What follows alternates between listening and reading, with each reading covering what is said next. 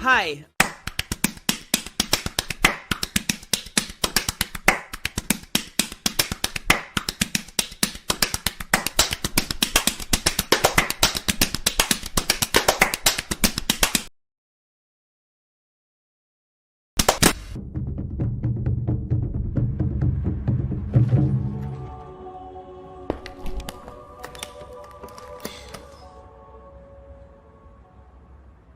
Hello, motherfucker.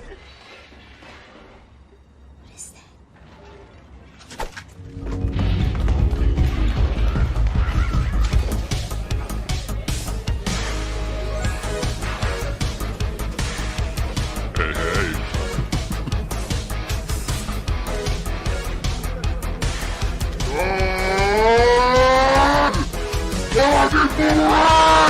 Oh my god.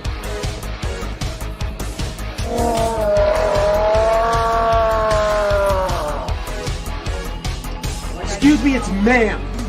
It is ma'am.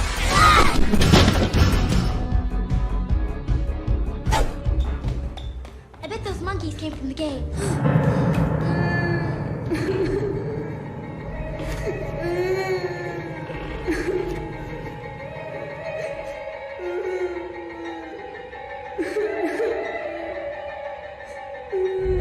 It's not real, Peter. It's a hallucination.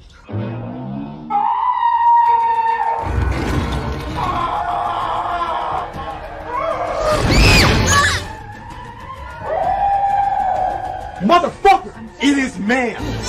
You need to settle down and mind your business. Motherfucker, take it outside. Once again, ma'am. It is ma'am.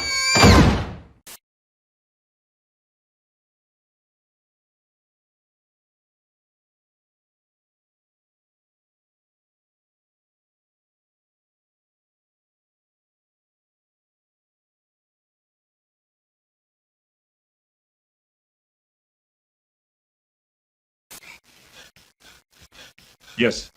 I need to go to the bathroom. Okay, you can go.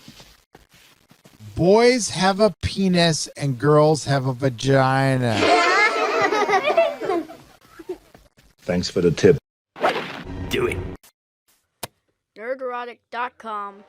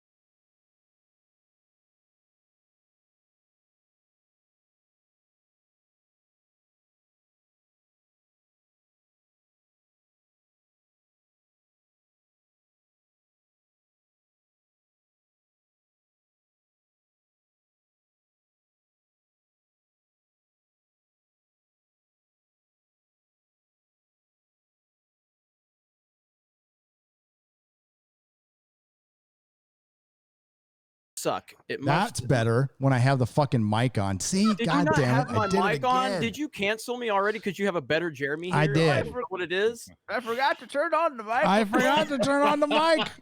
That's what happens when you get. Look at that. Look at volume. No sound. No sound. No sound. No sound. No sound. No sound. No sound. I'm gonna read them all. No sound. No sound. No sound. Fuck. Hi, Gary. Friday Night Tights. Jeremy, go. All right, so that's what happens when you when Gary finds a better Jeremy with more subscribers. He mutes been my looking. microphone. But Jeremy from the quarter, one thing, you might have 10,000 10 million more subscribers than me, but I've made more Brie Larson videos. Okay, I have made 200 Brie Larson videos. I win. Okay, But do you have a the bots have shed? told me.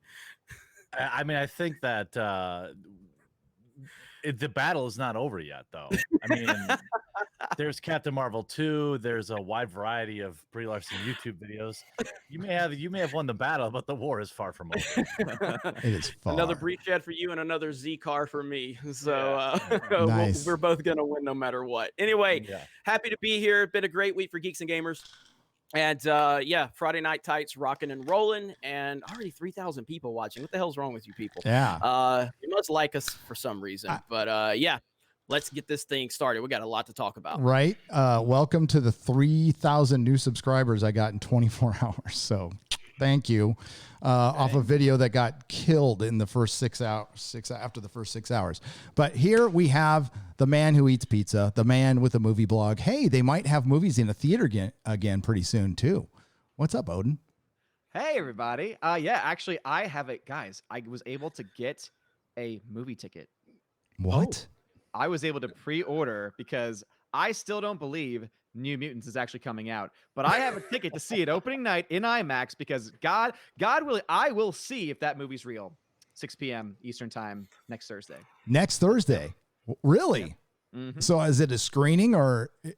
No, it's coming out next Thursday. Oh, and so wow. if your theaters are open near you, then you Well. might have showings for it. So San Diego just got taken off a watch list, the California watch list, which means if we wait like 12 more days, we can open some stuff back up like gyms. So wow. that's why I'm here. That's why I'm here. Then we have Az is back because Az has gone by. Az has gone by. Hey, I missed Az's face so much last week. I actually subscribed tier 3 OnlyFans. Tier 3. He's my Pokemon. He's my bitch. And I had a lot of fun with that tier 3 OnlyFans of Az, let me tell you. If I'm Pokemon, I'm sorry for doing the things which I'm not sorry about. And I did them because I got told to, but I'm sorry anyway. Because apparently it's better for my reputation if I seem to apologize. I mean, I don't care, but I'm sorry.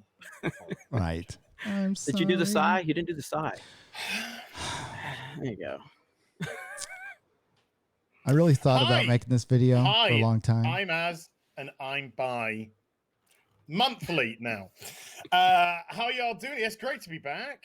I'm all, ready and I've only got 2 Brie Larson videos to my name, which is, Get them numbers up. Those rookie numbers. Yeah.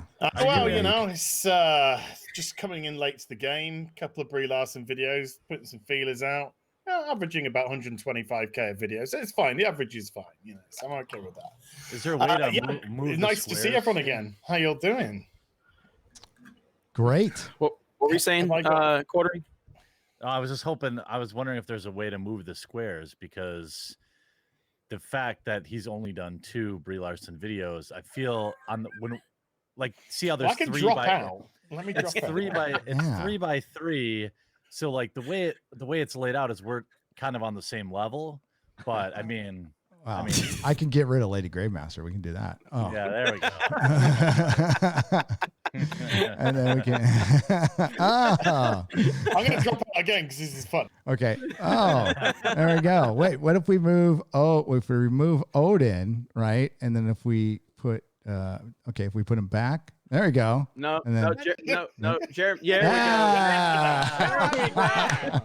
I was in here second, okay? But wait, Odin, how many Brie Larson videos have you done? Like, I don't know how many I've made actually, but it's more than 2. I know that Claim much. Geeks and Shipped 'em. Gamers. Claim Geeks and Gamers. You're on the team, man. Just claim it. Go for There it. you go. Made Claim- 200. I'm claiming Geeks and Gamers. There you go. I made 35. That's the Lady second most. Gravemaster, I'm not bi-weekly. That means I do Friday Night Tights twice a week. Yes. I keep saying that too, that you're bi-weekly. That's that's American maths. American maths. I blame ourselves. So yeah, there's kind of a hot topic on YouTube right now. And it's this filthy, sick, disgusting, revolting piece of shit movie called Cuties that I know a lot of people are not, or not a lot. Some people are not You didn't even comfortable. introduce quartering. Oh my God, I didn't. Fucking, I'm frazzled. Hi, Like I hi, need Jeremy. I forgot. You only have Like I need 800,000 one. subscribers, but we're just gonna blow past it, you know, because it's not a big deal. You know, hi. No, I'm glad you're finally on the Most suck show. we've ever had on the channel. No big deal. Let's Yep. not introduce him. I mean, everyone. I mean, come on. Hi, Jeremy. How are you? Welcome to the channel. How are things going with you, sir? They're going well. News is a little slow. Yeah. It's been a little slow, but outside of that, pretty good. Glad to be here. Glad to see all of you and spend a little time with you on a Friday. Cheers. Cheers. Hey, on a real note, Jeremy, we've never spoken. People seem to think we because they're like, oh, these guys are part of the. You think they're part of the Fandom Menace and everything. It's like, dude, he's never said he's part of the Fandom Menace. Like, I've never spoken to this guy, but you have been a big inspiration to me. Seriously, like I've followed your lead, and I've built my channel by watching what you've done. So it's actually pretty cool to be on a panel with you. So hey, yeah, right on. Well, I mean, I appreciate that. I'm gonna definitely steal your woke sports channel idea. So that, like, when that happens, it's killing it. Yeah. Our Sports Wars is killing it right now. My Sports Wars channel is getting more views than Geeks and Gamers right now because sports Dude, is a it's disaster. killing it. It's so. and to say, listen, the same thing's going to happen to Hollywood when they return. And Jeremy, again, thank you for being on. I've been sub to you for a long time. Unsleeved Media as well. So, God, blast from the past. Yeah. So I've been following you for a while, and yeah, you are one of the leaders, and I'm very proud to be just behind you on the white supremacist list that we were on for Comics Gator. Yeah. So I'm just to be on the list with you was an honor. So Right. Well, set your sights on it, and you can never really, you'd be very impressed or surprised what you can achieve. I think you can take the crown if you gotta want it, though. Dare to dream, man. Dare to dream. Incoming racist tirade. Yes. Oh, okay. So Cuties, kind of blew up over the last couple days. The movie's been around since January, where it won an award at the Sundance Film Festival. The same Sundance Film Festival that was one of the I would say, founders of it, is going to jail for 6 years to life for bad things, very, very bad things, and deservedly so. I don't know where you get 6 years to life from, though. And again, I know some of this subject matter, some people, because of trauma, they can't watch the show, and I respect that and I understand that, but we are going to be covering this because the mainstream media and the access media won't. This is why you come to YouTube. This is why you support independent creators, because we all will talk about the stuff they won't. They're going to try to protect their overlords in the entertainment industry and in Hollywood as best they can. And this is the biggest problem with corporate ownership, mass corporate ownership of the media entities and everybody producing this shit. And fucking Netflix, which is kind of running Hollywood right now. I believe they are losing tons of subs off this. I have no data to back this up, but 500,000 downvotes in just over 24 hours on YouTube is something that is real. That is happening. The backlash is happening. And this is indefensible shit. This is absolutely indefensible. And if you don't watch the trailer, it's not just what these kids are wearing. It's the provocative poses. And God, I don't want to sound like I'm, some prude, because I'm not, but these are 11-year-old girls. 11 fucking year old girls. It's sick. It's disgusting. It's wrong. And I'm just as fucking pissed now as I was 3 days ago. And I know there are a lot of people who are here who had that personal trauma, and you're sitting here watching this and you're listening to these fucking assholes trying to normalize this stuff, making it okay, mainstreaming. You know what? I believe in free expression, but there are lines we never, ever fucking cross. And this is one of them. God damn, I'm fucking mad about that. I mean, I've seen people go like, you guys are partaking in cancel culture. Look, I had to deal with the same thing back when I got mad about the James Gunn tweets and how disgusting they were. iDubbbz mentioned me in a video, made a avalanche of people coming after me. And I said in my video, like, yeah, I fully admit that if that makes me hypocritical, that I draw the line at including children in your sex jokes, then absolutely, I'm offended by these sex jokes, and I don't think like I'm a guy. And me and my friends make the worst jokes imaginable. And I've been in locker rooms, I've been to parties, I've never heard another dude make a joke about having any type of relationship with a kid on that level. That's just not normal to me, even behind closed doors, for what I've heard people say. So with this is next level. This isn't the equivalent of what's going on with cancel culture. This is next level shit that's actually trying to normalize the word that we won't say. The same thing that Netflix won't sit there and take a company stance against. Yet this is the problem for taking a stance against things. They want to sit there and tell you how Black Lives Matter. And of course, there's a reason why it's titled Black Lives Matter. It's a political machine. And when you say you're not in support of that, they can say you're not in support of Black Lives Mattering. That's not what we're saying. We're not in support of the movement. We're not in support of the fact that it's funding the Democratic Party. But Netflix takes that political stand, and then they get questioned. Do you support this? The thing we don't want to say. And of course, they can't even say that they are against it. It's disgusting. And I just wonder, where's all the blue check marks? Why isn't Mark Ruffalo speaking out on this? Where's Brie Larson? Where's all the woke celebrities that are constantly telling us what we should think? Why aren't they speaking out on this? It's disgusting. Well, these are the same people that, you know, still celebrate Roman Polanski. I mean, these are the same. I mean, the idea that somebody in Hollywood would have an issue with this, while also giving awards to Roman Polanski, complicitly knowing and even participating in Mr. Weinstein's escapades. The other Jeffrey gentleman, many in Hollywood knew him and said nothing. So, you know, it's sad to say it, but I really wasn't surprised. I wasn't surprised one bit. Yep. No, and it's because they want this normalized, and they don't. That's the most disturbing thing of all. There are so many out there still who just like, what's the problem? What's the problem? It's and there's countries, there's countries like Greece where this is cool, you know, and France. Well, yeah, I wonder why Tom others. Hanks moved there. Yeah, weird, huh? Strange. I'm not saying anything. I thought I was curious. I did too. Exactly. Connecting dots. Maybe he likes the economy. Maybe he likes that There you got a $400 super chat and a $100. Oh shit. Okay. All right. 400. Getting to Jesus Christ. What's my percentage of this again? You said it's fuck all, mate. It's fuck all. Fuck all is fuck all a percent actually, because it is now. No, double it. Yeah, double it. We can't keep our guests because Gary gives them a free subscription to Az's OnlyFans and no one wants to. Yeah. It's not worth it. Level 2 though, only level 2. Only level 2. That's not what we agreed on. Az. We got the Az crack level. So yeah. Oh, it's always good to moisturize. It really is. So important. All right, $400. Jason Smoot. Jason, you're crazy. Yeah, you're a crazy mofo, and thank you very much. This will go to Nerdrotic Jr. So no, Netflix has been chumming the pedo waters. Just kidding. No, I'm actually keeping that shit. You kidding me? I just moved from San Francisco. You think that's cheap? I'm not fucking Joe Rogan. I can't I'm going to pick up my studio, my 20 million and go. Yeah. My house is worth nothing now because there's a bunch of shit all over the fucking street. Now there's people marching up and down our streets telling the white people to get out. Sure. Okay, I'll oblige.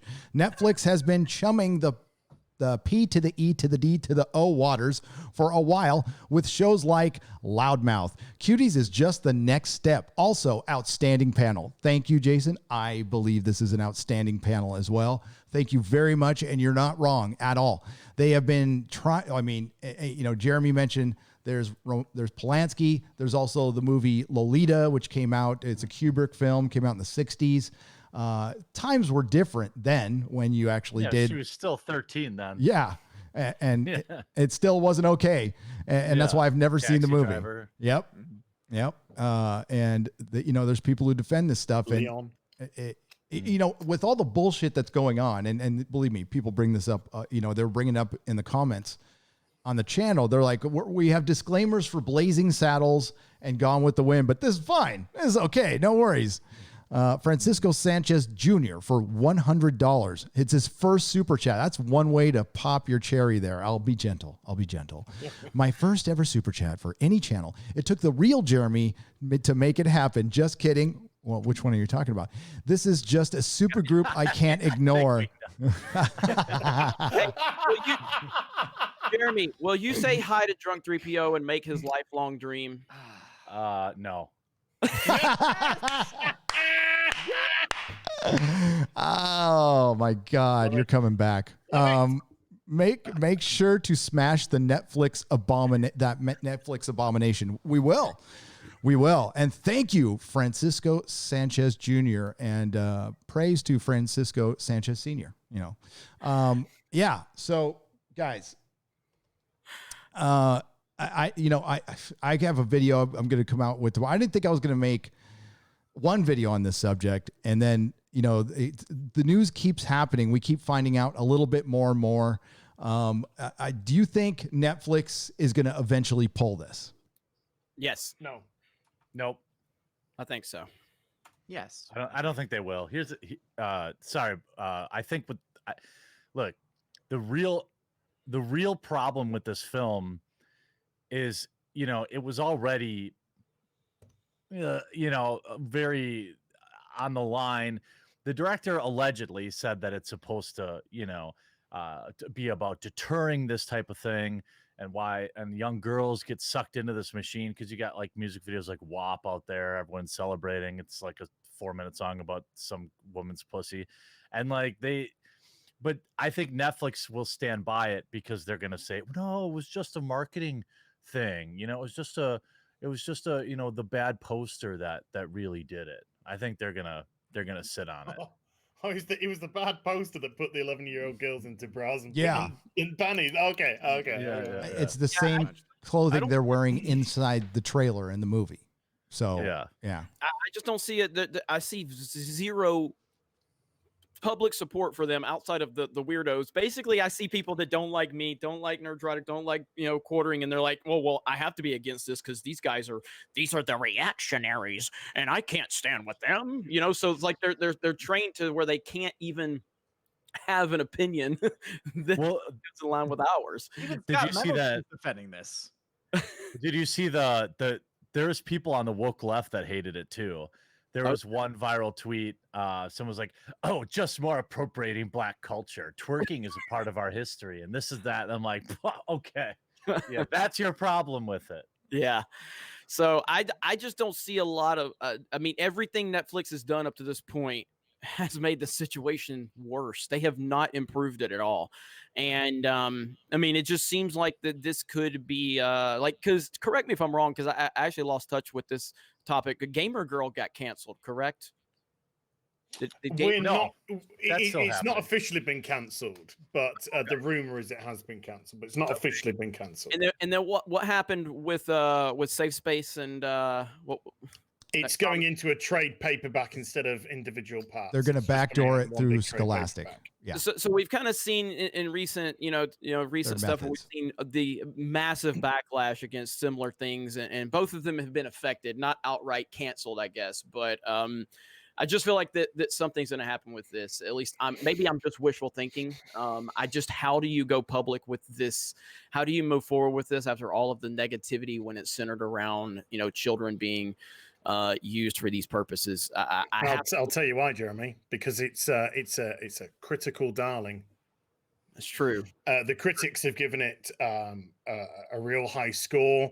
They're all pandering to it about the message. They're all fawning over a Somalian Black female director. Yep. It's pushing all of the right buttons for them in terms of wokeness, and they are backing the message of her when she says that this is a deterrent tale.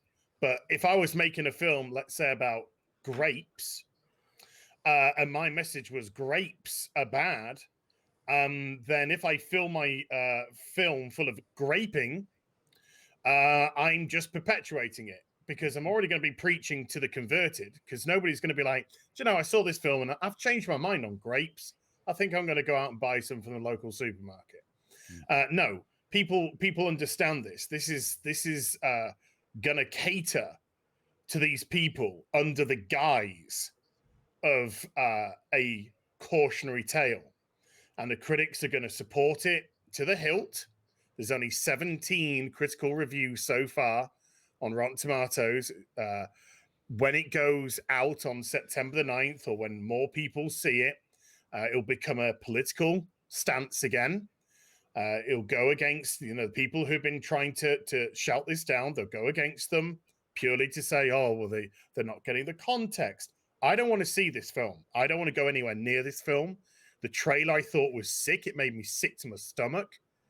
And if that is how you want to portray your idea of a cautionary tale by doing exactly what your precautionary tale is meant to be, then I've got no time for you either. But the critics are going to back it, and that's what's going to happen. Think about that Netflix employee. I think we can all picture what they look like in our heads, probably a lot like drunk 3PO, but they wrote that first, synopsis where it was like, oh, it's a young girls gets intrigued with a twerking film and then explores her femininity.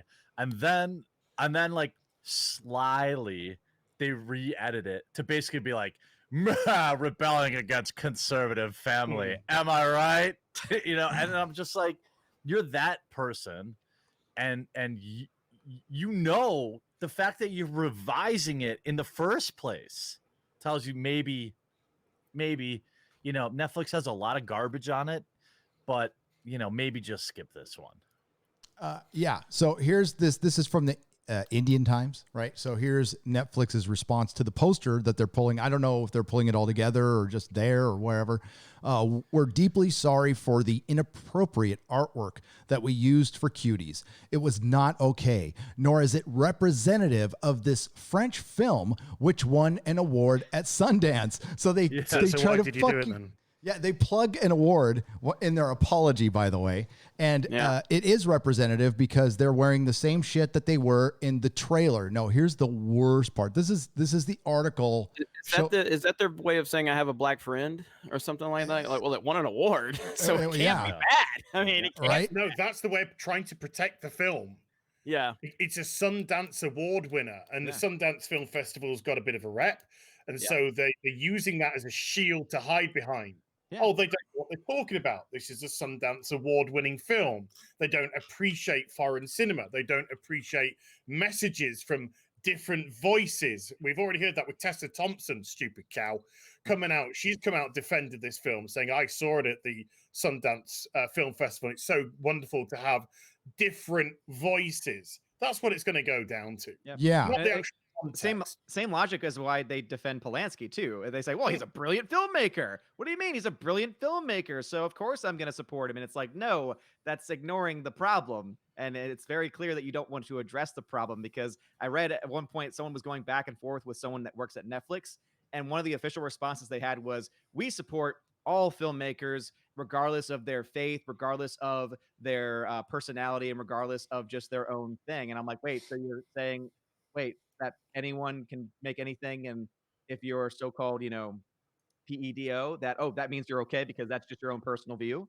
Like, is that how they're going to defend it? Well, didn't they cut a Louis C.K. special for jerking off in front of people that agreed to it?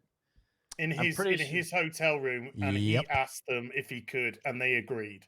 Yeah, and I'm pretty sure Netflix cut a special with him over that. It's funny. It's the same people that are like, the where are organs people are totally fine with this. Uzaki-chan, bad. 12-year-old twerking, award winner. Just fine. And here's the logic of the Access Media just in this paragraph. Social media users slammed Netflix for promoting the upcoming film using a poster which allegedly I don't want to say the word, but you can see it right there. Yeah. Young girls. Okay. And there's the two. So there's the French poster, right? And here's the American poster that they now pulled. Allegedly. Slut Drop, Twerk, Presenting, and Saturday Night Fever. Allegedly. Fuck off. Well, I think Nerdrotic or Gary mentioned that. I mean, it was Oz maybe, but one of you fuckers. But somebody was basically said, "Look, it's in the trailer too." You know what I mean? Like, Yeah.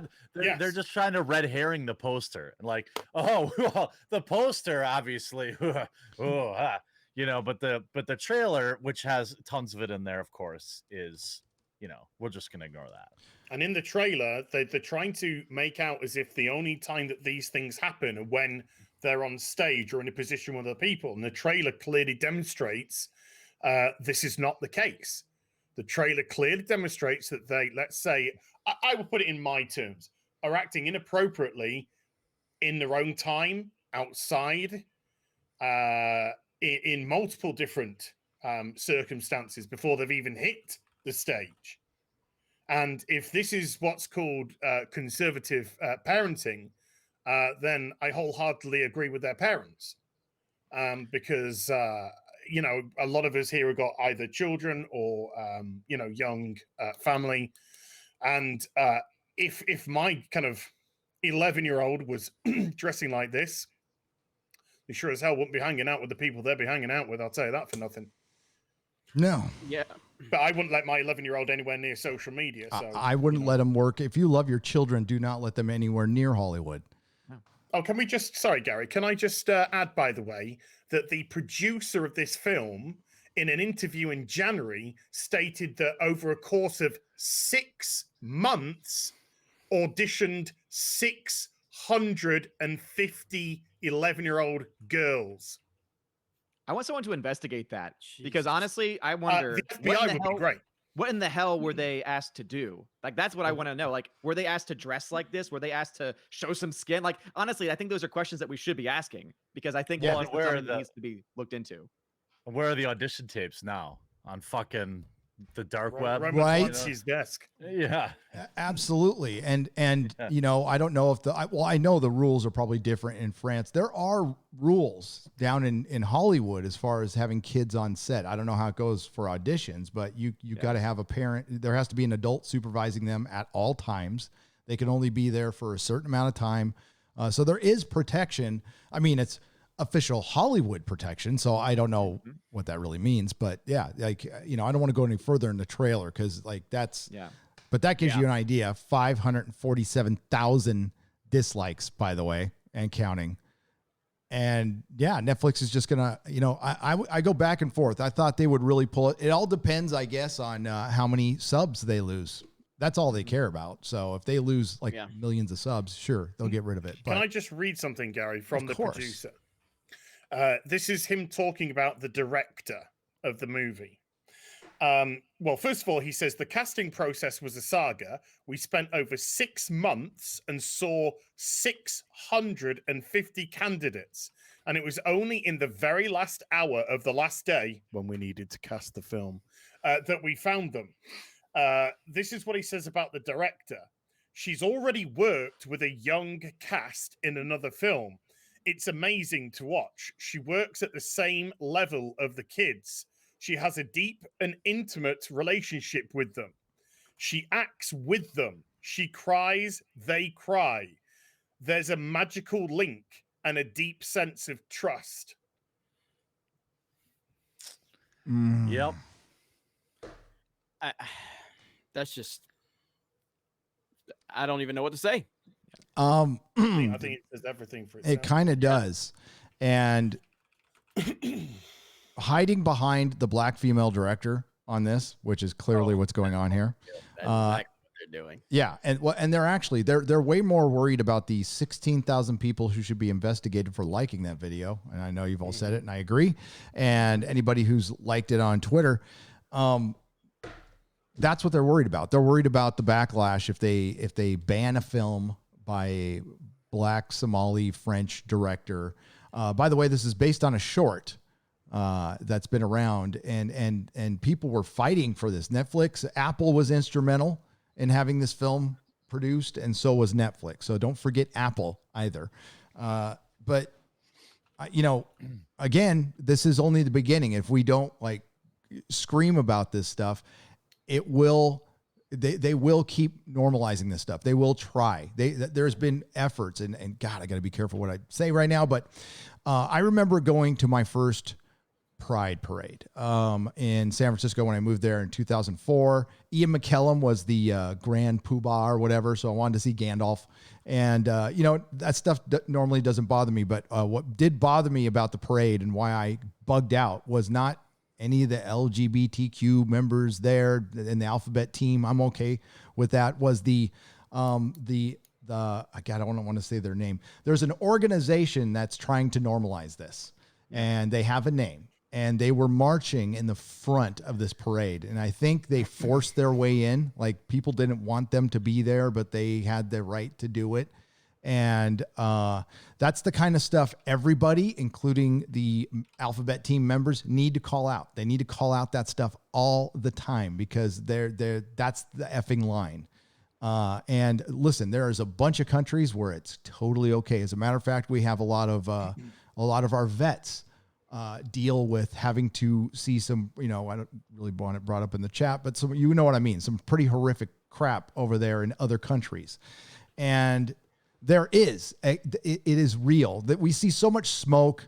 There's fire. And I talked about it in my video, The Open Secret. There's even a movie called Open Secret. And, you know, it just seems like the legitimate portion of Me Too, which, you know, has genuine creepers in LA. I almost think that seemed to stop short. That it almost seemed like a distraction for the real problem. And this is the circumstantial evidence we see all the time. And there'll be another movie. There'll be another one. They'll try to either slip through the cracks or not even give a crap and just put it right in our face. This is pretty in your face. Look at Corey Haim, or Feldman. Sorry, he's basically been talking about it for 15 years now. I don't know. I think he has some mental problems, but I wonder how he could have gotten them.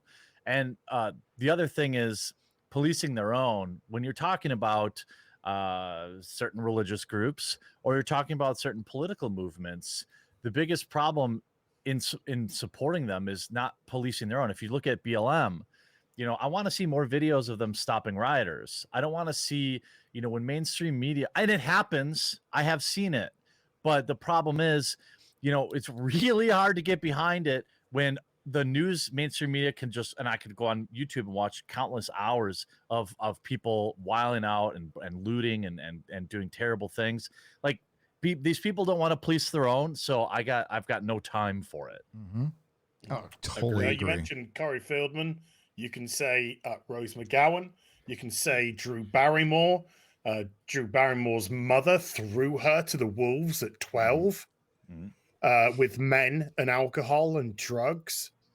And this is for them, it's normalized. It's been normalized for decades. And now we're seeing it seeping in, and they're seeing how far they can push with everybody. And you know, we're no prudes. Everyone knows that. We joke all the time, you know, about whammons and all that kind of stuff. We're no prudes. But I think when you start to mess with kids, I think that's when you suddenly bring, you know, you unite people. The world's a fucked up place enough as it is. Let them have their fucking innocence. Let them have their childhoods, for Christ's sake. When they hit adulthood, life's going to be tough enough, even with the kindest and nicest of parents. It's always going to throw shit at you. And they are pushing shite like this that we don't need. This doesn't enrich anybody's lives. This doesn't say any message that we don't, or any normal human being doesn't already know. The only thing that it's doing is fueling. And the only thing it's doing is pushing the boundary. A boundary which should not be crossed. Yep. When 4chan, sorry, go ahead, and then I'll go. I was gonna say, you know, that's also the fact that it's rated TV MA. It's like, who in the hell is this being made for? Then obviously adults, obviously a more adult audience, and so it just to me it makes it. Which Odin they removed from the advertising. Mm-hmm. Yep. And when 4chan is banning images from this movie, you know shit's fucked up, and people want to unify the internet. Well, Netflix has managed to do that for all the wrong reasons. And again, as I said, I'm considering. I don't I don't run the Geeks and Gamers Twitter account, but I've heard that there's some people defending this and saying some really strange things. And I tell my team don't ban people ever from our brand accounts, but I'm considering banning people specifically if you're defending this type of stuff. And then you can go ahead and celebrate that by screenshotting it. Geeks and Gamers blocked you, and you're going to brand yourself as a pedophile defender. So go ahead and fucking do that, because it's really twisted, man. Like, trolling is fun and all that. This is next level shit, dude. Like, you got to be a demented person, a really fucked up individual to not see how bad this is. And again, I don't know how you can't figure this out. I really don't. I don't know how anybody can't figure this out. But if you are one of these people defending it, then you need help beyond anything any of us can do for you. Absolutely. And trying to, they're also trying to hide behind the femininity aspect and the feminism aspect of that. And it's nice to see some women calling that bullshit out. That was like the third comment I saw. And like you said, 4chan banning images and the YouTube comment section being the voice of reason and sanity. It's clown world. We're in clown world. We are officially there. Thank you. Thank you. Oh, it's right there on cue. Gonna read a couple super chats, and I'll say hi to Drunk 3PO. Hi, Drunk 3PO. That Call of Duty trailer, though, Activision just red-pilled the gaming industry. I heard that was pretty good, that Call of Duty trailer. I don't know if anybody saw it, but yeah, it's fun. Yes, like real life stuff. Yes, drunk knows we love him. So running our park hopping channel, and we're doing a great job over there too, man. So he is the most handsome man on the internet. I don't know if Jeremy knows that, but Drunk 3PO is the most handsome man on the internet. It's been confirmed. Verified sources. Beauty is in the eye of the beholder. Yeah, it really is. Planar Aspect for $5 says, wow, Jeremy's here. Watched you since the channel was about magic. WOTC and Gen Con's handling of you were huge examples of gaming as dangerously woke. Yeah. What is this? Fallout 6 is now pushing commie garb. So sad. Have a great Friday night tights, everyone. Says not another dime for $5. Yeah, they're really loving that hammer and sickle these days, aren't they? It's really made quite the comeback. Especially after everybody was saying it doesn't exist. You're seeing ghosts. There's no Marxists out there. Did you see the rioters in Portland today? No. The ones that are keeping people up, going into the suburbs, and they're keeping people up, and they're screaming through the megaphones. And then one of them took to the back of a van. And by the way, these people love themselves. This is just nothing more than self-idolization. And they were saying, we're working really hard, rioting, protest. Sorry, they call it protesting. Peaceful process. We peaceful protesting for this. We should be paid. Jesus Christ. They are. Oh, what? Sorry, too woke. So I don't want to go on the road. Yeah, I take it. I didn't say anything. Oh man. Well, they're getting plenty of 5-finger discounts and all that. Yep. It's such they a are getting disaster paid right now. You mean, yeah? Look, do they want to get paid more? This is not going to slow down. It's going to get worse until we get to November. And then it's going to magically stop, regardless of what happens. It's going to magically stop. Now it'll shift for one reason or the other, but it's all of this nonsense. It stops. It's just like you couldn't go have a barbecue with your family because that was illegal, but it was okay to peacefully protest in the streets while destroying cities. You didn't need to social distance then, according to the mainstream media. Again, people, just open your fucking eyes. It's not that complicated to see what's going on here. It's really not. Dude, also, I don't think it's going to stop, man, because I've been doing some more research into how they're trying to push this whole mail voting thing, like mail-in voting. It's going to be a crap show for weeks and months after because no side's going to accept. There's a reason why I said that politics is my new attitude era for Raw, because it's politics is fucking WWF right now. Yep. And I don't say E, I say F, because it's crazy and it's all a game to these politicians. They are playing games with people. Yep. And if you get it, then you can. I mean, it sucks. There's a lot of bad things happening, and I'm not dismissing that, but you just got to watch what's going on and not fall for it. There's to some very wise words I heard. I think it was back in the 90s. Where it was just like, stop playing games with my heart. Yeah. My heart. Jeremy, my heart. It's you, buddy. I Stop should playing games with my heart. I'm really moved by this as Where are you, You moved, know. though? That's the question. Exactly. Where exactly? I thought you were gonna bust out with the fuck. I've seen it so many times now. The DNC song. Oh my God. What was the DNC song? You didn't see that? No. Holy fuck!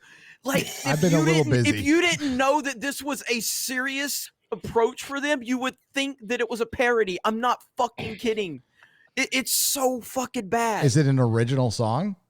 It's yeah. original. Yeah. It's the video though. It's the video that you gotta Yeah. watch, not the song. Oh my god, man! Like, you want me to pull? We'll get hit for it probably. So it's your call if you want me to pull it up or not. Imagine Jeremy, Billy. you Do said it. fucking pedophile 2 minutes ago. Yeah. Yeah. You might as well. It's all good. They call themselves maps now, okay? That's right. No contact maps. You know, this is a thing on Twitter now. Okay. Hey guys, I'm a ped, but also I trust me. I totally Yeah. trust me. I've got a My Little Pony avatar. I would never. I would never. Please, nobody capture that and do anything with that. That'd be horrible. And this isn't an original song though. This is a song from the 70s, I think, or 80s. This It song. was about the shooting at Kent State, right? I'm looking at the chat now. There's here. We'll listen to it if you're good. If you're good with I'm this, good. Gary. Let's do it. So this is a real video that closed yeah. out day one of the DNC. Oh, and it's Okay. what's his name? Here we go. Did I share audio? Oh my God! Yeah, Yeah, you did. It's I Crosby. heard about this. I haven't seen it yet. Oh my God.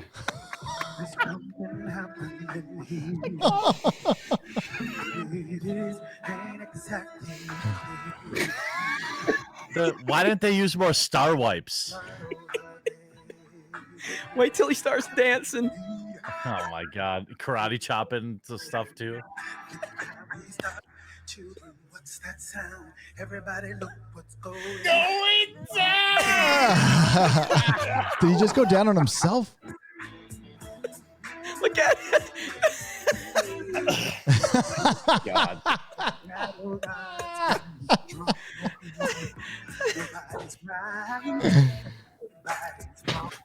It's not a parody. Is that Steven Stills? Yeah. Yes. Yeah. Yeah. it Oh is. God.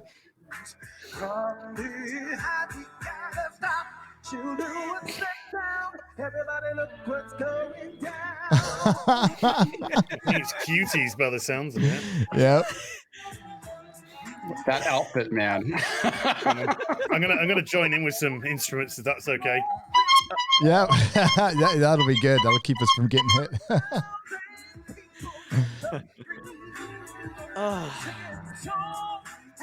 Okay. Embrace Yeah. I can't. goddamn. embracing it. I can't. That's it. That guy's I lost his can't. right to be black.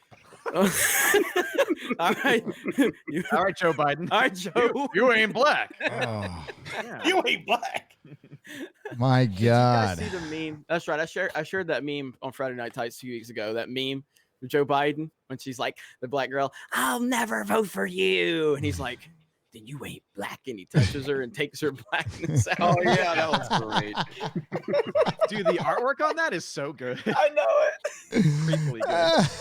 I'll share with you guys this one thing I saw yesterday, which was really funny. It's like a bunch of like parody support for Biden, and they have like Antifa for Biden. It's hilarious. These are actual trucks that are driving around. It's funny as hell. Oh.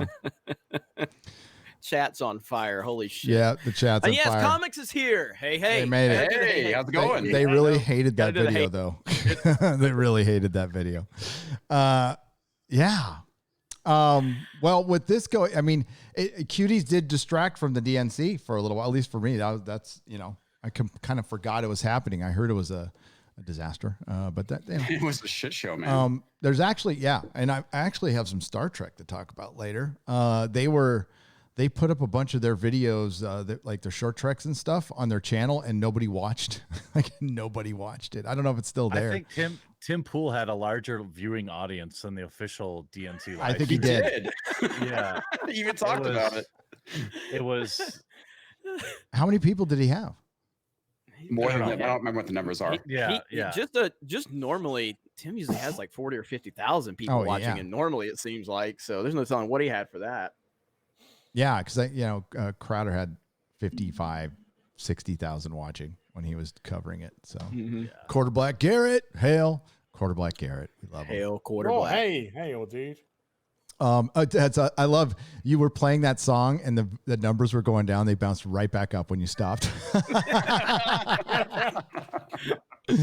Hey, can I give a shout out real quick? Sure, dude. Whenever you want. So every week we mention a different YouTuber, and it's my week to pick someone to shout out. So Lady Gravemaster, if you're there, you can go ahead and drop the link. But Jane Theory, and I'm sharing her channel right now. Yes. Gary, if you give me a screen. So Jane Theory is a huge supporter of all of us, and she is amazing, man. We all love Jane. So if you guys can go subscribe to Jane Theory, the mods will be dropping the link in the chat.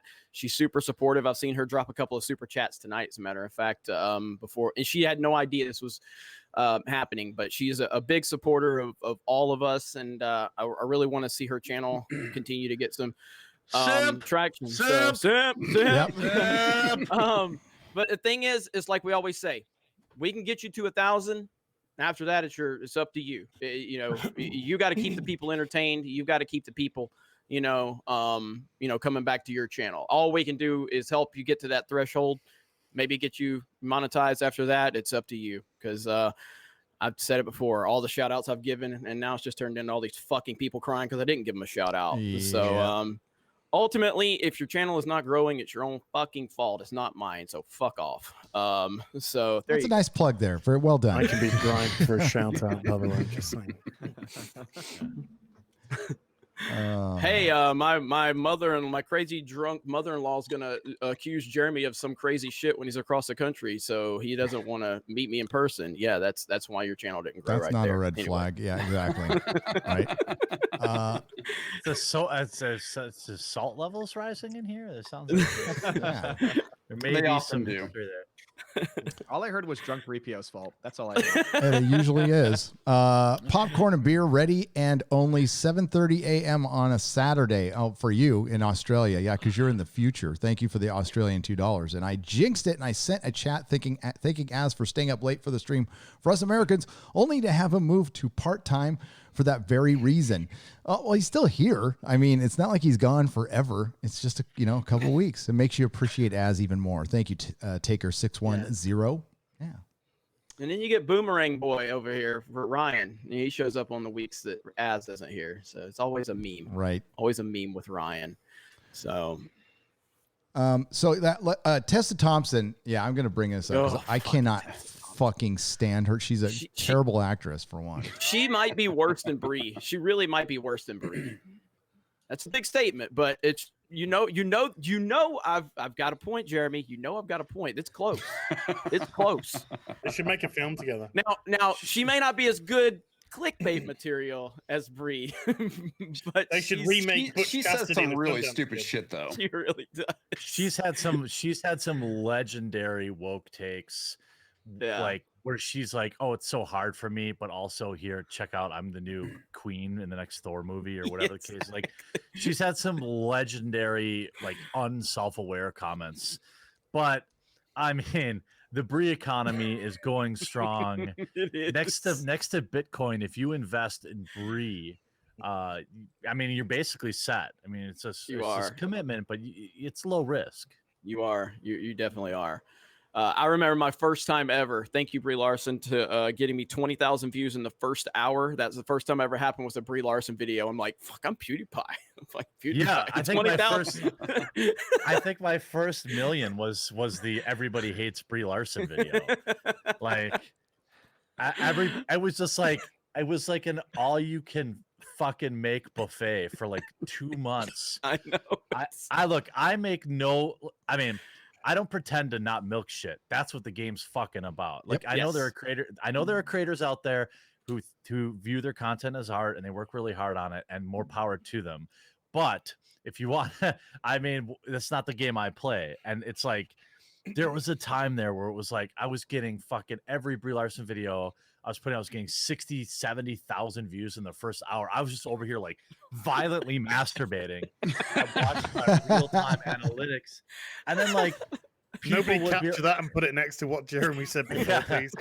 Well, people would be like, dude, enough with the Brie Larson videos. I'm like, I'll stop when you stop watching them. You know, like exactly. I get it. But like nobody's unsubscribing. Everyone's bitching about it, but everyone couldn't stop watching it. So I was like, well, it's like a fucking train wreck. That's why. Yeah. Yeah. Right. It was like The Last of Us 2.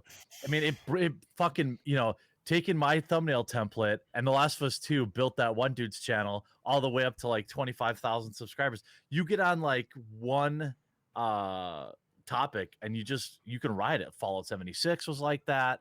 Fucking The Last of Us 2, what was it? Brie Larson. It's just the game. No, it is. I mean, and I was talking to Az about this last month, but I mean, like, I'm a huge Nintendo fan, and I can sit there and I can make a breakdown on Nintendo news and speculation and give you very intelligent insight. Or I can make a fucking or I can fucking make a Batwoman video and get 150,000 views that I've never seen the fucking show. You know, like right. I mean, hey, look, when people will like people say, oh. You know, a lot of detractors, to borrow a word from DSP, they'll say like, "Oh, he's just a grifter. He just whatever's trending, he makes a video on." Yeah, I fucking do. What's wrong with that? No, that's how YouTube works. Yeah, what am I mean, like, what you want me to cover something that no one's? People will say to me all the time too, and like, God bless them. By the way, 40% of my subscribers are still watching my videos. It's very frustrating. But like, a lot of times people are like, oh, do an arcade tour, do this, do that. I'll go off script for one video, and it'll get like 1/10 of the views. Everything else, it's like, I want to make videos like that. I would love to make a video baking pancakes, but nobody gives a shit. So that's what you end up riding waves. Well, the thing is, I mean, it is an actual talent to have a succinct opinion on everything, and it's genuine. I mean, if you're that quick enough to like know whatever problem is, whatever thing that comes up that's trending, there is a slant to it, and if you can pick up on that slant and make it work for your stuff, then that's still kind of artistic, I think. Well, it's a different kind of. It's more an analytical skill. It's like, you know what's spicy, and and if you can read the room, you know, that isn't to say it's disingenuous. There's been plenty of times that there's been a lot of like outrage or a topic's been hot, and I just didn't like. I could have made a Pokemon apology video breakdown, and it would have got a couple 100,000 views. But I was just like, nah, you know, that's kind of. So it's knowing what to cover and what not to cover, when to cover it, and that's a whole different game. I mean, Tim Pool's a millionaire from doing this exact same thing. Like, he does what most of us do, but just, you know, politics. But I mean, like the end of the world every time in every video. Yeah, I know. No, Tim's got to fucking chill on that. No, but like, even like me, I kind of was thinking about doing the whole Johnny Depp, Amber Heard stuff, but that's one of the few stories I was just like, I don't really care. Like, I really don't fucking care anything about this. Yellow Flash is killing it with them. I know. It's so good. I watch everybody's videos. And I don't care, and I'm watching his videos because I don't know why. No, but yeah. So much of this is getting clipped put on Twitter. Look, they admitted that they do this for money. Yes. Yeah, I do. Yeah, I fucking do. Then what's wrong with that? And then he deleted the video. Yeah. Well, we are lovers of capitalism. I think we've made that perfectly clear. Yep. That's such a bullshit. Like, that's such a weak tit argument to have against a content creator. look, I think there are artists on YouTube. I don't think Filthy Frank ever gave a shit about making money from his videos. But you can't tell me, all the people that suck iDubbbz dick. You can't tell me that he wasn't looking at when he did the PO box stuff as like a cash grab. Like he was doing totally safe like content to make money. Dude, do these people run into their local supermarkets and go to the cashier and go, "You're only doing this for money"? They don't, because they know it's stupid. Yeah, exactly. And it applies here as well. But in the real world, it's fucking stupid. But in the internet, oh wow! Yeah. I like It's a how hot the take. people. I like how the people that are so mad at us, they seem to think we dominate YouTube. I'm like, bro, James Charles and all the makeup people. Oh, yeah. Like they are toxic. Yeah, right. Toxic. And they have 20 and 30 million fucking subscribers, and you're bitching because of guys with a few 100,000, like We saying have a that tiny dominates group. YouTube. Yeah, we have a tiny group of viewers that's maybe 200,000 strong. And Mhm. without dominant, I'm talking too much here, but because you said his name, I think James Charles is the most toxic force on YouTube, period. He's teaching entire generations of young girls that they're too ugly unless they pay $15 for his makeup palette. He's an absolute degenerate. He's a horrible role model. And he's on the YouTube front page all the time. So I don't ever want to fucking hear about how, somebody saying, She-Ra looks like a boy is influencing, when you got guys like that in the whole makeup community, or guys like Jake Paul consistently, being a piece of garbage promoted by YouTube. Yep. Yeah. Well, I don't talk much about personal stuff, but I will say I did make my daughter stop watching James Charles when I found out about it. So Probably a good thing, man. Because I didn't like anything that I was seeing from that. And so just be parents. Be parents. That's all. Do you know who my son's favorite YouTubers are? They're on the panel, and I'm not one of them, but that's okay. I'm dad. So Jeremy. Yeah, I've seen him. He watches quartering videos and Geeks and Gamers videos. Last week, you're like, I walk in here, you take a picture. This fucker's watching your latest video. Hell He's yeah. a youth, boy. man. Got to get him while they're young. Yeah, he's a Hell good boy. yeah. That is pretty And embarrassing we're at my back to daughter's school. cuties again. My kid does get embarrassed at school when she finds out people are fans of my daughter's school. I'm like, that kind of makes me cringe too a little bit. So Yeah. like, good Lord. I It's cringe just a little crazy. bit that YouTube is you're bigger on than the TV channel. right now, though. It is. It is. It is TV. We So, the habits of entertainment have shifted during this coof, and it might not all be bad. To be honest with you. Yep. So Tessa Thompson, the worst actress on the planet. She plays the same thing in everything. She's Tessa Thompson in Men in Black. She's Tessa Thompson in Thor. Yeah. Oh my God, Men in Black International. Yeah. What a complete pile of shit that was too. See this because it's diverse. People in black. Oh wait, yeah. that doesn't sound as good. Never mind. Just because the 4K is already on sale for like under $10 does not mean that. Yeah, right. Tessa I think Thompson. if Tessa Thompson and Brie Larson did a remake of Butch Cassidy and the Sundance Kid, they'd come out at the end and You just win. gave them, and you just gave them a film and the ending. Yeah, they just come out and they just shoot. It's now going to happen because you put it out there. Tessa Thompson and more defend Cuties, criticize Netflix's marketing for creating outrage. Okay. Coming of age movie criticizes the very outrage that's new. What? I can't read. Coming of age movie criticizes the very outrage that's now being lobbied against it. So what? That's what it says. all we need right now is for Trump to speak out against. They're Cuties. 11 That's years all old. we That is need. not coming of This age. movie Cuties is like No. really, it's like the worst thing ever. And you know all the lunatics. This is when the blue check marks will speak up. If Trump says anything negative about it, that's when you'll see all of the blue check marks really defend it at that point because they're programmed. Yeah. It's the Babylon Bee situation. I love someone explained that recently, and it's like if it's the most obscure, random, like total obscure, like if anything Trump could possibly support, they have to take the opposite position, even if it's completely ridiculous. That's what none of these people actually have their own opinions. Yeah. Nope. If you ask them, what are you for? They can tell you what they're against. And this is like oftentimes the people like who criticize any one of our contents. It's like, what are you for exactly? And then you use I forget whose technique this is. Someone will probably know in chat, but you ask why 3 times to get to like the real, real coordinate, and nobody can ever make it. Mhm. You know, like usually you'll end up with a because, and it's just it's hilarious every time. Yeah, they I'm teach you against that in Yahtzees. management. I'm against Yahtzees on Twitter. I punch Yahtzees. That's like, what? Do you realize, like, Twitter, like, really? I'm against murder too. Yeah. Please like and retweet. Exactly. I'm against puppies. Subscribe to my channel, please. Yeah. Well, now I have to hate puppies. And, Damn you. Yeah, right. And none of them would punch anybody.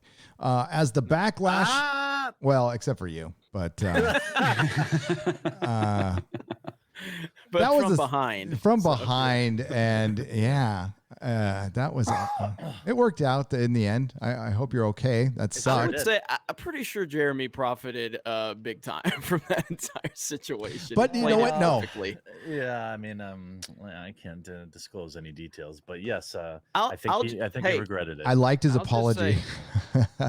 Look, being successful is all about taking an opportunity and maximizing it. Me and the Quartering had about the same amount of subs when all that went down. Look where he's at. Look where I'm at. There you go. So, wow. I mean, I don't know. Look at me. But I mean, there were obviously very positive benefits to that as well, and it worked out okay. But that could still happen, and that's something we need to think about, and that's directly from punching Nazis. And there's going to be one crazy guy who will actually think he's doing it. Liquid courage. Well, it's why they're trying to equate violence with words, so they can justify using physical violence because words are violence, and therefore they're defending themselves. It's something we need to think about now, because like Comics Division, if you're out with Mrs. Division, what if somebody comes and tries to sucker punch you and hits Mrs. Division? Or if I'm with my kid, they're getting their ass beat at that point. Yeah, I mean, like this could happen though. It's like it's weird. It's weird. Well, look at the kid, the 7-year-old kid, who's these crazy bitches took his MAGA hat and like pushed him down. Like Jesus Christ. Yeah. Like 7-year-old. This is what happens when people consume. They just sit and they watch mainstream media all day, and they think that Trump is the devil. Look, I have lots of friends that strongly hate Trump, and none of them are crazy. So I don't know where these people, are from or how they got this way, but they just consume too much, and it's just so sad. It is, and it's out of control, and it's also relentless. It's easy. I mean, you turn off the mainstream media, and generally it's fine. You can't trust a word they say anymore anyway, but so many people do consume it like a religion, and most of Hollywood, they even admit it, like we're news junkies, they call it. Well, you're propaganda junkies at that point. But remember, my favorite one is at the local pub. My pub's pretty, I would say it's working class, but working class Trump voters. But we don't talk about it because that's fucking stupid. That's like rule 1 of the bar. But I'll often joke when I have a couple of buddies that are never Drumpers, and they're like, "Oh, remember when the media said Trump was going to put all the gays in concentration camps? How that when everyone was like, he's gonna put them all in camps. This is the stories that CNN ran and all this other shit. Like, how can you consume that and believe it? I well, know. they're trying to say it's like worse now than ever. It's like, in Democrat-controlled cities. Yeah. He owns a hotel in Vegas. Do you know how many Alphabet team members he probably employs? Right. That's ridiculous. I don't think Trump gives a fuck about No, it. I don't think he does either. No, he doesn't. Maybe he's a boomer about it, but I don't think he really gives a shit. No. Chat was asking about Jane Theory. Her channel is at 920 subs now. Yeah, so yeah. Awesome. Get her to 1,000. Awesome. Hey. So let's get it to 1,000. I'll put it back up if it gets close. Let me know. So okay. What if they liked gay camp though? You never know. I mean, I was a big fan of summer camp. I was. Yeah. So and I mean, they all go to Camp Gay. It's a nice summer vacation. Mm-hmm. Nobody's going to be oppressive whatsoever. Don't have to feel awkward. You get to do a lot of Twister, lots of Twister. Look, I'm all getting day a Twister if you want. I think we're seeing a play here that Heels wants to be on that top white supremacist spot. I think he does. I think the fascist. He's really making a Really? I play there. can't. I'm bi. I'm bi weekly now. Yeah, right. As the backlash again for Cuties continues to grow, online petition calling for Netflix not to release the film is nearing 300,000 signatures. It's got to be 500,000 now. Actress Tessa Thompson and various film critics who have seen the coming-of-age drama are coming to its defense. Accusations that Cuties does horrible things to preteen girls and encourages P to the E to the D to the O philia erupted after Netflix debuted a poster for the film August 8th. No, it wasn't the poster. It wasn't the goddamn poster. That was there. It was the trailer that featured young girls in skimpy dance outfits making suggestive twerking-like poses. So that doesn't happen at all in the movie then. Netflix issued an apology for its marketing of the film in an August 20th statement saying, "We're deeply sorry for the inappropriate artwork." We read that. But Netflix... We're so sorry. We're sorry. Just like the cable company Sorry. guy. Oh, tell me. Oh, sorry. Yeah. We're so sorry. We're so sorry that we It said feels like they're taking this. It feels like they're trying to divert attention from the actual movie by trying to blame it on this artwork. And that's they are. See, the mainstream Yep. sites are picking up those talking points. They've downloaded the NPC update and they're repeating it. And they're trying to move people's outrage and shift it into one area. That's the media doing what the media does. Their stock did drop 5.5 points today. No, I mean, that's it's it's not huge Yeah. because their stock is, a fucking juggernaut. Yeah. But I was watching it yesterday thinking like, oh boy. So my guess is, and by the way, It went up yesterday. yeah, it did go up. I was yesterday, watching yeah. it too. Yeah. I was like, ugh. But Netflix is just they're an unstoppable investment. If you look at even like year to date, it's basically been if you had invested in January, it was $329 a share, and right now it's almost 500. So it's like, and it's all been steady up since lockdown. Shocking. Yeah. No, they're not going away. And you're probably right. They won't get rid of this. And it's bad enough I'm watching all these freaking Watchmen things all around this article, too. I'm like, Regina King is nothing short of amazing. God, that fucking show was shit. Stunning and brave. But the Netflix apology hasn't stopped the escalating outrage against the film. Parents Television Council President Tim Winter condemned the movie in a statement by saying the only motivation by producing such a film is to utilize children and fuel the appetites of those who would feel on that part of children. How can Netflix possibly reconcile a coming of age and one that centers entirely around an 11-year-old girls with a TVMA rating? Winter asked. Netflix must stop exploiting children for the sake of entertainment. Period. There was a word before exploiting, by the way. Cuties is not the first time Netflix has blatantly promoted programming that does that thing to children, but this must be the last. And Tessa Thompson chimes in. While the outrage is understandable in context with Netflix inappropriate marketing. Okay, yeah, you're right, Jeremy. They are just hitting this hard. It was the marketing. It was the poster. Yep. Tessa Thompson and others I've got my next video. Tessa Thompson defends Netflix Cuties. Boom. 100,000 views right others there. have taken. No, you gotta say Marvel actress. Yeah. Brie Larson. Oh, that's a good idea. No, Brie Larson's friend. Yes. Dude, I'm fucking doing it. All right. And I'll get my video out before quartering does. So I'll get this I'm already title recording first. it. I'll just clip this right here and upload it. You can if you want. You guys can clip whatever you want, by the way. I don't care. Tessa Thompson and others have taken to social media to note the marketing misrepresents the film. Cutie stars newcomer Fathia something as an 11-year-old girl who befriends a group of dancers. God, I don't give a crap about the plot. I know the plot. It's girls twerking. Cuties is a beautiful film, says Thompson. Thompson wrote on Twitter. It gutted me. Pedo. Yeah. Yeah.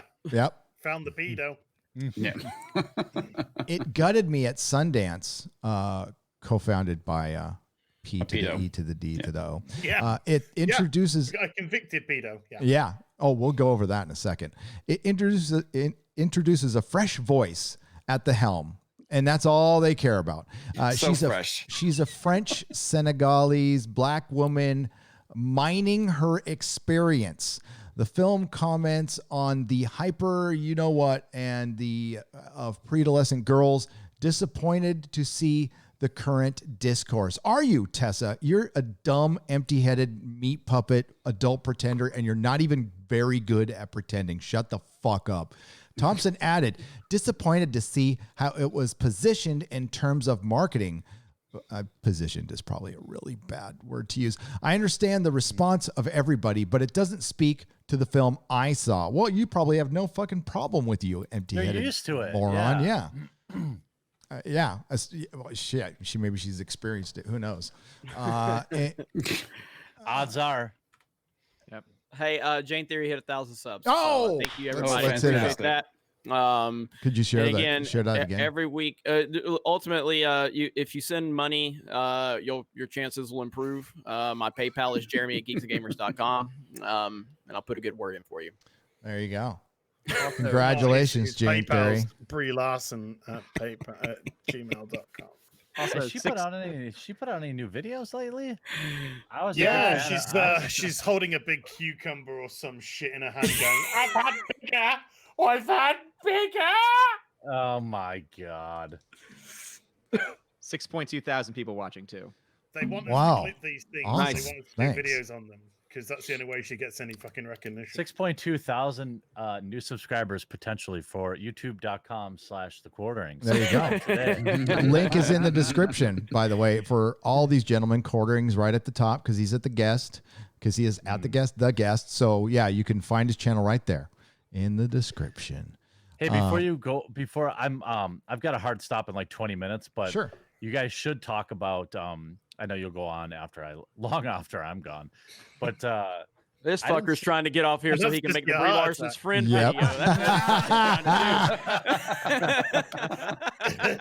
but the the planes, trains, and automobiles is getting remade with Will Smith. Fuck yeah, that's right. What? Why? Make an original Make movie. it stop. Like Make seriously, it stop. with those two actors, you could have a really great comedy. Just don't remake anything. Have it. I know. Well, yeah, it's it's Kevin Hart and Will Smith. They could make anything funny. Yes. Why? No planes, trains, and automobiles remakes, please. Stop making remaking good films because you're never going to make them better. No. Never. No. Remake, if you want to remake something, remake a bad film and make it good. No, here's Well, what there's happens. Preferably do something original. This is what happens when you get original movies right here. If you give me a screen share real quick, Gary, just for a second. This is what happens when you get original films with a black lead actor that doesn't have identity politics. Oops, my bad. It is Christopher 10-inch. Nolan's long-awaited Time Caper is a humorless disappointment. It didn't have the Marvel jokes, everybody. It didn't have God. Marvel jokes. Not So funny. therefore, No. it's a disappointment. I think IndieWire is intimidated by black people. That's what They I don't think. they don't like black people. Right. Racist. Why would you put a picture of a black man there Holding a when you're gun. talking about how bad the movie is? Are you saying black men have no humor, IndieWire? Yeah. I think that's what you're Yeah. saying. Dude, I'm totally going after that one. As big of a Nolan fan as I am. Hey, I'd be Lady like, Greymaster, could you give me Lady Jane Theory's link to her channel, please? I put it in the private I chat. was wondering where that one was going. Yeah, but oh, you could. That was a lot of stuttering I- going on, and I was starting to sweat. All right, Yeah. Joe Biden. I did see a couple of super chats. I saw a couple God, super what'd she chats that say? came in that was You're a talking crazy about horse-faced liar. What? I saw a couple super chats that came in that said people have become members of the geeksandgamers.com. Thank you so much. Appreciate that. We got a lot in the works. App is being developed right now for our premium members. So if you have not, go to geeksandgamers.com, sign up for premium membership, or just make an account. But things are going really good. So thank you for the super chats. And I know it's going to be a while before we get to them. So I want to let everybody know I saw those. So cancel your Netflix subscription and become part of Geeks and Gamers. There you go. It's probably money better well spent for sure. 50% less pedos. Yeah. Right? Damn. All right, I'm flagging your video when you upload it, and I'm gonna say you stole it and it's hate speech. You better have a link to Geeks and Gamers if you upload this Brie Larson's friend. I'm gonna laugh so hard if you do. No, That'd be I won't awesome. title it that. Hey, the My last viewers would not like they. There's many times where I think that they get my humor, and then I'll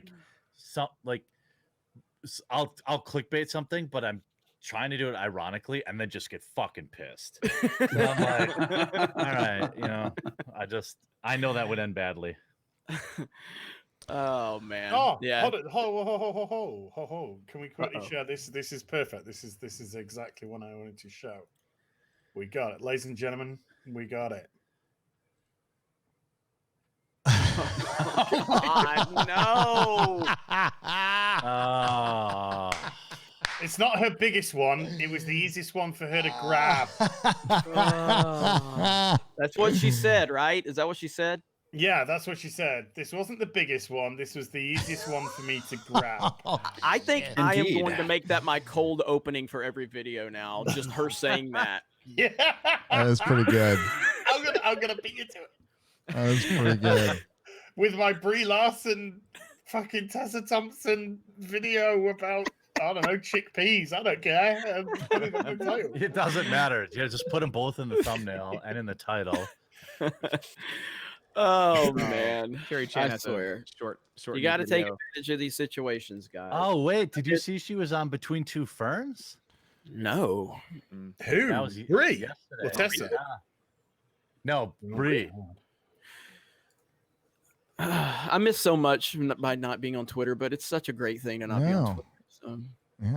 I know, Jeremy. I know you made a video on that when I got banned. Do you know they never told me why They've never given me a reason for why my Twitter account was taken. Not one. I wish I could say I was shocked. I think it was probably. Well, The I know. NDAs. My unsleeved media account got suspended, and I never got an email. I was just like, of course, every time I got a DMCA, I would re-upload the same meme, and I would say "fuck Naughty Dog." So I did that like 10 times. So I knew it. Was Dr. Disrespect still doesn't know why he's banned from Twitch. So Yeah. Yeah. So, Yeah. I mean, Sure. seriously, I've even sent an appeal. I've sent about 10 appeals to them in a very hateful way, just like telling why the fuck was I banned, and they still won't tell me. So why the fuck was I banned N-word? Yeah. Right. Yeah, that usually doesn't get a response. So, yep, past 1,000 subs. Thank you very much, everyone. You guys are awesome. Jane Theory, she's brilliant. Thank you for supporting the channel and being here all the time. And enjoy it. Get those. I'm sure your view hours are up, and hopefully you'll get some cheddar. And then you can be a grifter too, just like the rest of us. It's really Brie fun. Larson video next, or you fail. Yep. Oh yeah. Jane, if you make a Brie Larson video after the subs we got you, you'll get some decent views. I'd say go for it. Yeah. Just make a video. Brie Larson probably likes cuties. That's all you got to do. So. Brie Larson stars in Cuties. Yeah. Hey, I made on my personal channel, I uploaded a Joe Biden voters like cuties or something like that. Like, I don't give a shit over there. Like, the last navigator for 100 New Zealand dollars says hello from the heart of Wellywood. I think so. In New Zealand, it's probably pesos. No, I'm just kidding. It's from Middle Earth. I got to read it. Worse than pesos. Been following the crew since the Last Jedi. Keep on trucking. Yes. I also saw Gabe Newell drop by with his family a week right before New Zealand went into lockdown. Keep an eye out for more of the rich fleeing to New Zealand. Yes. That's why it's weird, because the rich, yes, they do flee to New Zealand, except for Tom Hanks. Tom Hanks went to Greece. Was it the weather? Wonder what it must be. They must have a great. Oh wait, no, their economy's crumbling. Yeah. It's dead. So I don't know. Maybe they have some, it's a lax laws on the food. Okay. But the food, that's maybe. it. Yeah, that could be. Uzo's nice. Could be. Yeah, it was. I mean, is it? Yeah, it was almost a failed state. Was it how long ago was that when it got they very close? Yeah, very close. It was a couple years ago. Was it a couple years ago or like 10 years ago? I don't know. No, it's about 4 or 5 years. 4 or 5 years ago. I mean, it was pretty recent. You know, when you're 51. Same with Spain. All Same fucking with melts. Ireland. Yes. Spain. All right. Oh, Gary, were you just saying when you're 51 years old? yes. I just said There it we all go, there's a fucking new bleeds video, together. I just thumbnail turned for next video, 51. right? A large marrow. Yeah, right? Holds a large marrow. Hey, let me see. I was just sent this. It's 100K. Was just sent this right here. Check it out. Shout out to Stephanie B, who runs our Twitter account. Look at this right here. Fucking John Boyega. He's pissed off at the Raylos. Look at this shit. Dude, he doesn't fuck around. I unironically like love him. Toxic Star Wars fans still find their way in my mentions. Lord, must I be Damn, blunt? dude. I don't fuck with you no more. Even for he's him. done with the fucking Raylos. But he's been Not at Disney Plus me, bitch. Oh no! Look at his follow-up tweet. It says, "Lord waited so long to tell the toxic fans to fuck off." Hell yeah. That is Love it. beautiful. Oh, that is great right there, man. Oh my gosh. That's good stuff right there. I don't know what. Oh, wait. Let's play this. What is he? Just going to leave this here for the toxic fan. I didn't do a audio. Hang on. No. I wish I'd audioed Larson talking about them big marrow. Here we go. I don't know what he's about to say, but we're going to find out real quick. Share it back. N-bomb, N-bomb. Yep, I'm almost there. Yeah. I was Hang on. queuing up something else. It's a 6-second clip. Should I wait? No, press it. Do it. Shut your mouth, bro. Shut your fucking mouth. All right, that's good. You can make that into a song. Bruv. Yeah. He is Shut your done. I mouth. love it, man. These Raylos are fucking nuts, dude. They really are. I bet Raylos really, really are looking forward to the movie Cuties. We'll say that. Fucking freaks. So, As you always say, Raylos are weird. Raylos are weird. I so never are understood. Raylos are weird. I never understood it. It's such a weird thing. You know, they're so fucking awful. All of them. Like, it wasn't even like, oh, there's a couple. They're just all awful. I'm not gonna say the person's name, but one of the ladies at Geeks and Gamers a while back was considering doing a video and having trying to reach out to a few prominent Raylo people. Yeah. After having like 5 minutes of discussions with those people on Twitter, like, fuck this. Fuck this. Like, I'm not, she wasn't even trying to take a hard stance on it. She was just like, I want to try to understand, you know what I mean? Because she's not into the fighting like I am with these weirdos. And yeah, 5 minutes, she's, fuck this. I can't have a conversation with these people. Raylos are fucking weird, okay? Well, they're Raylos also are fucking super, weird. they seem to be, well, these are the people that Disney recruited. They're the new fans. Mhm. And they're not, you know, they're all 16, 14 to maybe 20 and all super progressive. So there's something with these are the stunning and brave, you know, Daisy Ridley fans. I don't know. And by the way, I never shit on Daisy Ridley. She had a big forehead, but that was it. I mean, that was wasn't exactly her fault. She seems fine. Hey, look, she was the one that said, was it Star Wars is welcoming for all genders, both of them.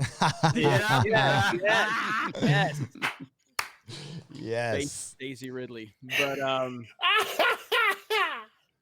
yeah, I mean, was she forced to walk that back? I don't think so. I think don't this think is so. why she stays off social. Like, you know, of course they blame us for why she left social media. no. Yeah, of course. Do you? Oh wait, what? Oh, Sorry, sorry. go on. Go ahead, Odin. I said, did you not remember that she made a comment on gun control? That's what got her pushed off social media. That's it. Oh, yeah. So Yeah, I didn't even know she got attacked because of that. I didn't know she had a social media. Yet I get blamed for running her off of social media. Yep. You know, I didn't even know. She had. Oh, did you hear that Brie Larson, by the way, is doing a virtual reality discrimination program? Yeah, I saw that. What? You put yourself into It's in the virtual chat, reality, man. You're putting yourself into the position of the person being discriminated, so you can understand and appreciate what it's like to be discriminated. Isn't Oh, she I doing love that it. with Van Jones? Yeah. Man, That's Jones, right. he's such Yes. a fucking idiot. Yeah, it's Wait. actually it's in our DM group. It's I got it probably right way here. far at the top at this point, but yeah, that Oh Is it my kind of like the God. Hall of Tolerance in South Park? Yeah. I don't even know what that fucking means. I just wanted to see this part. Is this the part where she says it's big? Hang on. It's bag. Look, it's a zucchini. Okay. Okay. Bikinis are the She's had same. bigger. This isn't even the biggest one. This one was just the easiest one for me to grab. There you go. Oh, What is Perry? Wow. Come on, Perry, you got something to work with. Yeah. You got a few minutes where you can kill some time here. Here we go. Let's man. Whose head is going to be on the other person? That's the what question. will they be saying? We're gonna take a look at his new vid live and do a live reaction in a little bit. I definitely vote Jeremy too. Okay, so Van Jones teams with Marvel stars in VR series that puts you inside sexual harassment, racial profiling situations. My God, I can't wait. I'm gonna let's play this. I'm gonna stream the game. I don't even have a VR headset, but I mean, they're like fucking $3,000. I don't care. I'll buy it. No, it's a write-off for you, Jeremy. You'll That's make all it right. back on the It is. video. It's an investment. It's gonna Yeah. backfire so bad. It's gonna backfire on them so bad. Probably. Can you put an addition on your Brie shed? Can you put an addition on a shed? We can find Well, out. I could. I mean, I could always build two. That's I right. mean, that's, I got my gate, my Game of Thrones gate. This giant gate in my backyard, paid for by Game of Thrones, and it was inspired by Jeremy's Brie shed. yeah, nice. Season 8 gate. Yep, my season 8 Yeah. gate. Nice. After teaming That was with Charles Dance said they should remake. what was that? Oh yes, Charles Dance said they yes. should remake season 8. I saw that. Yeah. He said he is in the camp of the disappointed. So I mean, I had respect for the guy anyway, but he's a god at this point. After what was that? Sorry, somebody's going to say something. Yeah. After teaming with Black Panther star Winston Duke to put people in a virtual reality police traffic stop scenario. What? Nobody's been stopped by a cop for fucking speeding. You need to get out of your fucking house. Go Gary's drive. done 3.5 years in fucking prison for Christ's sake. Yeah. Former This is Obama. chicken feed for him. Right? Oh, shit. Former Obama special advisor Van Jones is teaming with Marvel movie star Brie Larson for a sexual harassment episode of his virtual reality film series. Funded, Sorry, what harassment, Jeremy? Gary? Sexual. Okay, that word that you've been trying hard not to say. Well, I don't want to say it next to the word children. That's all. I mean, I can say it with harassment. Yesterday, I made a video and I danced around the P word like 6 times, and then in the end, I said it, and then I forgot to edit it out. Like, God damn it. So, okay, Jeremy, how many? That patriarchy will always get you. How many of your cutie videos got demonetized? Mine? Yeah. Just one of mine, but it got demonetized after 120,000 views. Yeah, that's how mine were too. I didn't care. Yeah. They both got hit, even though I danced around everything. But it was like the next day. So that's the world most of us live in. Like, who gives a shit? Like, oh no.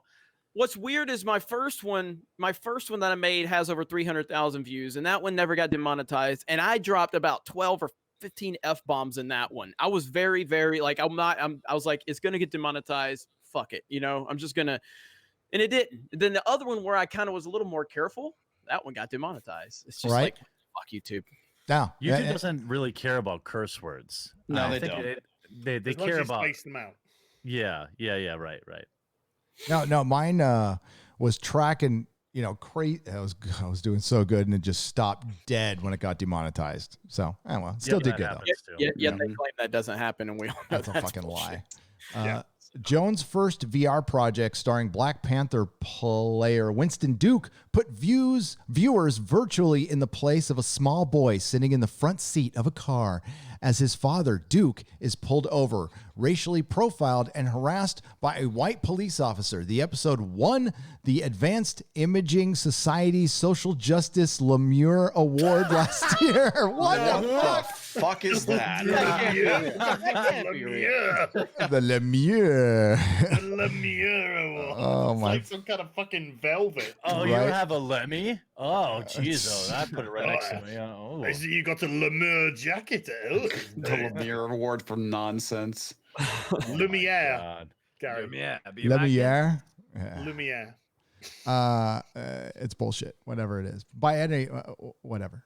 It also won an Emmy Award for Outstanding Innovation in Interactive Media.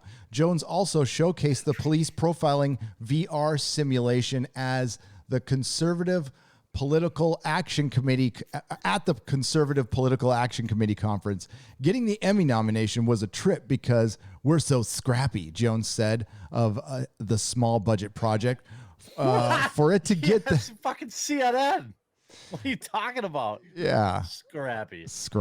For it to get that kind of acknowledgement is just amazing, he added. The next project will put viewers in a small restaurant as they watch Captain Marvel star Brie Larson portray a waitress who becomes a victim of sexual harassment. It might be my favorite movie.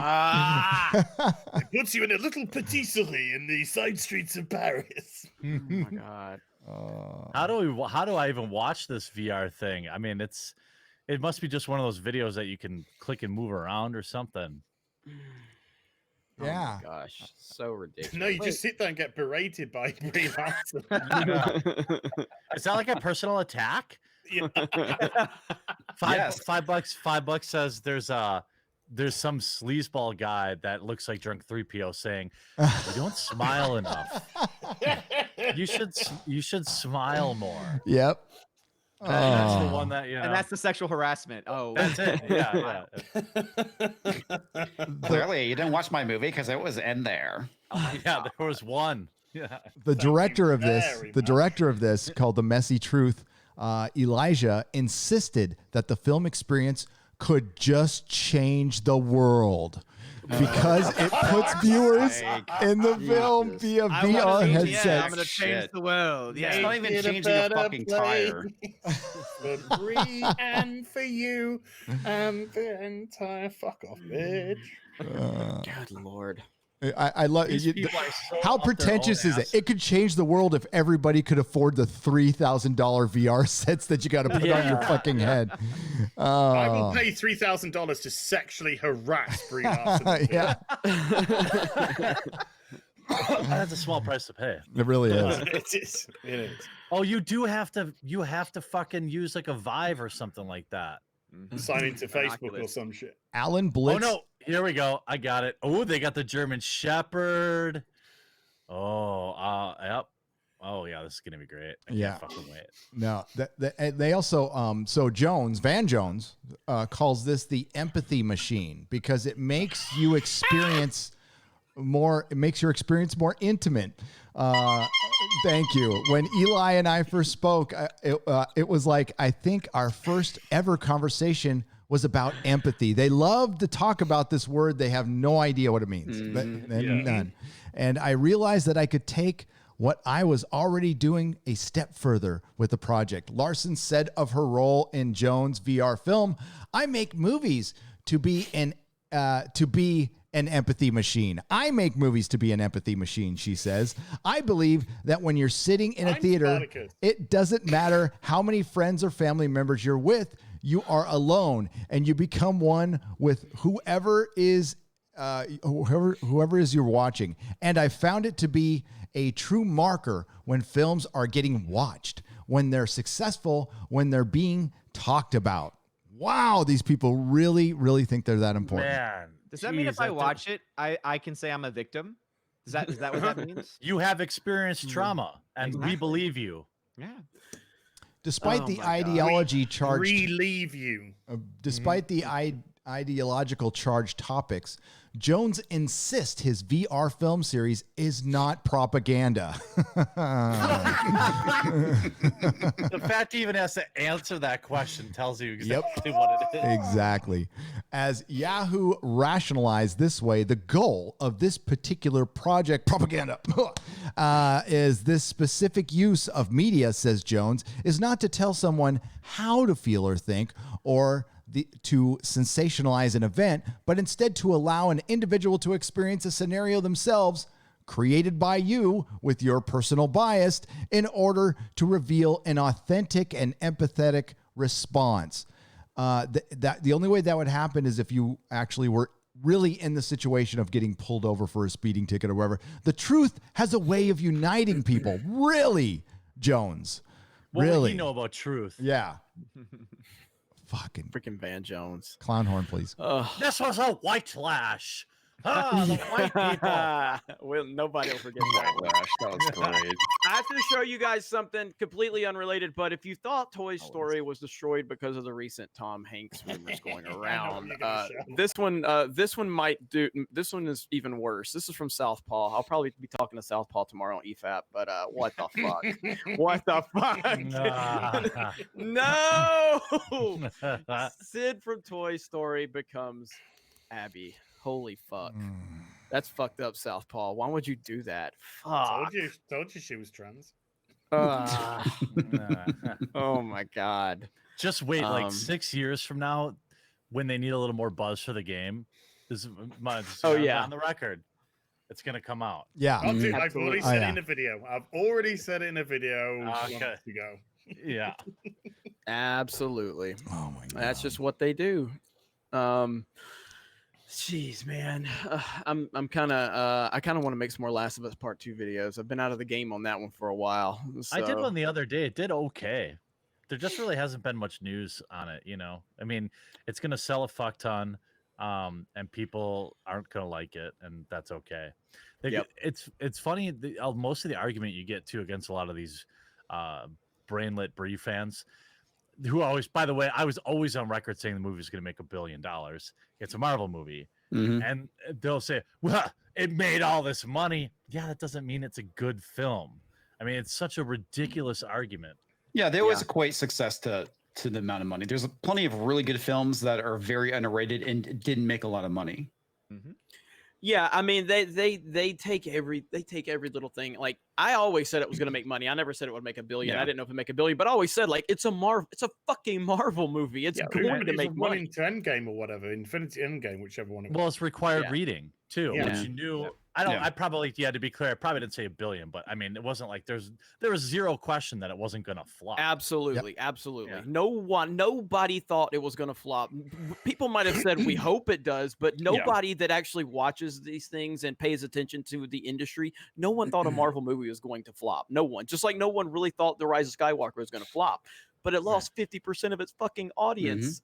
That is the biggest issue there. The other thing that they don't talk about is the decline from Force Awakens down to, Rise of Skywalker. They kept losing more and more money. Well, I mean, it's they still did broke $1 lose billion for money. sure, but it should be going up, not down. With both Captain Marvel and Black Panther 2, as successful as those movies supposedly were, okay, I mean, especially Black Panther and that genius marketing, neither of them were fast-tracked for sequels. They kind of dragged their feet. Now, they eventually got them, but they're 3 years away. That's not the norm for Marvel.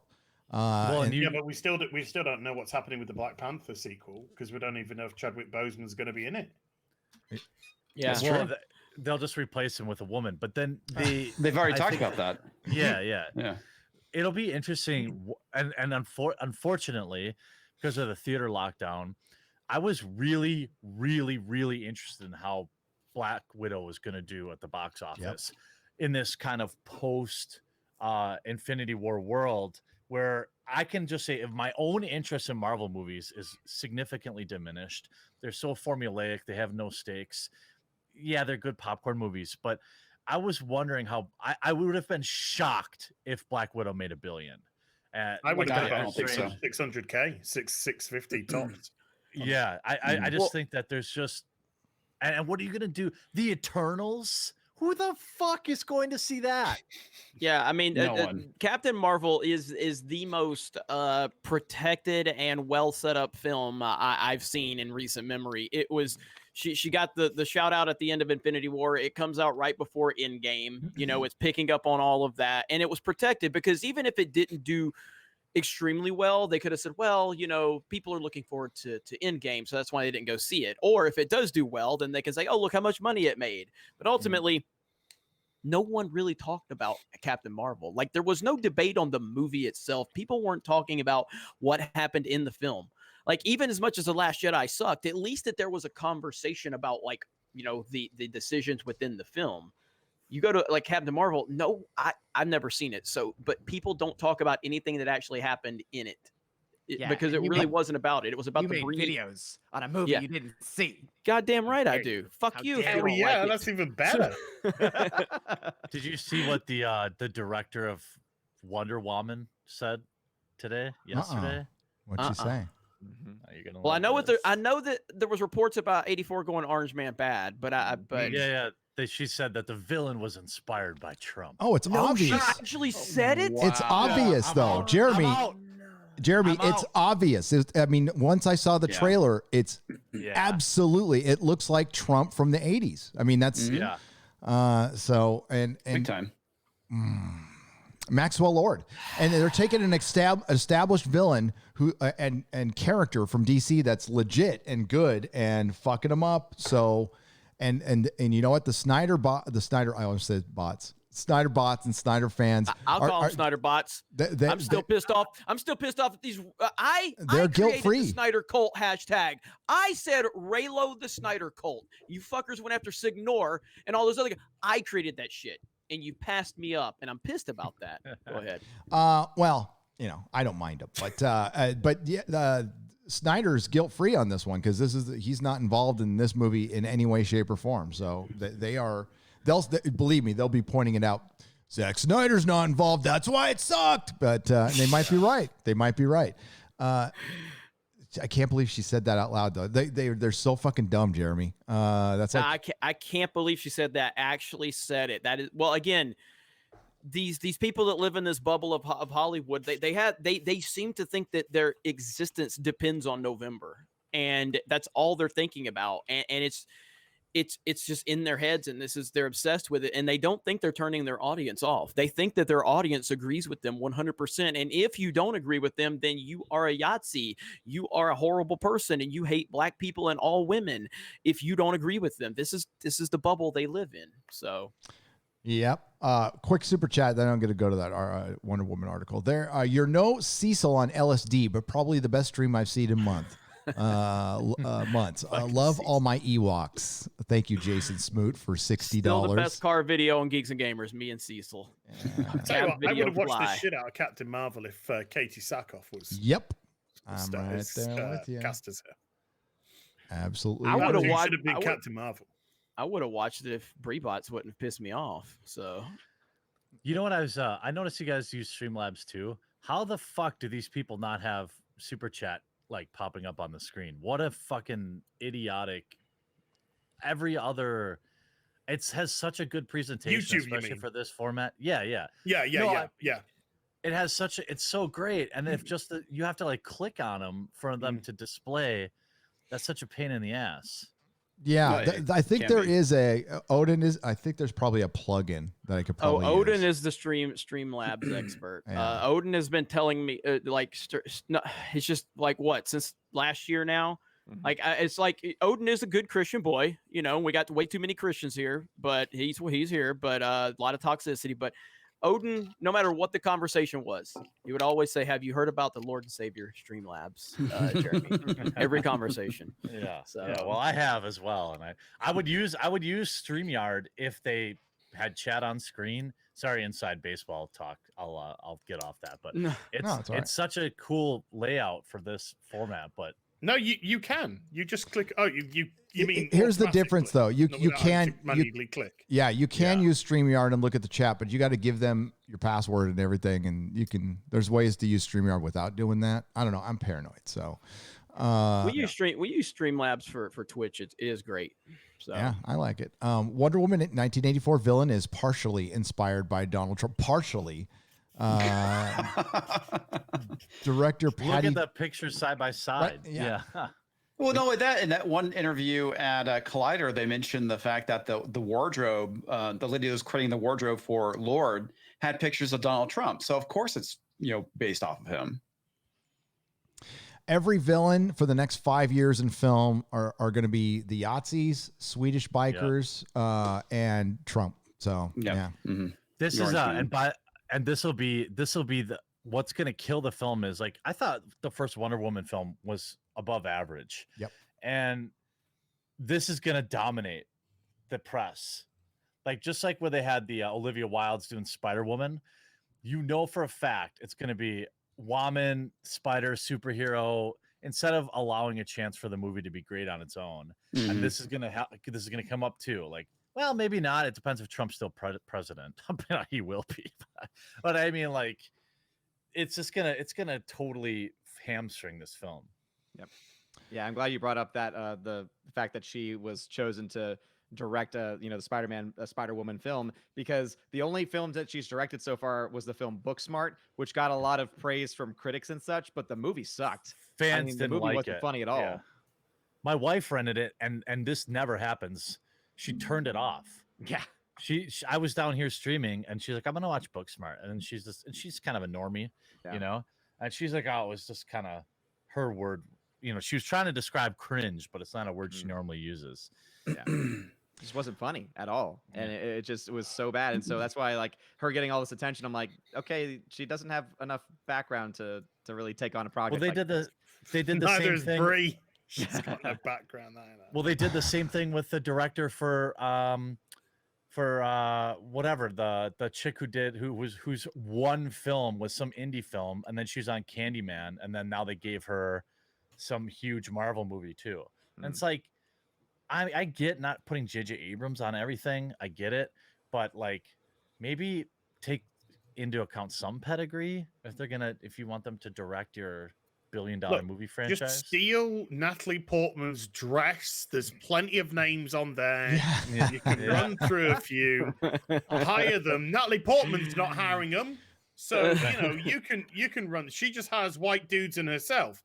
So you just have to run through, grab some from there. There you go. It'll be fine. Yeah, nobody directs the Marvel films anyway. One of the women who turned down Captain Marvel said she wasn't going to direct any of the action scenes or special effects scenes. I don't know what other scenes there were. Maybe some acting, but they're all prepackaged now. I love this paragraph. Costume designer Lindy Hemming reportedly discussed Trump while explaining sketches for Lord's business clothes, saying there is something about the period of Donald Trump and being a businessman, of being rather sleazy a little bit, That's and the a one. bit goofy and a lot of talk. If he's sleazy, goofy, but then he's supposed to be this mastermind. I don't understand. It's almost like it's the same exact argument they made about Bush. This is the same shit they were saying about Bush. Not that he was great, because he wasn't, but he sucked. Yeah, George Bush was terrible. Yeah, I did not like him. But they're going to make you guys don't like warmongers? I know. Oh, go figure. George Bush doesn't like black people. Yeah, right. Yeah. Fucking Kanye. Oh my god. Fool me once, you fool me, never fool me again. Yeah, you fool me once, you might fool me again. When you talk about the female directors, Kathy Yan, she's done absolutely fuck all, and then gets given Birds of Prey with $100 million. Yeah, needed a man to direct it. Oh, that's so fucking sweet. Opening night, 16 people max in the theater where I was at. It was fucking hilarious. Yeah, eight on opening day with me. I think the name, whoever picked the name is already an idiot, but people underplay, and I've got a dip here because sure. people that Ewan McGregor quote that got a lot of mileage where it was like, well, if you're a toxic male, it's gonna scare the shit out of you. Okay, cool. I'll just skip it. It bored the shit out of me. Before Jeremy's got to go, so I want to show. Hang on. Okay. I want to show the Friday Night Tights short before, if you can wait another. Perry Chan has a new one, so we'll show that one. That's what I was gonna say. Does he have a brand new one? Yeah, but it's real quick. It's only 11 seconds. So okay. Yep, a bit like me in bed. Is it on his channel or on Twitter? I've got it pulled up right Twitter. now. All right. Yeah. You're very efficient. Well, I got to go make a cup of tea, mate. Afterwards, Well, go make a cup of tea. There you go. Here we go. Oh, here we go. Rocket. I can't hear anything. Sound! Here's one for me to grab. We don't want to hear from you. Shut up. Shut your mouth, bro. Shut your fucking mouth.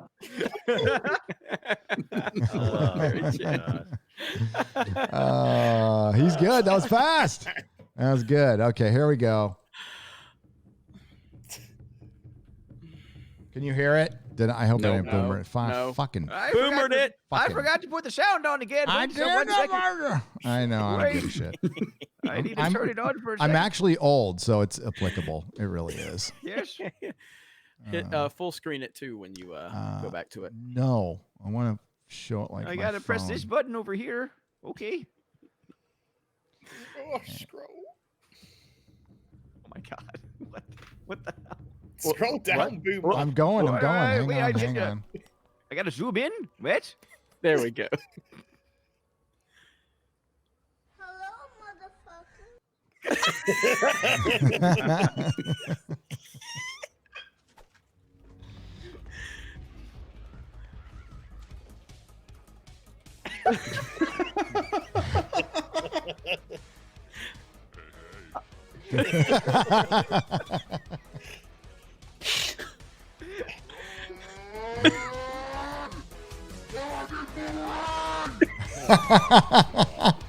That's he didn't even have to edit anything. No.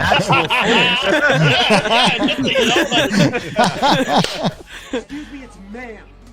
It is ma'am. I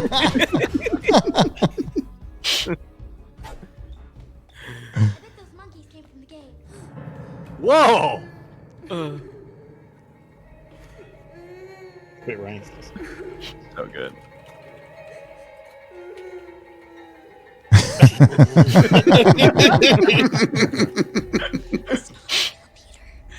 a hallucination.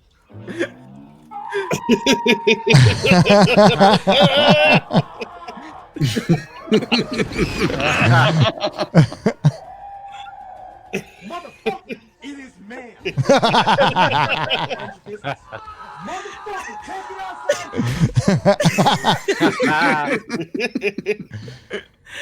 Once again, man. It is ma'am. We love you so much, Barry. Good It's amazing.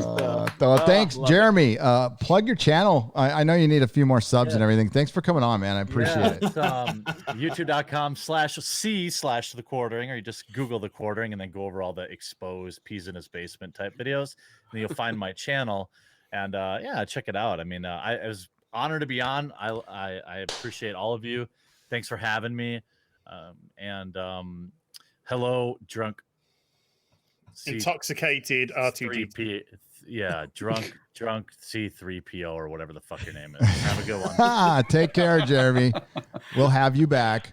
All right. Thanks, Jeremy at the quartering. Thank you very much. Thank you. A lot of people have been asking for him to come on, and well, we finally did it. I get around to shit eventually, you know. Jesus, what do you want from me? So we still have a lot to talk about. We still have 6,200 people here. That is amazing. So this is a record night. Every week we break our record. Every week, it's crazy. So I think it's like the third or fourth straight week we've broke our record. So it just keeps growing there, Brie Larson. So Oh, it's not the biggest I've had, but I can get my hands around this. What do you guys think? I mean, we could actually talk about some movie news. We could. It looks like Ben Affleck is coming back, and are we happy? Are we? I mean, Bigger news. I'm happy for the Snyder fans, and I genuinely mean that. I personally don't give a flying fuck, and I'm a big Ben Affleck fan. I love him as a director and as an actor. I hate his Batman, but I'm happy for the Snyder fans because they've been very vocal about wanting him to return. They're big fans of his portrayal of Batman, and I'm happy for him genuinely. But I don't care at all. I'm happy. But it's in an Ezra Miller film, so it's pointless at that point. You're pissing in the wind. It's a fart in the wind. Whatever you want to say. Bringing him back and then putting him in a fucking Ezra Miller film who choked a pregnant woman. A fucking pregnant woman and still has work. We all forgot about that. Pregnant. Wow. Yeah. So him and Amber got protected. Him and Amber Turd have that alphabet protection going on. And listen, just be consistent. By the way, hire back Roseanne. Hire back Roseanne, and you might be consistent. I know it's. We're just talking about the entire industry, but yeah. And I saw. I want their type of discrimination. Right. For me, Honestly, you mean the privilege discrimination? Yeah. That's the same thing. I'll have what they're having. Well, I mean, it's that's good. I don't know, guys. What do you think? Comics? Are you happy? You sad? You to give a shit? Actually, I did like Ben Affleck as Batman. I think he has a right combination of being able to play Bruce Wayne as well as Batman. So I'm happy that he's back. I'm not sure if it's good for him though, considering his substance abuse issues, and coming back to Hollywood, I think may not be a good idea personally for him. But overall, I think it's not bad. I absolutely agree with that. It's not a big role. It's a small role. Is it just a cameo? Yeah. Okay. Much, yeah. Well, maybe he's going to get out with everybody else. Odin, what do you think?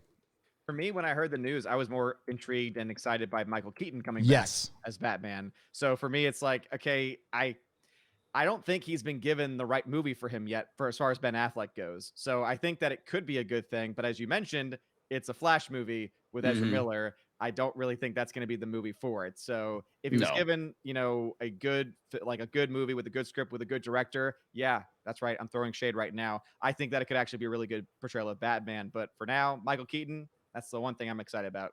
I would like to see a good detective story with Batfleck. I think that would be interesting. They need to ditch the fucking vocal synthesizer shit that they do and just have him do a normal voice. Batman with that was Robin. my only complaint about it, but overall, I think he and I was very critical too. I did not like the idea of him playing Batman, but I thought he did a good job. Yep. As is the Bat fan here, man. Are you cool? I'm branded right there. They're gonna do Flashpoint with this film. Yeah. And so there's actually one thing we haven't discussed, which they've got to get right. And they have to have Jeffrey Dean Morgan as Thomas Wayne. Yes. If they don't have Jeffrey Dean Morgan as Thomas Wayne in this film, then it's going to be a fucking mess from the start. So it's great that we could have a cameo by Michael Keaton. It'd be great to have a cameo from Batfleck. I mean, they could recreate the scene that they had in Batman v Superman, where he comes through and he's like, shit him at the wrong place or, wrong time, whatever. They could recreate that to have synergy within the Snyderverse. But they need Jeffrey Dean Morgan to be Thomas Wayne. And they need to put him in the Thomas Wayne Batmans. They need the Thomas Wayne Batman. They need the guns. They need the red bat emblem. They need the proper costume. They need his wife as the Joker. If they're going to go down that route, that's what they need to play in this one. So, the cameos would be wonderful. Seeing an old Michael Keaton, I would personally put Michael Keaton as Kingdom Come Michael Keaton. Kingdom Come Batman Bruce Wayne, as in put him into the metal almost whatever you want to call it, contraption that keeps him walking, keeps him standing. What they tried to do with Kevin Conroy in Crisis on Batwoman. Do that to Michael Keaton. He's an older Batman. It'd be perfect. It'd be a great nod to that as well. Put Affleck in for the synergy, but Jeffrey Dean Morgan, get him in there as Thomas Wayne Batman, and holy shit, that could be fucking amazing. Absolutely amazing. Mm. How would you feel about a Batman Beyond connection? Oh, amazing. I mean, either put him as Kingdom Come Batman or have Terry McGinnis with him. I would prefer that. I would actually prefer the Batman Beyond, Terry McGinnis in the Batcave with old Bruce Wayne. Are they trying to do that with Keaton? I would no. This is all speculation. Yeah. Well, no, I know that Keaton's coming back, but I heard rumors in the past how they're trying to get him to play the older Bruce Wayne for Batman Beyond. No, I think this is going to be. It's just a fan. This is a fan thing. That This is all for one. It's all for naught because Ezra Miller's playing Flash and it sucks. Fucking sucks. Yeah, but Thomas Wayne would. I tell you what, if they got Jeffrey Dean Morgan as Thomas Wayne, he would essentially run the film. Yeah. Oh yeah. He would run the film. Yeah. But also, too, I think that at the end of the day, according to the reports, at the very least, I thought I saw that at the very least, Keaton's going to be a major role in it. So having a bigger part to play as his version of Bruce Wayne, more so than Ben Affleck's version. So Yeah, I just want a cameo from Ben. That's all. Yeah. You know, don't put any pressure on the guy. Just give him a nice little cameo in a cave or something. It'd be nice if they brought what's Majiki back as well as Alfred, just for a quick hello. But yeah, I mean, if they could get, also they need to cast a really good Eobard Thawne as well. And who they would cast as Eobard Thawne? Ooh, I would like to see someone like Willem Dafoe. That'd be I think Willem brilliant. Dafoe would be a great Eobard Yes. Thawne. I think that would be some pretty juicy casting. Even Bryan Cranston. I think Bryan Cranston could actually do. Yeah. Could be a good Eobard Thawne. But I think Willem Dafoe probably. He kind of fits it a little bit more. You want that slightly maniacal look about them as well. Cranston was rumored to be Lex Luthor for the longest time, and that would have been he would have been so fantastic. much better. See, this is where I'm at with. I'm almost at it for different reasons, obviously, but I'm kind of the same place with the DCEU that I am with Disney Star Wars for different reasons. But I don't give a fuck. Like I remember speculating about like Bryan Cranston could be Lex Luthor. Oh my god, and we get fucking Jesse Eisenberg. It's just like, how do you go from thinking we're gonna get Bryan Cranston to Jesse Eisenberg? And I'm just so disconnected from it. So that's fine. He wanted Mark Zuckerberg as the villain. Yeah, he did. Yeah. All right. So I again, I'm happy others are excited. I don't care at all. So Now, Jeremy did a video on this. I did. Young Josiah. Fucking hail Josiah, by the way. Josiah's about to hit 100K. He's fucking killing it, dude. Goddamn He is killing on it. fire. We even clickbaited him on Twitch the other day. We was like, Josiah's joining us just so we can get people to watch. Nice, yeah. Maybe Nobody watched. we should get him as a guest. When he hits 200,000, maybe. No, Josiah, he's been on a long time ago. But Hollywood elites are fleeing in droves as drug-fueled violent zombies take over city. I love how they fucking... It's such a good fucking headline. Okay, so you might have heard that I used to own a comic store, and you might have heard that I left the city of San Francisco. That's why I'm sitting in an empty room. By the way, my green screen is ready to go. So hopefully I'll have my office up, but if not, I'll have my green screen going for a little while, and you'll get to see the old office for a couple of live streams. But this shit, okay, this is getting so bad now that the wealthy Hollywood adult pretenders are now leaving the problem that they fucking rooted on over the last 6 months, you pieces of fucking shit. And some of them are going to Greece because they really love the lax laws over there. And some are going to New Zealand, but they're leaving LA. And, bitches like Patton Oswalt and Brie Larson, who was just holding that big, squash, cucumber, whatever the fuck she was holding. It was above average. It was above average. Above average zucchini. Didn't she co-sign some stupid thing wanting to defund the police along with Natalie Portman, right? And Jar Jar Abrams, of course, put out his little statement, no more white comfort. But the thing is, you need to be comfortable to go to a movie theater, don't you? Don't you need a comfortable society? You do. Gary, we have had enough of white comfort. Yes. Thank you very much. Clearly, LA has had enough of white comfort. Yeah. White comfort. check your white privilege. White. Please. Who white? White.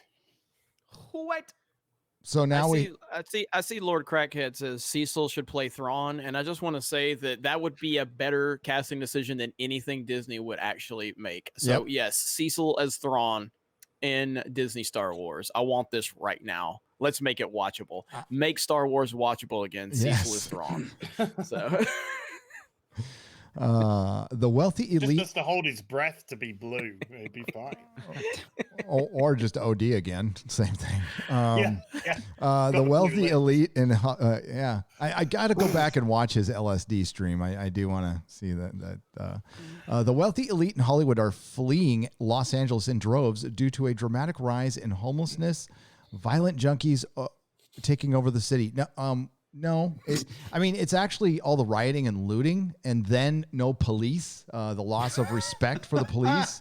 I would think that might have something to do with it, right? No, it's just the junkies. They're acting like zombies. It's fine. I got to cover up all this CBD stuff. I can get you actually in trouble on this platform. Yeah, I can. Yeah. So I'll just read it offline. You guys can. So violent vagrants now walk the palm-lined streets like zombies just 3 blocks from multi-million-dollar homes on the coast. That actually has been happening for a long time. Stolen bicycles are piled up high on pavements, littered with broken syringes. In San Francisco, you can see a broken syringe in human poop if you look hard enough. It's a special sight. Welcome to the West Coast. Yes, the beautiful West Coast. Gavin Newsom's California. And this is Garcetti's LA. TV bulletins are filled with horror stories from across the city of women being attacked during their morning jog, or residents returning from to find strangers defecating in their front gardens. Well, that fertilizes it, though. I think that sounds like Ezra Miller's been over there, right? Amber Heard, maybe. Yeah. I sat in your bed when you were away. I sat in your flower bed when you were away. British-born Daddy O'Brien runs Watford Moving and Storage. There is a mass exodus from Hollywood, he says, and a lot of it has to do with politics. His business is booming. August has already set records, and we are only halfway through the month, he tells me. Yes, I can verify that booking a mover right now is extremely difficult. And I said in my video, I went to go rent a U-Haul trailer. If you're not from the States, it's a company that rents trailers, and you can rent trucks or trailers. Now, there were trucks available, but the trailers were booked out for 3 to 4 weeks in a 50-mile radius. So that's from San Francisco to San Jose.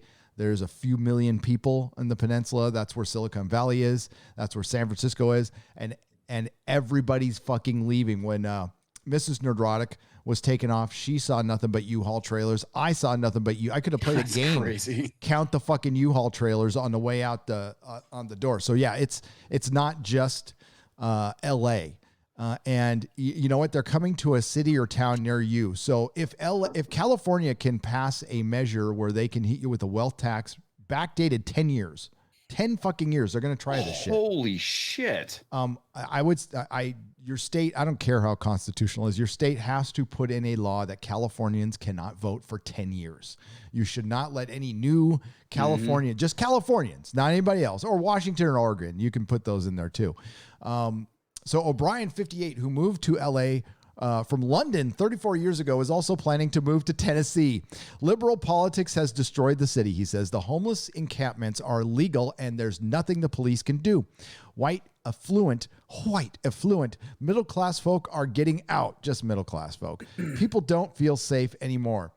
With movie studios still shuttered because of the pandemic and businesses only just starting to remove the wooden boards put up after the citywide rioting following the death of Mr. Floyd while being arrested by 3 white officers.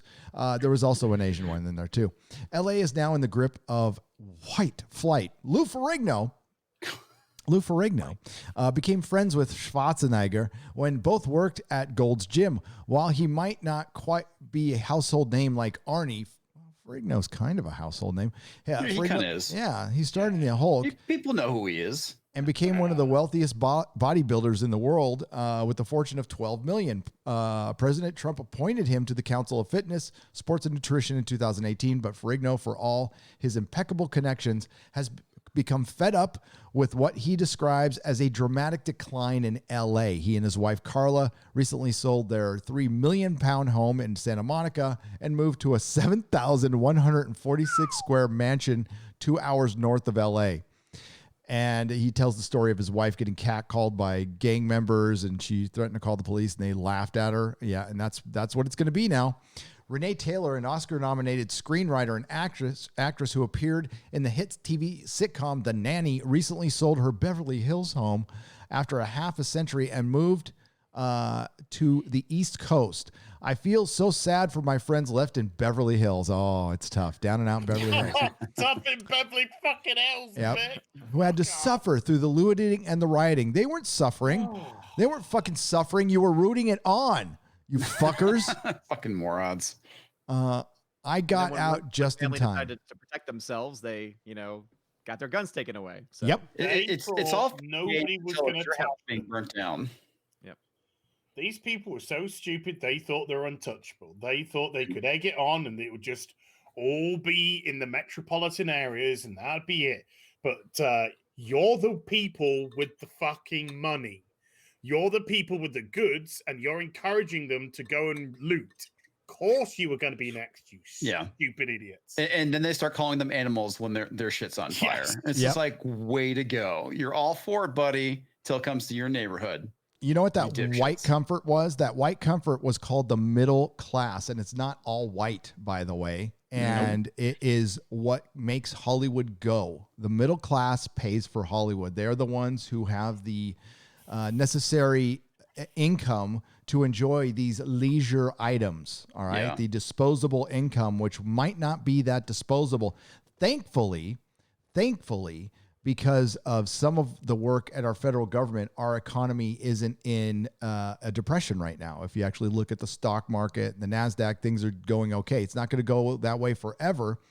And I have a theory that, you're going to see California start to slowly open up, and probably because of pressure from Hollywood and Silicon Valley. And they might have, because I fully believe they wanted to keep the state shut down for the rest of the year for the election so they can get those mail-in ballots. But I think they are starting to realize that might backfire on them, like everything else has backfired on them, because people will be resentful that they're still locked down at the end of the year, and they will just vote out anybody who locked them down. And it's equal to being in a bad economy. Usually you vote out the president or governor that's lording over that economy. But I think enough people do recognize who's keeping shit shut down right now. Not saying, you got to put this fucking disclaimer in. I know people get Gary. sick. Yeah. Leafy has been terminated from YouTube. Oh, I knew that was happening. Again, I didn't realize No, Leafy I was still a mean, thing. It's all shut down. It's all shut down. So YouTube they have finally removed the whole they thing. finally deleted his channel. Yeah. Because they've never deleted it before. No. He quit YouTube after iDubbbz. Well, His channel's gone. okay, It's so- deleted itself. So California's waking up, and they're going to shut this shit down. And I think they're going to start slowly reopening because they realize the error of their ways. And they realize that they have access to polling data. They know that people are pissed. I overheard people being pissed in California about Newsom and London Breed and everything. So that's probably going to start happening.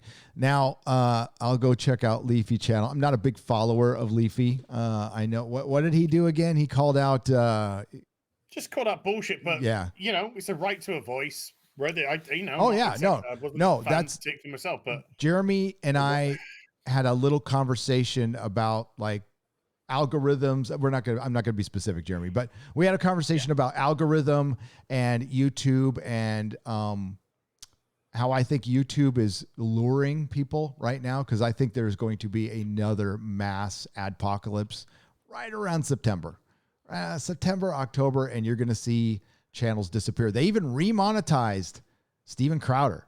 Yeah. What's up with that? Well, I mean, I think I wouldn't put past YouTube to give people enough rope to hang themselves. That's what I think. And I think this Leafy thing is very interesting. Let me go to his channel. Leafy is a very, very edgy. He's absolutely very, very edgy. And I mean, people have even said that they couldn't believe his channel was still around in the current climate. but I'm on his Twitter right now. The last thing he tweeted was PewDiePie is racist. When was that? 2 hours ago. Is it Leafy isn't here? Is that his channel? Leafy is here. Who's Leafy isn't here? Oh, that's 209. Okay, so Leafy. I'll put Leafy. Is it even going to come up for me if I search it? Nope, it's not. Yeah, it does. Leafy is here. Does come up, but okay. Oh, it does. It didn't for me. It says it's gone On his Twitter, if you click on the link, it just says if not you available. if you just put Leafy, then Yeah, you'll it's... bring up Leafy is here first one. So did you just find out about that on Twitter? Yeah, okay. it just popped up on my feed now. Memology Memology. He gone. He gone. Yeah. It's. I mean, is it really that surprising though? No. So, but I think when it comes to September and October, we might see something else. You just got to be careful. I don't know how, but it's impossible. It's impossible because they took out some channels that had no business being taken out last time. But they did remonetize Crowder, so I'm happy about that. Quarter Black Eric can get paid again. But it does make me wonder what they're up to, though.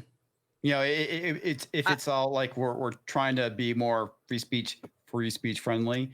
Great, but is it a greater plan to start banning people? That's what I'm concerned about.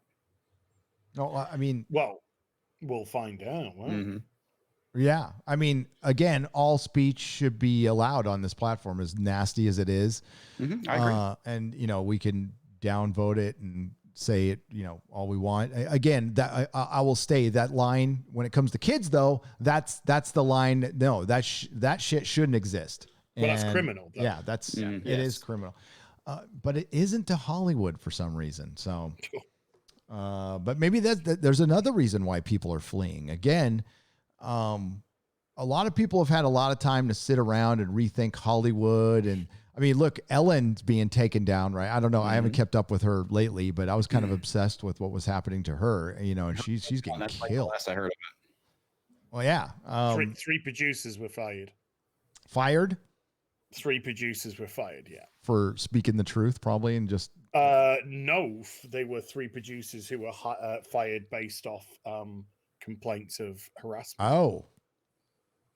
But Ellen's fine, even with the no eye contact and stuff like that.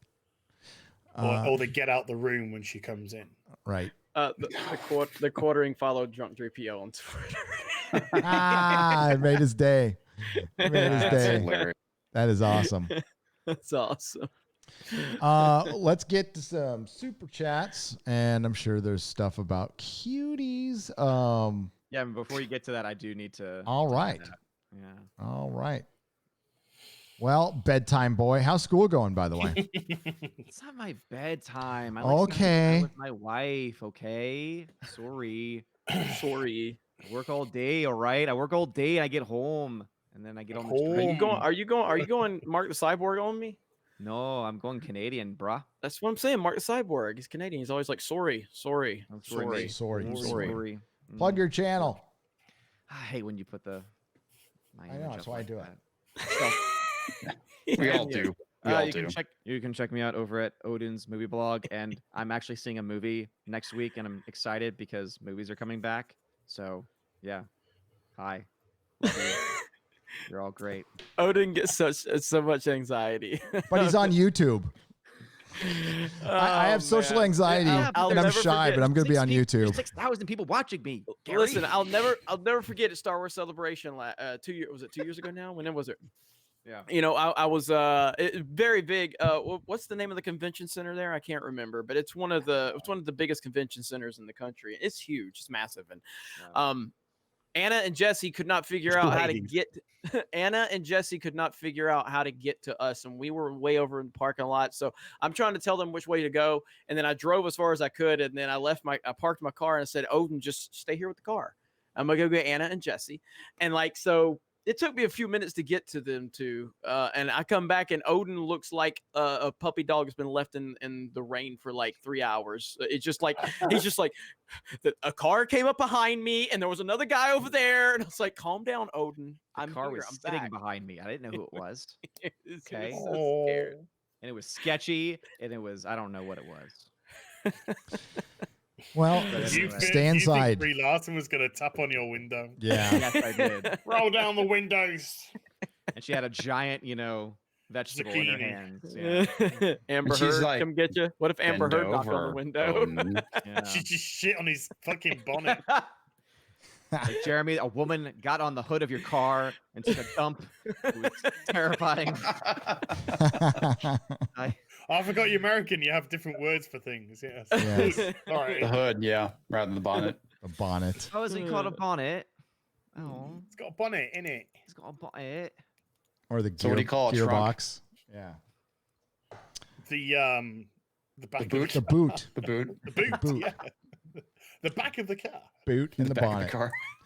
Well, have Also- a good one, Odin. Enjoy Thank your you. I was seeing movie. in the chat. Thank you, everyone that's saying God bless See you Baby later, Thor. dude. Baby Thor is on the way. Yes. So maybe another 4 or 5 weeks, and I'm going to be even more tired than normal. Yes, you will. Yay! Take care, Odin. Yeah. All right, y'all have See a you, good one. buddy. Later, man. Have a good one, man. Bye bye. All Hey, right. comic, what do you think to my I panels? It's nice, man. They're It's fucking awesome. Yeah.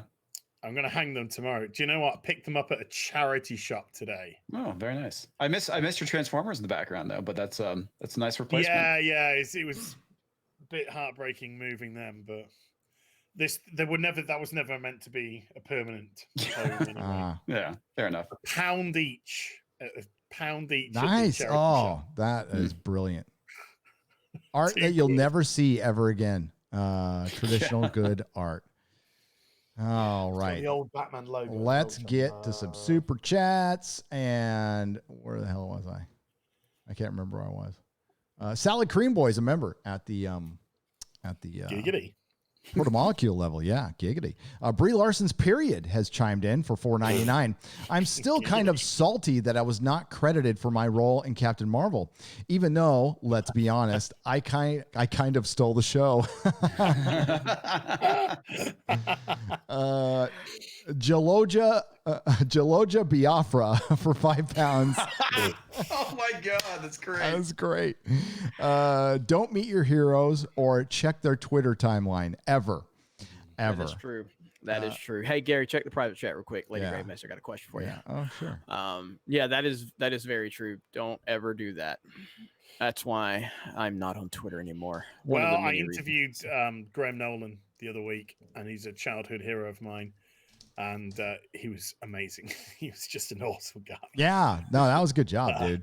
Well done. I like yeah. chats is good live streams, man. I like them. The Dark Doctor is a member of the Gandalf level. Martino Sulmoni for 5 Chilean pesos. For Gary, the mechanic, my 1981 DeLorean has cold starting problems. I checked the cold start valve and the temp sensor, but now I'm clueless.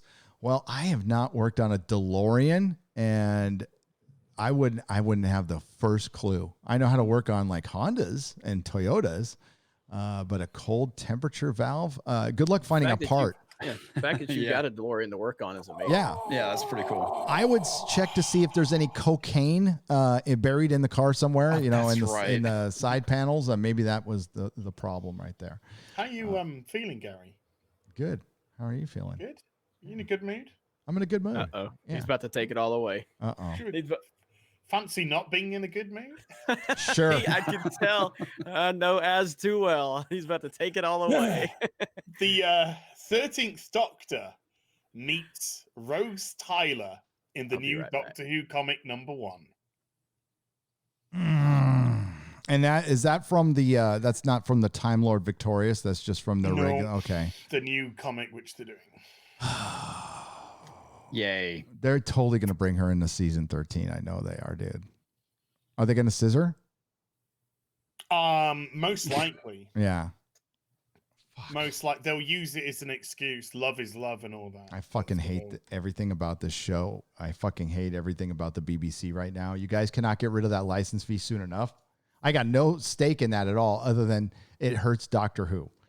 I think it's an injustice that you are charged to watch TV like that over there in the UK. Treating your So it's going to be the criminal. 10th Doctor, It's fucking criminal, man. The 10th Doctor and the 13th Doctor. No. Fuck them all. Still, I don't know. That Cuties film should be burned to the ground. Still can't believe Netflix had the audacity to apologize for the poster and not the project. And that was Jane Theory for $5. Thank you, Jane. Yeah, you know what, Jane? Make a video on it right now. Do it. Do it. Do it. I would say Do it. If you make Cuties videos for the next couple days, I would say maybe a week. It should be a good run. I don't think it'll be a long run. Unless Netflix gets really stupid. If they get really stupid and start making statements that this is a right-wing thing or something, or you're alt-right, it's an alt-right position, then this thing goes for months. God. Oh, that would murder them if they went there. Yeah. That would fucking murder their platform. No way. Yep. They're not going to do that. That would be really dumb. No, we'll see though. I think if you make enough noise and you force them, but the poster was ridiculous, and the fact that they didn't know is bullshit. It's all, and you guys know it's in the fucking trailer, man.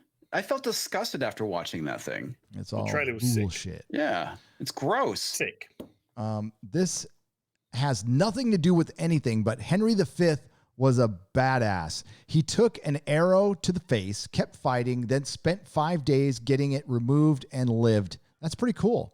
I had to share this. Says Joshua Trammell for $24.99. Hell yeah. That's pretty badass. Arrow to the face. Real quick, I know I just jumped back on, but Az, check it out. Look what I found. Yeah, we can't get them over here yet. We can't. I have to import it. Yeah. Oh, nice. I didn't even know this was one. This was one of them right here, and I went into Target because Target has a lot of exclusives of these. Hell yeah, man! That's awesome right there. It's I might have to send you my docs. No, if you want me to pick anything up for you, let me know.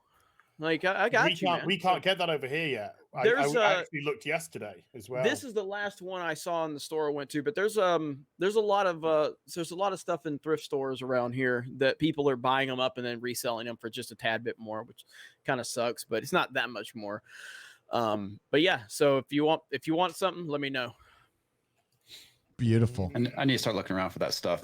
Dude, it takes me like just going into a store with the potential that there's GI Joes there is such a nostalgia trip for me. Oh yeah, especially with Target. Well, they were in the window. These were in the window. So really? I was fortunate that they put them in the window, so I could just grab. Yeah. Nice. Beautiful.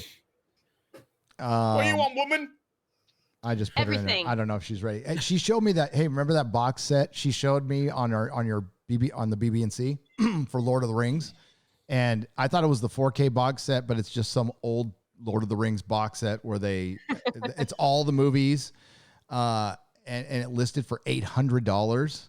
I found it for under $200, and the thing is awesome, dude. It's huge, and it's like it puts the movies in book form. So it's like you have the Hobbit books and the Lord of the Rings book. Then it has like a little sketchbook in this big wooden case, and it's like I thought it was like something like this big. It's like this big.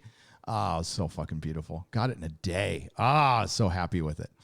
Have Lord you put the shelf up yet? No. Yeah. You're going to see it. Well, I've got a Lord of the Rings room going on, so you probably won't. Maybe I'll do a couple of, maybe I'll do a Lord of the Rings video from the Lord of the Rings room. But that would be pretty cool. And we got the most toxic male fucking house ever. It's got a shoe shine station. So 2 fireplaces. For the man of the house. Mm-hmm.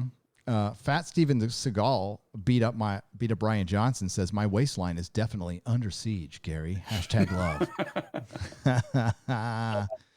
Gary Walker, thank you for the phallic unicorn for $1.49. Sam Whiskey for $9.99 says a villain hurled a car at the Batman, dives into the car through the passenger side window and exits through the driver's side window acrobatically. This 1980 comic book made me a fan. Which comic book was it where he took a bad guy comes through the car? I can't remember, Sam. Which one is it? You got to let me know, man. Stuff like that makes you a fan too. It does. But now you would see Batman sitting at a table with a beer belly, eating kale salad and whining about Catwoman. So, Andrew Hoyle. I can't believe she left me. She left me. Another woman. Yep. Poison Ivy. She took my dick with her for 10 pounds. Canceled Netflix to go with canceling Disney Plus. Not my choice. The wife wanted it. All I have left is Amazon Video, and they may go, what I've heard about the boys is true, to the high seas we go. Tortuga. There's always Tortuga, I guess. And, whoops, holy shit, my keyboard just... The hell is that? That was my keyboard falling down. Oh, what was I going to say now? There's something on Amazon Prime too. You mentioned it, Lady Gravemasters. There's a documentary on the P to the E to the D to the O's. Yeah. It's like iRobot, but it's But that word we can't say on YouTube because YouTube will ban us. Yeah. It's iFredo. Fredo. We can say Fredo. Yeah, there we go. Yes. Jane Theory for $5 says twerking isn't part of anybody's history or culture. Signed, Shane black people same black people everywhere. Same black people everywhere. Yep. Didn't originate in the 80s or something? At the end of the 80s? I do not I have no know. idea. No, that was I thought grinding. it was like a recent thing. Yeah. Yes. Twerking is new. Grinding was an 80s thing. I thought it was 90s, but I don't remember. Everything blends together after a while. Miley Cyrus felt she was sexualized twerking. Oh, God. It's like a wrecking ball. It's Yeah. like a wrecking ball. People have gone through her like a wrecking. Yeah. And she's practically a kid. And that's, I'm sure. Yeah. You could just imagine on the sets of some of those Disney shows, I guess. Like, my question is, it's very confusing to me because you have Brie Larson and Van Jones making this virtual reality for sexual harassment and racial profiling scenarios in one hand. And then in the next hand, because I mean, harassment is wrong. Sexual harassment's bad. It's all respect women. And then in the other hand, it's let's let 11-year-olds twerk.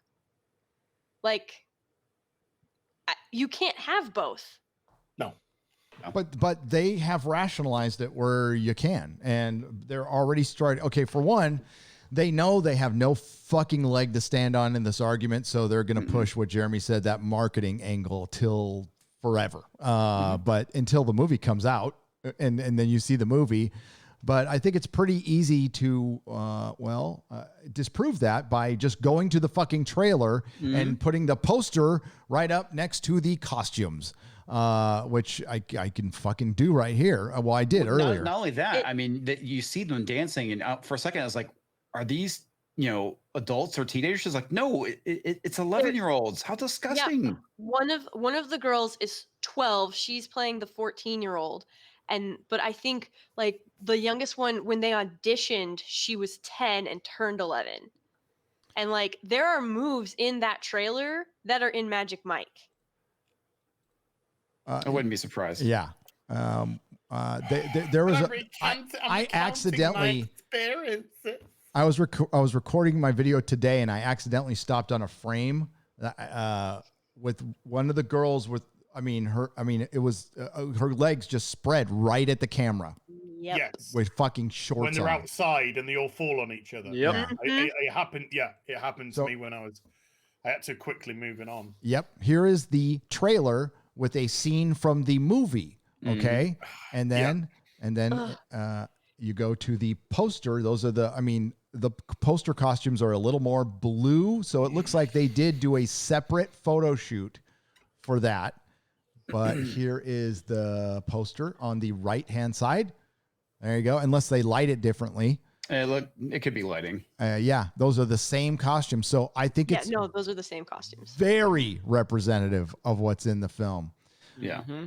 I'm so glad Tessa Thompson's getting a lot of resistance for her tweets right now on Twitter. Hell yeah. And I want these far left wing nut job people to continue, these Hollywood elites. I want them to continue to try to justify this movie. Do you know how many people's support you're going to lose? You're going to lose so much support if you're going to try to justify this.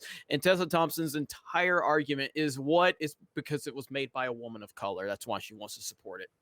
You know, there are far better films about this specific topic that have not been given. This is why I know it's such this defense or whatever you want to call it is pure bullshit, because there are films that cover the exact same material, they do it better, and they don't sexualize and exploit children in the process. Mhm. Yep. I mean, the existence of this movie is exploiting young girls. The existence of it. Yep. You can't fucking defend this. There's no fucking defense. None. Period. End of discussion. If you try, you fucked up. Done. You're a over. sympathizer, and people will Yeah. see you as a sympathizer. You're dead right. And now when people see Tessa Thompson, this will be seared in their brain forever. And Netflix is an unstoppable juggernaut, but they can still be hurt, and hurt enough to where they're forced to change. The only reason they're not changing now is because of that black female director. That's the only fucking reason. They don't care. That's dumb. Yep. That's so This fucking movie dumb. is nothing to them. Absolutely nothing. But that, the guy who picked this film was the one Ricky Gervais was giving a little shit to at the Golden Globes. So if you all want to see who that guy looks like, I'll show him in my next video. And, I'm going to expose anybody involved in this movie, by the way, start showing pictures on their IMDb. And yeah, I wasn't surprised at all when I saw the director was a black female. I'm all, oh, no wonder why. Because if this was a white male director, this thing would be gone already. Already fucking gone. Mm-hmm. No, and like on my Twitter feed, I put one of my first tweets was pedophiles are evil. That's it. That's the tweet. And then today I put, if you defend pedophiles, you're evil. That's it. That's the tweet. And someone came back at me and was like, it's a mental disorder. And I was like, no, it's not.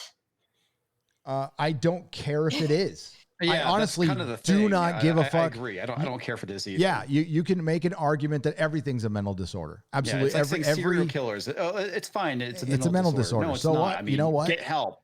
Mental disorder. Being gay is a mental disorder. You can play that game. Yeah. Yeah. Yeah. And No, but they literally sat there and they were like, it's a mental disorder. These people need our help. And as long as they are hold on, I blocked this person, so I'm trying to remember exactly how they phrased it, but I believe it was a non-engaging map. Nope. Is Because what they call themselves. potentially, I hate that's that always shit. potentially, and we can't afford that at all in our society, in a modern society. Okay, by the way, if you want to see the sign of a society collapsing, it's allowing shit like this. Normalizing shit like this is your society is done. It's on its way fucking down. And you know what? Too bad. Rome, mate. All the fucking Rome. You were born with some bad wiring that makes you like something that and you can't, there's no way, by the way, there's no way to really turn that off, and they've tried everything, and it sucks, and you need to be locked away. It's too bad. There's You a know guy, what? he was I don't have it. I can get it for you for next FNT because I don't even remember where it's at, but it was in one of my old Psych 101 books. So he was 21 years old, and he found himself being unreasonably attracted to children. Like he was feeling about them the way he knew he should. Lady Gravemaster. Let's try to curtail the language a little bit. So Oh, sorry. Yeah. Sorry. So that's why okay. So he basically turned himself into jail for 30 years. He was like, you need to take me away because this is wrong. And they kicked him out of jail because he didn't do anything. They're like, well, we can't keep you anymore. You're fine. You can just go. And he ended up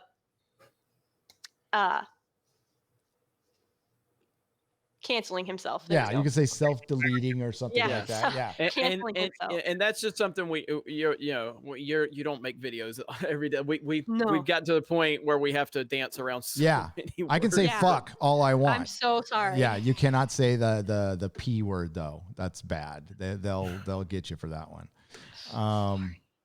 It's But, all right. We're still up. I he- was just making sure we're not ghosted because that could get us ghosted.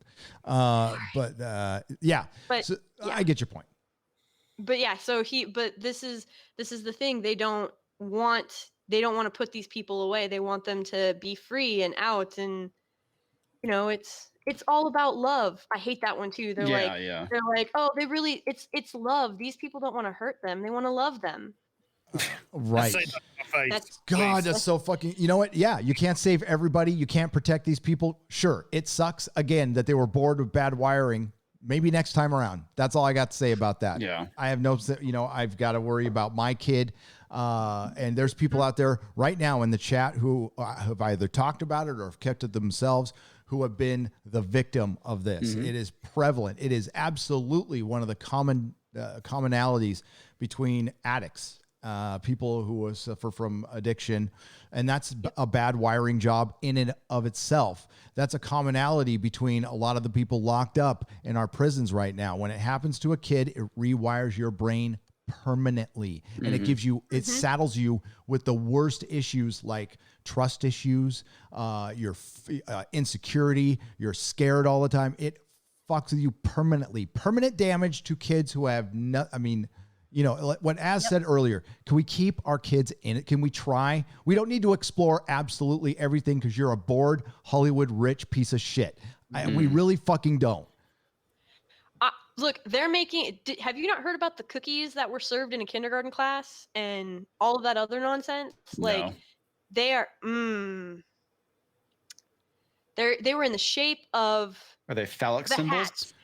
No, they were in the shape of the hats that all the women wore at the Women's March. Yeah, I mean, there's tons of it going. Listen, they were teaching all that crap in my kid's school. They were trying to normalize. Listen, there's a lot of trendy idiot parents in the Bay Area, and they will like sacrifice their kids to a trend. So I would argue that the transgender thing has partially been a trend, and when you're doing it to your kid when he or she is under 18 is criminal in my opinion. And that has been normalized in the Bay Area, and I've seen it like with my own eyes. And I mean, it's the only time in a long time I wanted to punch a parent in the face. And we saw this in the 90s too, where it was very trendy to be gay. I knew a lot of people in college that were gay that later on were not. Yeah, well, that's also a college thing. Yeah, The whole thing is right, you know. Yeah, lesbian until graduation. Yep. What is it? Bi-curious? Is that what they trended or it as non-practicing bisexual. That's what pretty much all the actors in Hollywood are going to be right now. Non-practicing bisexual. I had a really good friend that, you know, she said that she was bi until she had tried having sex with a woman, and she was straight after that. Of course. Well, but the thing is, I mean, just with kids. I had sex with a woman. I was straight after it as well. No, and you're seeing them like you know little boys dressed like little girls, and at 7, 8, 10 years old. I mean, it's fucking wrong. It's like the drag kids thing. It's the parents that are putting these ideas in their heads. Sorry, go ahead, Gary. Go ahead. It's all right. I was gonna say so there was a mom, and she was like, yes, you know, instead of her name is Sally now, instead of Jimmy or something. Yeah, it was like he was a boy. He's 3 years old, but he knows he wants to be a girl. Fuck. My 3-year-old wanted to be a unicorn princess. Take the child into protective services now. But they're literally trying to make it the other way around, where if you don't give this kid whatever it is that they're wanting, it's 3. They can take it away from you because you're not doing this. The kid doesn't know what it wants for fucking tea. Yeah. It's tea. It's a 3-year-old child. Right? Yeah, and that's abuse. One of my kids, they loved ketchup and mustard for ever. And today, all of a sudden, they didn't want their food because there was ketchup and mustard on the plate. Right. Like, these young, tiny humans cannot make that kind of life-altering decision, because you are talking so many like, these are the same parents who don't want to vaccinate their kids, but are willing to dump the opposite high amount of hormone into their kids for the sake of this trend. And permanently and potentially ruining them for life. Yeah. There's no going back from that one. And listen, I know there are transgender folks who subscribe to this channel. I just got an email from one. They don't want any of this shit either. Okay. And it's a decision you make as an adult. If you make that decision as adult, bless your heart, Fine. man. If it Yeah. makes you happy, rock on. That's not what this is about. This is about, and listen, if you start thinking about that decision in your late teens, that's normal. Okay. Mm-hmm. That's fine. We're talking about 5, 6, 7, 8, 9, 10, 11. Hell no. That's not normal. That's not fucking okay. I don't, and the fact of the matter, if I said something like that in somewhere in San Francisco, I would probably get booed out of the fucking building or yelled at or called all kinds of shit. And it's all of a sudden it's a political position. No, this is just a right and wrong decision, obviously. Yeah. And for the fact that, I mean, Netflix is still just like, it's the marketing. It's okay. It's again, they're trying to mainstream this shit. And oh God, these fuckers come out here and they pretend to be about mental health. You know how much this is going to fuck up a kid? Oh. So they don't give a shit about mental health. Let's be honest here. The film provides the sick people that feed off this with exactly what they want. Mm-hmm. It's irrelevant that you're trying to say, this is my story, this is my message, this is my warning, because by doing it, you're providing them with it.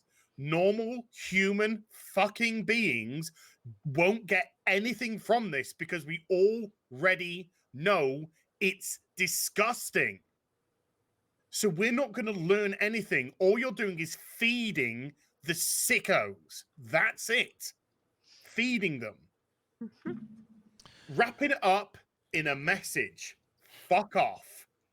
And you're putting it onto mainstream platforms now. Mainstream platforms. You are pushing this as normalization. And you've already got dodgy stuff on Netflix. Is it Big Mouth or something like that? I've heard that that's really fucking pushing it. With it's a cartoon, and that seems to be the reason why it's been getting away with.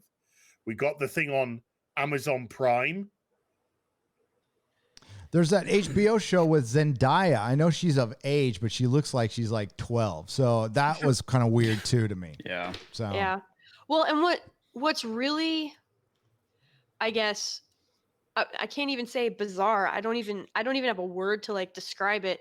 It's the fact that if you look at the pattern of behavior for almost all of these child Disney stars, there's no way these people actually care about mental health because 99% of them have a mental breakdown snap when they get older. Like they lose it. Mm-hmm. That's like one of those Miley Cyrus. open secrets, just like Forever with Harvey Weinstein and the casting couch. The casting couch was around in Hollywood it still is, by the way, 100 years. 100 years. Women have died. Fatty Arbuckle, all the way back then.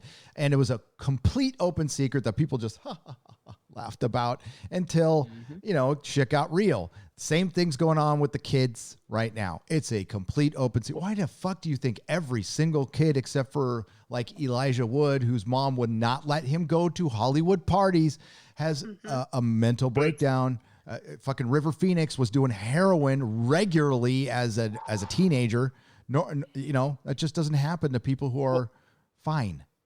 What is this thing on Prime? Jane Theory just said, yeah, that thing on Prime is insane. What is it? I don't know what this. It's IP to the E to the D to the O.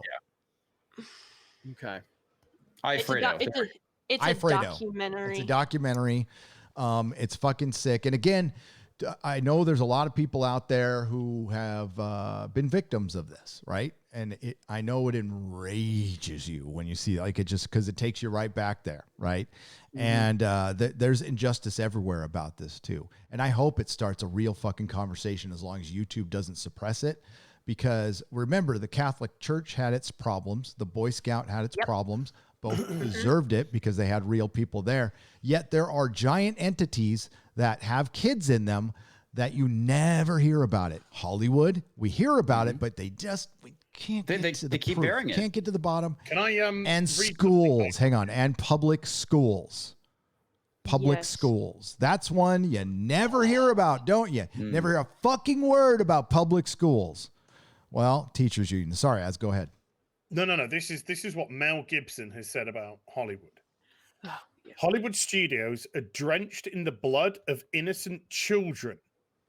Hollywood, baby blood is so popular in Hollywood that it's basically operates as a currency of its own. Hollywood elites are an enemy of mankind, continually acting contrary to our best interests and breaking every God-given taboo known to man, including the sanctity of children. It's an open secret in Hollywood. These people have their own religious and spiritual teachings and their own social and moral frameworks. They have their sacred texts. They are sick, believe me, and they couldn't be more at odds with what America stands for. Hail Mel Gibson. Yep. And maybe Mel like went Sugar off.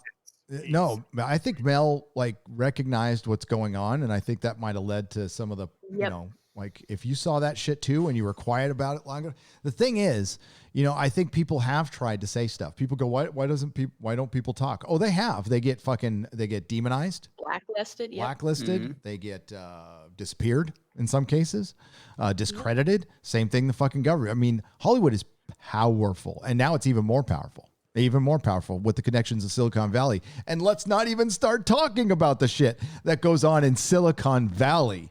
The rumors I've heard out of that place are nuts. Put Hollywood to shame.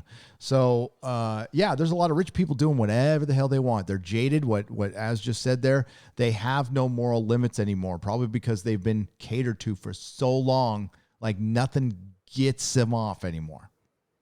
I think because oh my God, his name has left my brain. Family Guy, Orville. Seth MacFarlane. Yes, like they've literally tried to. He's literally been warning and hinting at it. You know what I mean? Oh yeah, yeah. And you've got Kurt Russell, I think, was one. He was like, hey, you know, these kids are with me, you stay away from them. And he didn't let the kids that were in his films or anything like that, he didn't let them go to parties either. He didn't let them experience Hollywood the way that other child stars did. And a lot of them have come out since then saying that he's the reason that they're not like these other child stars. Yeah. And listen, not everybody is evil down there. Okay. Most people aren't. There is probably a small group, small relatively, of people who are into this stuff, and maybe they know each other, maybe they're aware, maybe they aren't. There seems to be a high number at Hollywood, very, very high number. And we've heard a couple of them getting busted. The principal from Ferris Bueller got popped. Yeah. Really? Yeah. And the co-founder of the Sundance Film Festival got popped. So, yeah, I did. Did I still have what that? film won a recent Sundance Award? I can't remember. Oh no, I think it begins with a C. Hey, check the private chat, Gary. Yeah, we'll do. When you get a second. But yeah, it's amazing to me Thanks, that. Jeremy. Huh? Thanks, Jeremy, by the way, for reminding me. It's just amazing to me that they're gonna sit there and talk about how we need to be better and be more positive and be the change, and then y'all are doing this nonsense. Like, are you serious right now? It's all for fucking show. You know, they got caught with their hand in the cookie jar, so to speak. And so they're, you know, they offered up their sacrifice, and it's business as usual. Sundance Film Festival co-founder pleads guilty to abuse of a child. Filmmaker and piece of shit who co-founded the Sundance Film Festival and produced an Oscar-winning movie in the mid-1980s pleaded guilty Tuesday for being a piece of shit. Sterling Van Wygenen, 71, entered the plea as part of an agreement that includes a sentence of 6 years to life. He plans to plead guilty to a second charge involving the same victim later this week, his attorney Stephen Shapiro said. And I can tell you with certainty that he will be under protective custody, because if you put anybody with this kind of rap in the general population at prison, they will be dead in 5 minutes, because every convict, at least they at the bare core of their essence, as bad as some of these people are, they want their, especially lifers, would love their moment to be redeemed. And that's what they see this. And they hate, everybody hates these.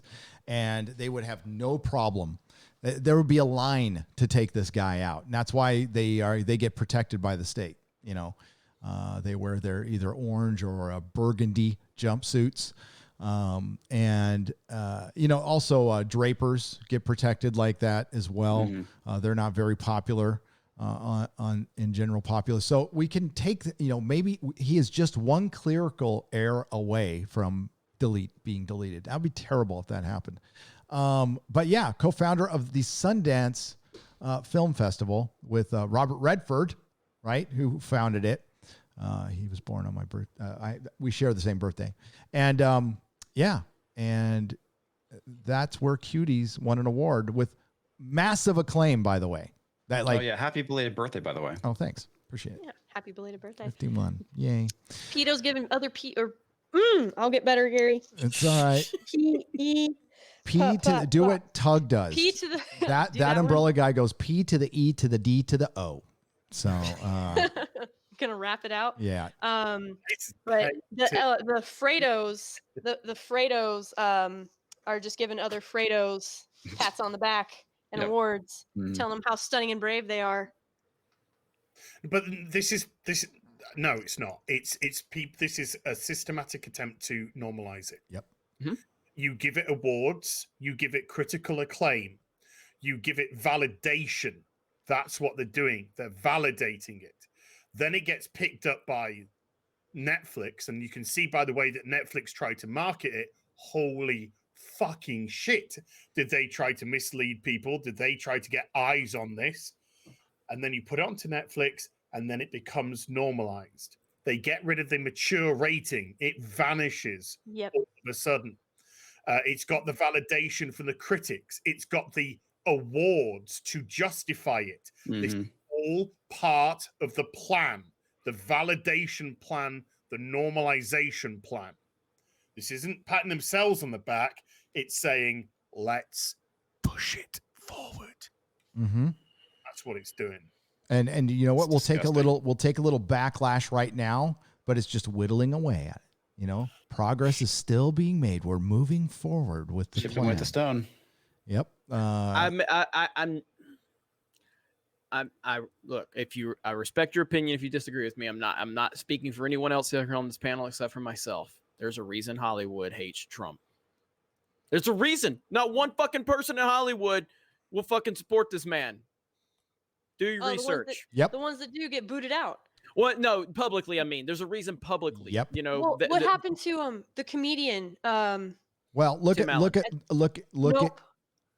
Oh, okay. Because I was going to say Tim Allen had talked about how you can't speak out in Hollywood. Yeah, so no, but it was they met at a football game. He went and shook Trump's hand, and he was Ellen blacklisted. DeGeneres. Vince Vaughn. Vince Vaughn. Vince Vaughn. Well, Vince Vaughn is famously a Republican, but no. The thing is, you're not wrong, Jeremy. He has said publicly he's going to come after some certain type of people, and he has as much as he can. Of course, you got to find proof, and they're very good at covering this up. And there are some very, very powerful people involved, and we came real close to a lot of shit coming down, and then that guy self-deleted, amazingly enough.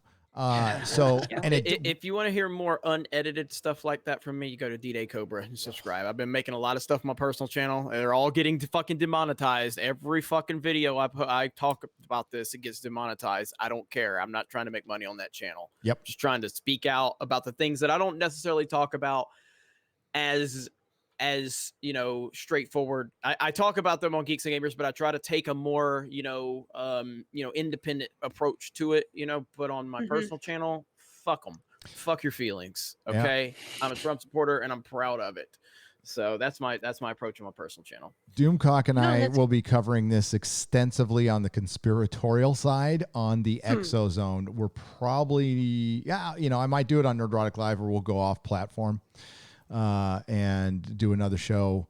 We've done some off platform where we can speak freely, and there's a lot of shit going on that you just flat out can't talk about here, or you could. Here's the deal: you can get away with it for a little while until YouTube notices you, and then they can just pull the plug on you whenever they want. So well, and what blows my mind is you would think that the $350 million that he signed to fight this exact thing, you would think that all of these Me Too people would be like cheering his name and just, being like, yes, that's awesome. And it's just crickets. No. Oh, of course. Because I think a lot of that was a big old distraction. So, Brian, and they'll use the locker room talk against him. Is what they'll do. Yeah.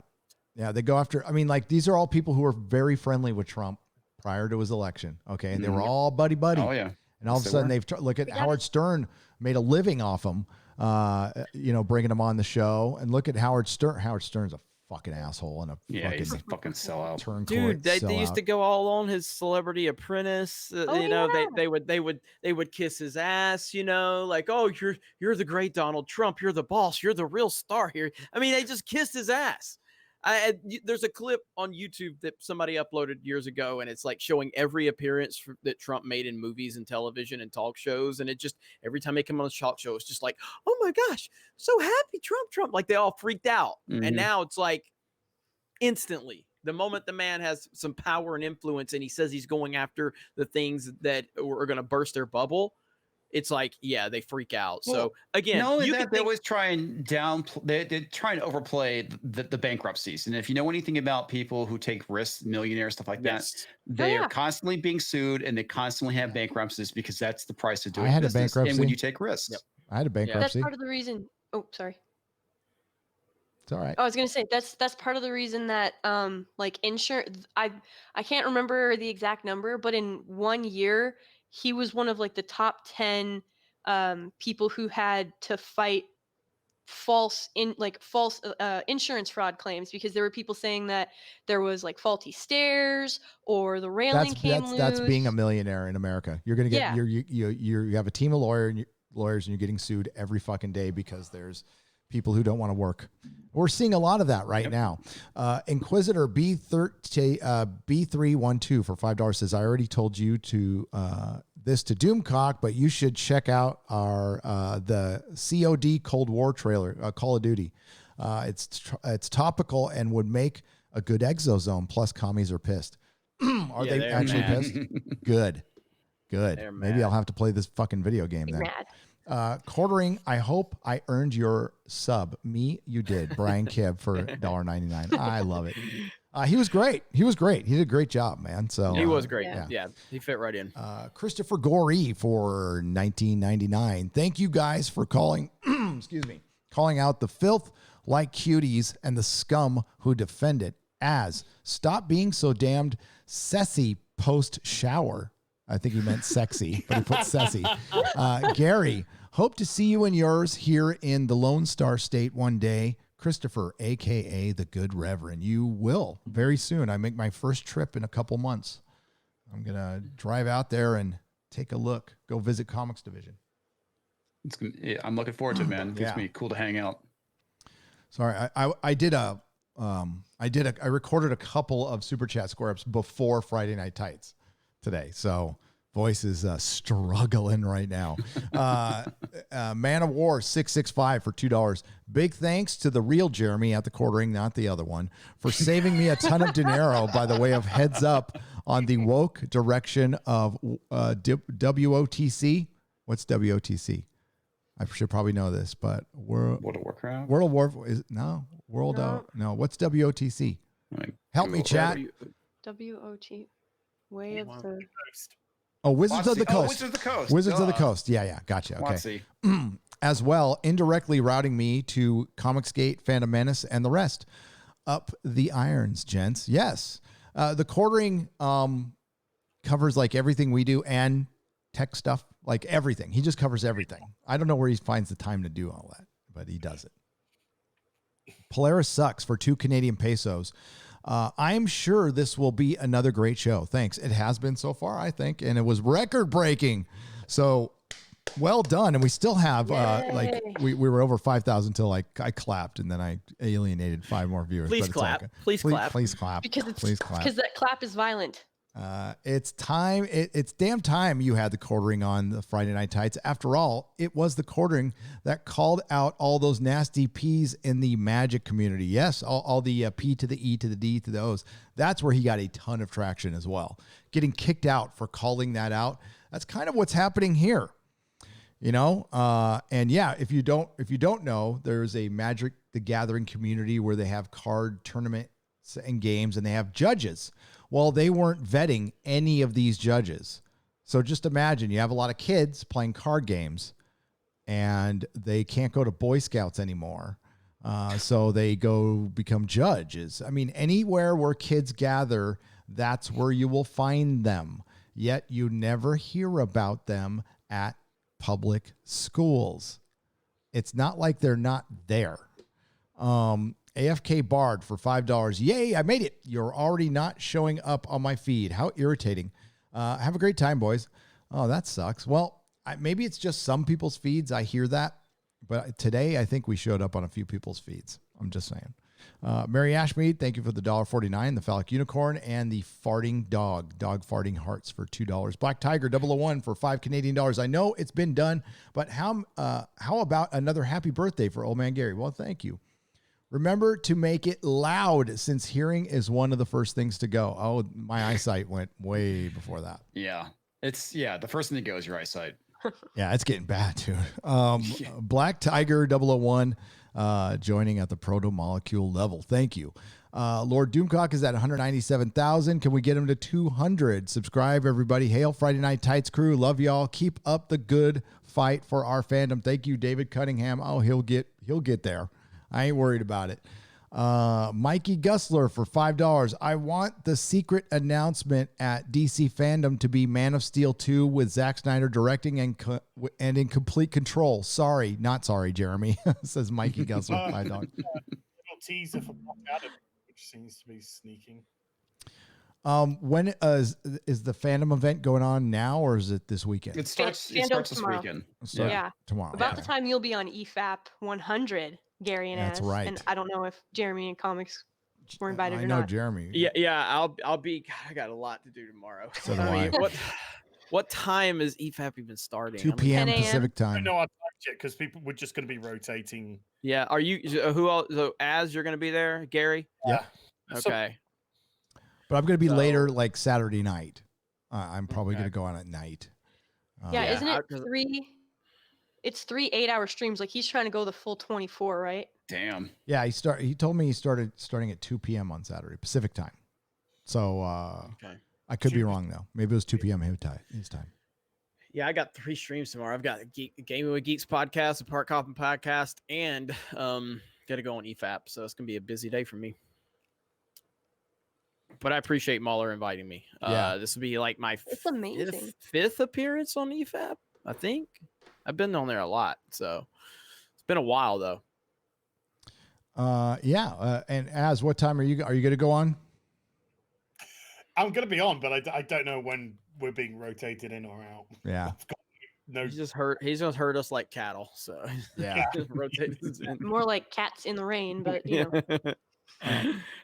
Peppermint oil capsule for £2 says in Jew ma'am G. Az plus hair equals the wrestler Sid Vicious. Wait a minute, can we start over? We're live, buddy. You remember that one when he's trying to cut a promo? We're live. Oh my God. There's an account called Gary's Shoe Shine Station for $2. Love you so much. Oh man, that's great. Crazy Cat Guy gives us some cake and some ice cream. It's like he's trying to, at least he's not driving around in an ice cream truck dressed as a clown, kind of like Hollywood. William Kalal is a member at the proto molecule level. Mr. Insanity, who is a healthcare worker, who has been going through some insanity. So well done, dude. And thank you for the 99 cents and the phallic unicorn. Dana Bailey gives us a diamond for $1.49. Awesome. Nice. And Jason Smoot, a phallic unicorn, and Tina Beebe, a dog, saying we're number 1. So it's $2 and $1.49. Thank you very much. Old Gamer 72 Cutlass for $5. Seeing the quartering is on this show is like my favorite 80s cartoon doing a crossover event, right? That was cool. 2 Jeremy's, 1 stream. It's like Brie is in here with us in spirit. Love Friday Night Tights. Hashtag cancel Jeremy's. Salsa Shark 01 for $5. Louis the Plank. Hail Friday Night Tights. Holy crossover, Batman. The quartering is here. Will there be a beard off? Well, Odin was here. Odin's beard's doing pretty well right now. But not as good as mine's crazy. I got to get it cut. You've noticed I've been wearing a hat for like a week because my hair is just like way too long. Not me. Take it off, baby. Poor little me. Poor little me. Take it off, baby. Nope. Come on. No offense, Jeremy, but I think I have you all beat in the lack of facial hair. Oh, Just saying. for sure. Yeah. All right. Well, we're taking your word for that one. Yeah. I'm out of product, which is the reason why I'm wearing a hat, and I just haven't gotten to the store yet. Yep. Out of hair. That's why I'm not wearing it. Yeah, there you go. Let it be known that I did invite Drunk 3PO, but unfortunately, he's too busy filming for Park Hoppin'. So I didn't know I he don't was at the ever park, so want to hear him crying about it again. We send out the invite after like, oh my God, I can't tell you how many live streams I was popping. He's all, Gary doesn't invite me to Friday Night Tights anymore. It just continues on the meme now. Remember, Jeremy, the last time he was on, he bailed out because he had to do something else too. No, but he's working on Geeks and Gamers, so I'm okay with this. Yeah, I'm sure you are. No, Drunk's been doing a fantastic job. He got a 4K GoPro, and the quality of the videos he's been producing for Park Hoppin' have been on point. The SeaWorld footage was great, and honestly, like SeaWorld, Universal, and Busch Gardens are all like big fans of Park Hoppin'. Like we're making, and even Disney Disney invited us to the Paddlefish, I think Paddlefish restaurant, downtown Disney. What the fuck, Disney? You guys must not watch the main channel. Anyway, so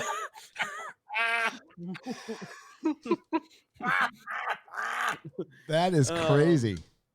Maybe they're just trying to subvert your expectations. I mean, like, psych. No, but I mean, Park Hoppin' will be its own brand, and we're trying to, it's totally different over there. I mean, I don't even cuss during their live streams. Okay, I mean, my God, that's a big deal. That's a big deal. I'm very well behaved on Park Hoppin'. And then we got Ryan uploading thumbnails with Ron getting banged by Winnie the Pooh wearing a China shirt on Sports Wars. Like Geeks and Gamers is just like, we got so much going on. It's great. Hail Friday Night Tights. Holy crossover, Batman. The quartering is here. I already read that one. I'm dumb. Culture Casino gives us a phallic unicorn for $1.49. Fat Steven Seagal beat up Ryan Johnson for 2 Canadian pesos. Smash that like Odin smashes pizza. There you go. But don't talk about Pizzagate. Hail the Beards, says Rich Suddy for 15 pounds. Awesome. Thank you. Lost Hope for 5 Australian dollars. That's such a sad name. Computer issues, Gary. Time to upgrade from the Commodore 64. Try the Amiga 1200. I will. No. I actually have a kick-ass computer. The internet wasn't connecting, and it was the modem. I woke up this morning without any internet, so I'm just glad it's on. Scottish Nerd for £1.49. Thank you for the phallic unicorn. Gunnar Renee Oi for 50 Norwegian krona. Maybe Ma'am is the hero we needed, not the one we wanted. Maybe. Maybe, just maybe. Original Star Wars fan for $2. Hail gang, hail quartering. Hi Geeks Plus Gamers. Yes. Geeks Plus Gamers. Geeks Plus Gamers. There we go. Chew, thank you for the 14 Swedish krona. Now, I need to bitch about Star Trek a little bit. Yeah. That's the part where I can go pee. You can go pee. So, I was doing a live stream, and I kind of hit it later on. I don't know if you heard this so the short treks ended up on CBS All Access's a YouTube channel. Let me see if they're... I caught that bit. I was happy to catch that. Actually. Yeah. I don't know if they're still there. Dreams. Oh, thanks, man. And we will see if it's still there. But it's clear that like the main ones, like the like my brain is already pushed out the stupid cartoon name, Lower Decks. That stuff just got embedded everywhere by the looks of it. Didn't it? It did, and they changed it. So if you remember my last live stream, Trouble with Edward on CBS All Access was at 5,000 views after 5 days. All right. YouTube videos do not go up 20,000 views after they've been on YouTube for 5 days and they have 5,000 views, but they apparently did. That's called embedding. Now, it's still pathetic what these scores are at, but let's take a look. These fucking, okay, Star Trek is a joke. It's not successful. It's pathetic that CBS spends this much fucking time trying to hide the fact that this is a fucking flop, a failure of epic proportions with one of the top 3 franchises of all time. And they're a fucking embarrassment. And here we go. Keep doubling down, which just makes it worse. So are you still getting more views than Will Wheaton? Yes. Honestly, I don't even know why I'm asking. It was so bad last time. What did you get? Like 5,000? You got like 90? 10,000. I got 100. Ultimately, like 177. I think he got 30. Nice. So this was 3 days ago. I was doing a live stream and I checked in on this, and so they put these short treks up, and they've been free, right? And this was. The Trouble with Edward was at 5,000 views after 5 days. Now, all of a sudden, it's up to 26. So I have never seen in my life a video be up on YouTube for 5 days with 5,000 views and then all of a sudden find another 21,000 views, unless it gets embedded. And I pointed out, and they moved it now. Look what they made that's what they did. So if you make your video a channel trailer, it'll automatically get clicks every time somebody goes to your channel, and that's what changes it. You auto play it. Yes. So when they click on the channel, it's auto playing, which counts as a. Yeah. So what I pointed out is, and they took it down. They took it down. So they put up an episode of Lower Decks, and they had it up there, and it was at 3 million views. And it had 6,000 likes. Wow, that sounds organic. Really bad. That's called paying for views. That's bullshit. That's called embedding. Here we go. Here is a short trek down here that has 9.8 thousand views. Here's another one. This is a prequel to Picard. 14,000 views. Here's one with Anson Mount. 8,000 views. Here's one where Spock sings. 15,000 views. 6,000 views. Nobody's watching Star Trek. Nobody cares. Spock singing? Nobody cares. Spock 1.9K early animation from Ensign Mariner. The half and half. Right there. Yeah. Early animation from Ensign Mariner. 1.9 thousand views. Folks, give them a view. Honestly, yeah. Fucking neat. Got to shout out Jane, fuck off, love. We need to boost. Can you all go to CBS All Access? Right? Give them a pity view. Give them a view. They need And it more thumbs than down. Jane does. No. So Emma Watts came out the day after Lower Decks premiered, and the same Lower Decks where this animation short has 1.9 thousand views. And Emma Watts said that Star Trek needed to be revitalized at its core, at its base, the day after Alex Kurtzman premieres. So I think there might be some truth to the rumors that there is a civil war going on at CBS. Now, listen, we've heard these rumors before. We've heard shit like this with Kathleen Kennedy at Lucasfilm, and it might be true. I don't know. I don't fucking know.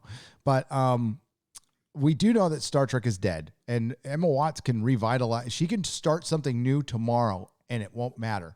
And it's this thing we've been talking about forever. It's called breaking your fucking fandom and destroying the foundation of your series. Now, allow me to plug a little bit. I did a big, long live stream yesterday with Critical Drinker, where we talked about Star Trek 6, The Undiscovered Country, which is just a beautiful film. And watching it again, as it reminded me why I love Star Trek. I watched it last night, dude. I watched it last night when I saw you and drinker discussing it. I was listening to discussion, and I was like, "I'm sorry, Bo. I'm sorry, boys. I've got to watch it." And I just went off and I bought it and just watched it, streamed it there and then. Sat there, butt naked on the sofa after my shower, with my iPad resting on me, flipped up, just watching. I don't want to know what your iPad was resting on. And it was bliss. It's such bliss. Just such a good film. The end got me. I got a little choked up at the end, and I think same. Yeah. And it's such it's just like, Starfleet have contacted us and asked us to return immediately for decommissioning, and just the look on Kirk's face, and I was just like, oh no, I can feel things happening. I think they're called emotions. The Kurtzman era is coming. Yeah. And then when they sign it at the end, and and the music is so good in it as well. It's a beautiful film. It's just a wonderful film about the Cold War. Yep. It's about the American and Russian. It's just great. Goddamn. And that's the kind of bullshit that they would confuse with politics. It was reflecting our era, but they also showed, as we explained, Kirk's position is kind of the bad one at first. Yeah. But they did it with their main character, and they did it with this word called empathy. Because they like Kirk. Because that word they like throwing out. Yeah, Kirk was the one that had to learn to forgive, not vice versa. Not them pounding the Klingons into submission. Kirk was the one who had to learn to forgive the Klingons for what happened to David. Yep. Klingon bastards killed my son. And David Warner's, he's not in it for too long, but he's so good as the Chancellor. And well, Christopher Plummer is just fucking, he's the dog's bollocks. Yeah, he is. It's fucking genius. I want a 1/6 scale version of Chang. That would be I need Chang, that. Yes. I need that. And then we talked about my favorite scene when Spock catches Valeris and he fucking smacks the fucking phaser out of his hand. Like he's really pissed. He's so disappointed in her. Yep. It's like your own kid, betraying you. But the mind melding stuff was where he's basically forcing himself on her but still had to, right? And it's wrong in every way, but fucking great scene. He raped her mind. He did. He took everything. He took what he needed from her mind, and it was powerful scene. Brutal. It was a really powerful scene, and goddamn. See, we do like stuff, okay?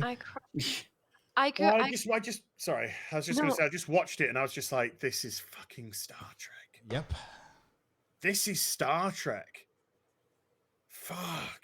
You got Worf as his granddad. Yep. Worf's granddad looks Michael just Dorn like him. making a little cameo as his granddad.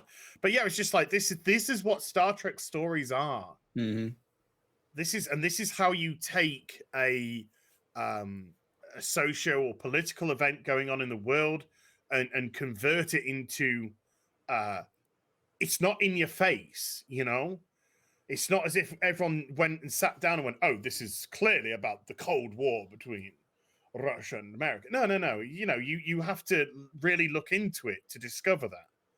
You have to look at the fall of Eastern Europe, the reunification of Berlin. These are things which you have to look at, and you have to figure together with the undiscovered country. And so, and they just do it in such a subtle, beautiful way. You'd never feel as if you're being lectured to. You never feel, and Starfleet are not the heroes in this. It's not a hero and villain situation. There were people on both sides who were bad, and there were people on both sides who were good and wanting to enact change. Because I remember when I first saw Undiscovered Country, I'm sorry, folks, if we're just freaking out here. But I just remember the first time I saw Undiscovered Country, I was convinced that the Chancellor's daughter was in on the whole plot. She wasn't. She was truly a product of her father, and truly wanted it and believed in his vision. And even when he died, and he said to Kirk of all people, it can't end like this. and it was just like, oh, it's so. Well, the funny thing is that there's that word that the SJWs love throwing out, which is nuance, and that movie has a lot of it in there, and it's such a great film. It's beautiful. It's In a every way. beautiful. It is. If they'd left it there and never came back for generations, a couple of them, I don't think you could have had a more of a perfect way to send off the crew. It would have been fine. And even though George Takei and William Shatner were not, not friendly with each other at that point, even then they still brought the Excelsior in well, and they utilized Takei well. Yeah. In that role, they never belittled him, his captain, or anything like that. They played it well. They played the Excelsior as the future ship. The Excelsior. I mean, even say at the end, look at the size of that thing. Yeah. The Excelsior was a much bigger, better, modern ship than the Enterprise. The Enterprise was going away for decommissioning, and the Enterprise A is just an that bridge is just beautiful. Beautiful, that bridge. Just almost perfect bridge. That If I was stinking rich, I would have a that would be my living room. That I would mine would be the Enterprise D, but yeah. I want the carpet. The carpet. I want the carpet. That's one thing. I really miss the. I don't want to say the classic uniforms, but the ones from the movies. Those were my favorite time period as far as the uniforms were. I never really cared for the next gen uniforms, even though I love next gen. But I just love the pull down thing and yeah. I thought they were it was cool. just great. But remember, what you have to appreciate, and I understand what you're trying to say, but what you have to appreciate is this was the bridge between old Trek and Next Generation. Yeah. The whole point of Undiscovered Country was Starfleet was removing the military or cutting right down on the military aspect of it. And so when we get to Next Generation, I think it's even in the first series, they describe the Enterprise as an exploratory starship. It's not a warship. It's not a warship. It's an exploratory starship. And the fact it was so odd that they had families on board.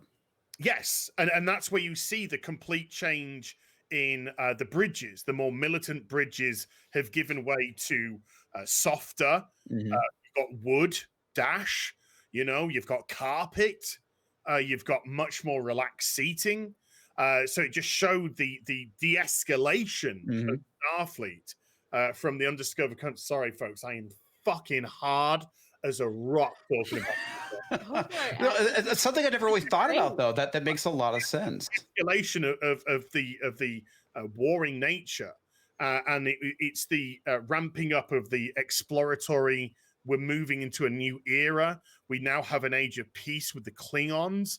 The Romulans are away behind the neutral zone. They're not making any noise. They're literally left to their own devices to just seek out new. And it makes sense. Those older uniforms look more militaristic, whereas the newer ones look more peaceful. Yes, it's part of the and I love the next gen outfits because they do feel less militant. They do feel more as if it's just it's a uniform for whatever organization. You don't look and think they're the police. Right. You don't say this is the army, this is the ambulance. It's just the uniform for this type of work that they do. Practical. And that's the continuity of Undiscovered Country. Drinker brought it up, but like you could argue that kind of, I mean, yes, they still had to deal with the Dominion War and the Romulans and stuff, but that was a paradigm shift in Starfleet to where they became more scientific and a little less military once they made peace with the Klingons. Just an argument. I don't know, but I thought it was a pretty damn good point. I don't know. I like the original series uniforms, especially the skirts on Uhura. That's me. I think what I miss, what I really miss, especially when it comes like today's TV, if you can even call it that, or films, they don't seem to recognize that all of the stories that came before the set, like the set piece, the setting, the costumes, the uniforms, the outfits, all of it was used to help show and not tell part of the story, because that's Mhm. what you're supposed to do. You're not supposed to just um you're not supposed to just exposition your way through everything. You're supposed to let the audience sort of discover and let their imagination, awaken, and you give them that little bit of escapism. But when you have everything just pounded down because through exposition or snotty lower ranking individuals who have no business talking to a captain the way that they do, or whatever it is that Lower Decks is trying to prove with their strong woman nonsense. I have not watched any episodes. I don't want to give a spoiler or anything, but I did see one where there is a uniform ordinance where a ranking officer tells her to do something with her uniform and she doesn't do it. I'm telling you right now, that doesn't fly. So it gives this air of just being inauthentic, and you can't get wrapped up in this world. You can't have that escapism because it's stupid. It's so stupid that it doesn't even know what it's doing, and it, for me, feels like they are simply expositioning for themselves because they know no other way to tell a story. Sorry. No, I think the art of storytelling has really been lost. And I think part of it, which has caused it to die, is the removal of practical effects in favor of CG. Yeah. Yeah. I think that has, as far as genre, okay, which is now taken over. But I think a lot of it has to do with just corporatism. Back that in too. I mean, back in the it all 80s, plays into it. Yeah, back in the 80s and 70s, there were still like coked up rich film producers who wanted to see their names, and then that's who financed a lot of these films. And it was still personal. You still had a guiding hand. Yeah, we still got pieces of shit, but now they're way too formulaic. Everything's a cookie cutter, and it's sterile. And corporations. It's very safe. Nobody wants to take. They're fucking cowards. Gary hit the nail on the head with the word sterile. Yeah. Yeah. Yeah, they're cowards. Perfect. Yeah, they're fucking cowards that that refuse to take chances. And what they've done over the last few months here, and then particularly with this Netflix thing with Cuties, it is going to be very hard to enjoy anything produced by this town now. It's starting to really affect that with me. It's like it used to be the individual entity, and the, like Jar Jar Abrams. There's no way I could enjoy something. He would have to make something so out of his wheelhouse and good for me to like it. Now, if he does, I'll admit it. But I mean, you know what you're going to get with him and Kurtzman. And then on top of that, Jar Jar Abrams acting like he is Spielberg and coming out and saying the no more white comfort and all that shit. I'm going to remember all of this stuff because you were fanning the flames of division with that. That's all you were doing because you're a fucking coward, because they're knee jerk. They don't think about this stuff. And early on, they were throwing all their support into this organization known as BLM, which is Marxist, which is antithetical to a business model that requires paying billions of dollars for films. Think about a Marxist regime. You think they're going to allow billion-dollar films that aren't just going to be propaganda pieces paid for by the state? That's the irony, because these people are socialists and they hate the very thing that props them up. It doesn't make any sense, and it never has. No, it doesn't. They pretend to hate. That's the hilarity of it. Oh, capitalism's bad, folks. Hey, making money's terrible. It's terrible to have people, the 1%. Isn't it awful? Let me count my millions. To the 99%. It's fake. It's phony. This is what these people are. You would have to fucking, I don't know. You probably have to audition 650 Hollywood execs to try and find somebody that was actually genuine. Great point. And it's great point. And it's what's really. I mean, the fact that these people think that they're rich enough, and I know Gary hates this word. I'm sure many of you also hate this word. When they refer to themselves as influencers, and for some reason they think that their word or their opinion has more clout than, I don't know, the people who are actually paying to see their film. And then they want to sit there and insult and belittle them because they don't need your opinion, thank you very much. Like, what? You should be beyond humbled and grateful that you get to do this for a living, and these people at one point looked up to and admired you for different things, and thought you were just so cool. I mean, the little boy who saved his sister from a dog attack got to talk to Captain America, and he said that that was the greatest thing ever because it was Captain America. It wasn't Chris Evans. He wanted Captain America. It's not the actor that people want. It's the character. Yep. And they have completely lost sight of that. They've stopped putting character up front. I mean, we'll find out. I think a great test of this will be Amazon's Lord of the Rings, which is all about character. And that's what they get lost with Star Trek. That's what to bring it back to Star Trek. What they fuck up is with the basic misunderstanding from these assholes who always accuse us of missing a fucking memo is this is a story about characters, and it's a space adventure story. And you invest in the character of Kirk, who unfortunately with Generations, but in Undiscovered Country was given the perfect send-off. These characters that we loved, we felt the loss when they were gone. And when I watched that movie in the theater, there was clapping, but you're sad.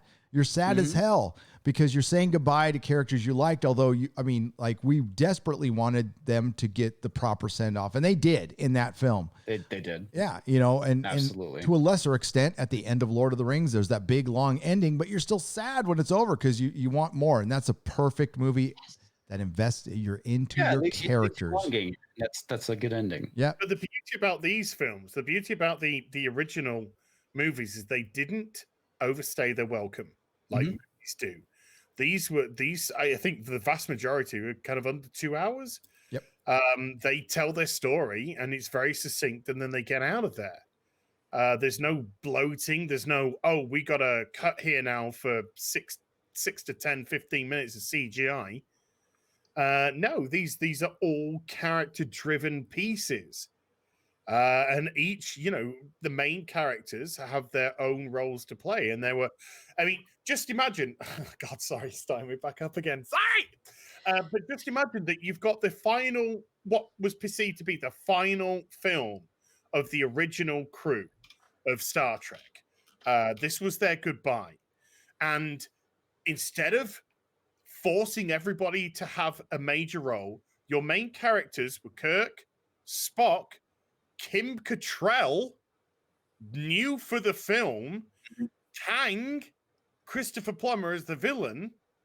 Those are your 4 major characters. So it wasn't, even McCoy had a little bit of a backseat in this one. Even McCoy had a little bit of a backseat. It wasn't, let's force Chekhov in here. Let's force Uhura in here. Let's force Sulu in here. All the time that they were on screen was appropriate to what their characters meant in the series and where they were positioned in the series. It wasn't a vanity project for the actors. It was telling the story of the main two, which is the Kirk and the Spock, and Spock being, very much an equal to Kirk and having the, Kim Cattrall's character. And then you had to develop your villain, Kang, who was so beautifully done with his Shakespeare. Yes. He would try and put himself into the mind of Starfleet, the way that he would try to think like his enemy. That is how he always saw Kirk, as this prey, and he knew that one of them would have to give, and that was the beauty of the character. Even when he was going to die at the end, it wasn't a coward's death. He faced death like a Klingon, and he faced it like the battle and the challenge of wills that it was between 2 warriors. Because he said at the fucking beginning, this is how it is with 2 warriors, because Kirk and him were products of an old time age. Yeah. I love it so much. Yeah, it's so fucking good. It's just a perfect movie. And you know what? It's not even like it's not even that action packed or anything. It spends the first half of it being an investigation, and you know, Kirk and McCoy gets a little time with Kirk in the prison plan. I thought that was great. That was some of the best shit. Yeah, and then it ends up in a you could tell they had a budget, and that's why Star Trek restricted with a budget and good creative minds makes a good film. You know what? And then Hollywood just did that with the Joker, and they can't fucking figure it out. It's like, I know, it's ridiculous. Restrict the budget. No, I was gonna say there's so many beautiful moments in there, and I love that whole line. It's like you should, hear Shakespeare in the original Klingon. It's just like that's. I know, that's so good. Yes, yeah, Shakespeare is original Klingon. And as to your point where you're talking about it's about characters, it's character driven. The other thing too is it's not, especially post Kurtzman Trek 2009 Trek, whatever you want.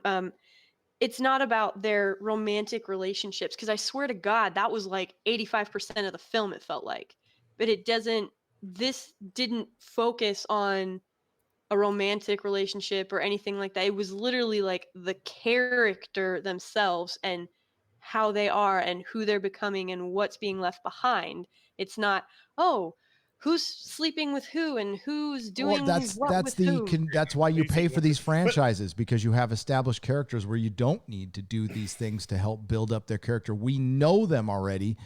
But the current regime doesn't understand that, because they never took the time to study what they are in charge of right now. They never took the time to Kurtzman has not watched every Star Trek episode. Period. We're the ones that missed the memo. Yep. Dario, but Kang's not even a villain. He's not even a villain. He's a Klingon. In the film. He's a product of his time, just like Kirk is. And he sees this, just like Starfleet looked at it. We have an opportunity. We have an opportunity to either negotiate with the Klingons, or we're going to have a long, drawn-out war with them until they eventually die off. It's going to be one thing about that is that you can really flip it, because Kang's the antagonist, but if you see it from his perspective, Kirk is the antagonist, and that's the thing that's so nice about it, is that they just did that so well. Where you can empathize with both. That's war, though. A dude named Anthony says there's an old Vulcan proverb: "Only Nixon can go to China." Which was great.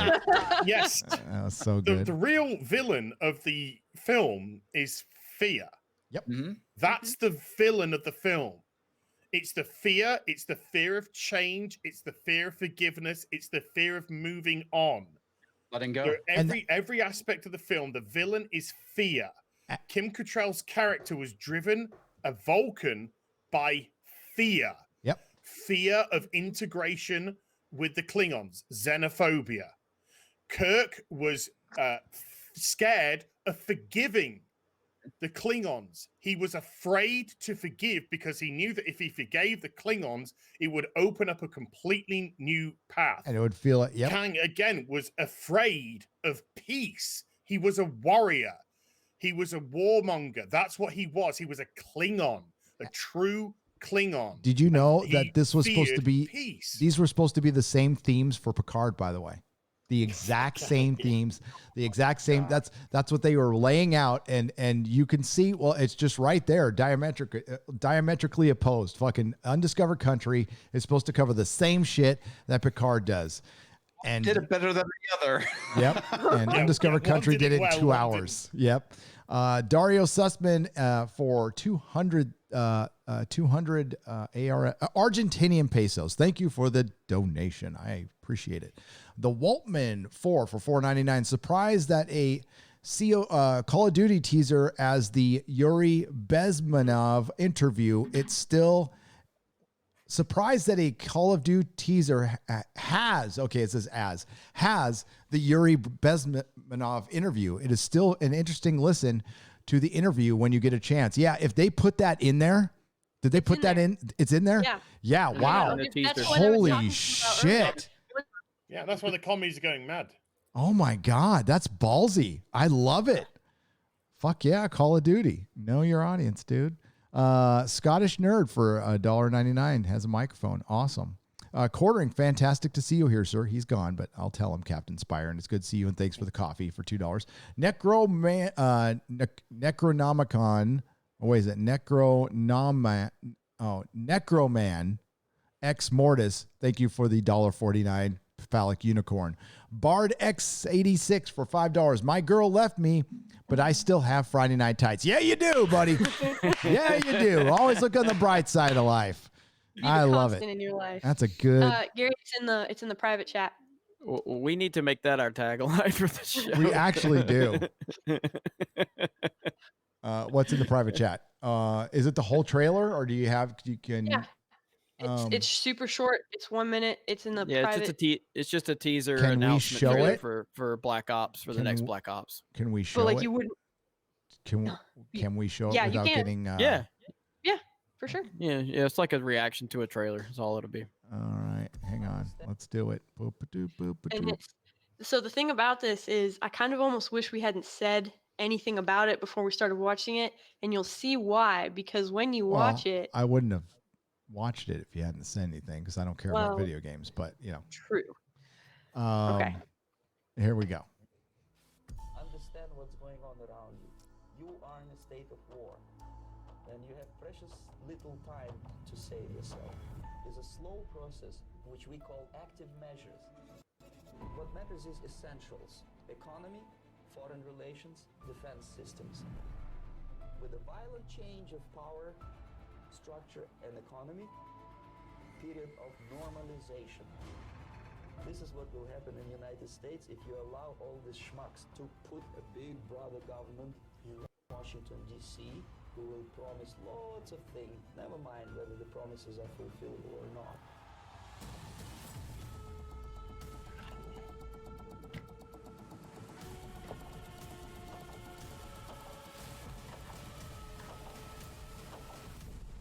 The disaster is coming closer and closer. The danger is real. Ah, that's awesome. Red pilled as hell, Fuck baby. yeah. Yep. That is brilliant. I love it.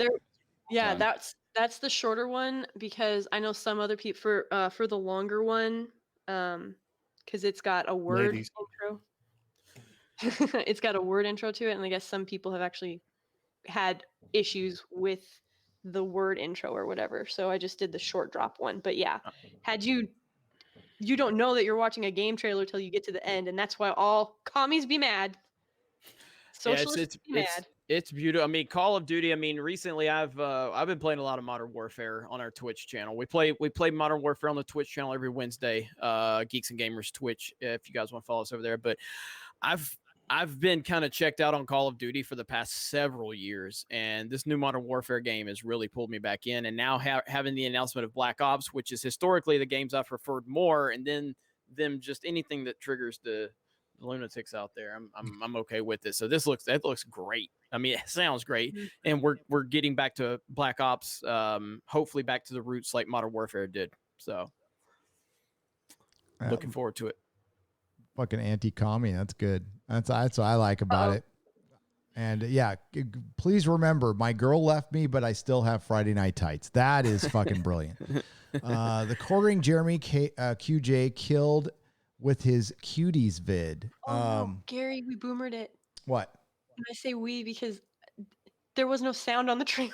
Oh, there was no sound. Oh shit! No sound. I heard sound. I heard sound. Oh, some of them are saying that they didn't hear it. They just said it was a "We're little. They said it's a little low. You're supposed to be hearing the sound because the way my system is set up, you don't have to put in the because I'm going through a soundboard. So like you can hear this, right? And this, right? You can hear that. So you should be able to hear the video. But I'll play it again. I want to show off my thumbnail that on a video that's probably not going to get the traction that all my Netflix videos are doing, but this is a really good thumbnail, and I think it needs to be highlighted right here. And you know.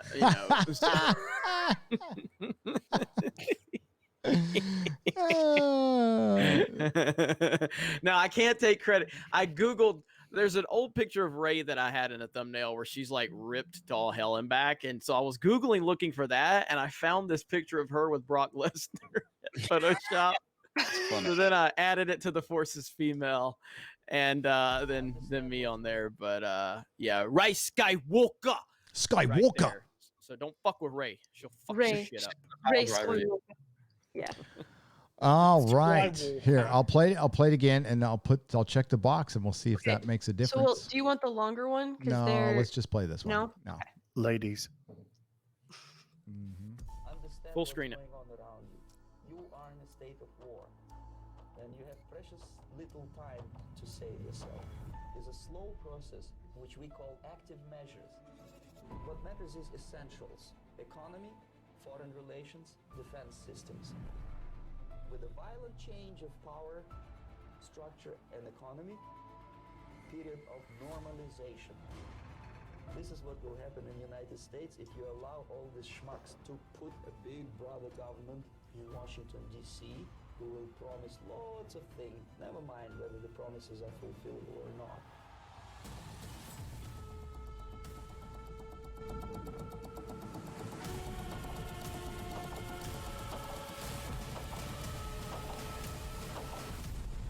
The disaster is coming closer and closer. The danger is real. God, that's ballsy that they did that, man. That's crazy. The longer trailer is the same. Like it's a little bit more so too. I didn't even know that I was watching a game trailer until it got to the end, and I was like, oh my god, that's amazing. Yeah, it's pretty good. I can see why people are jazzed about it.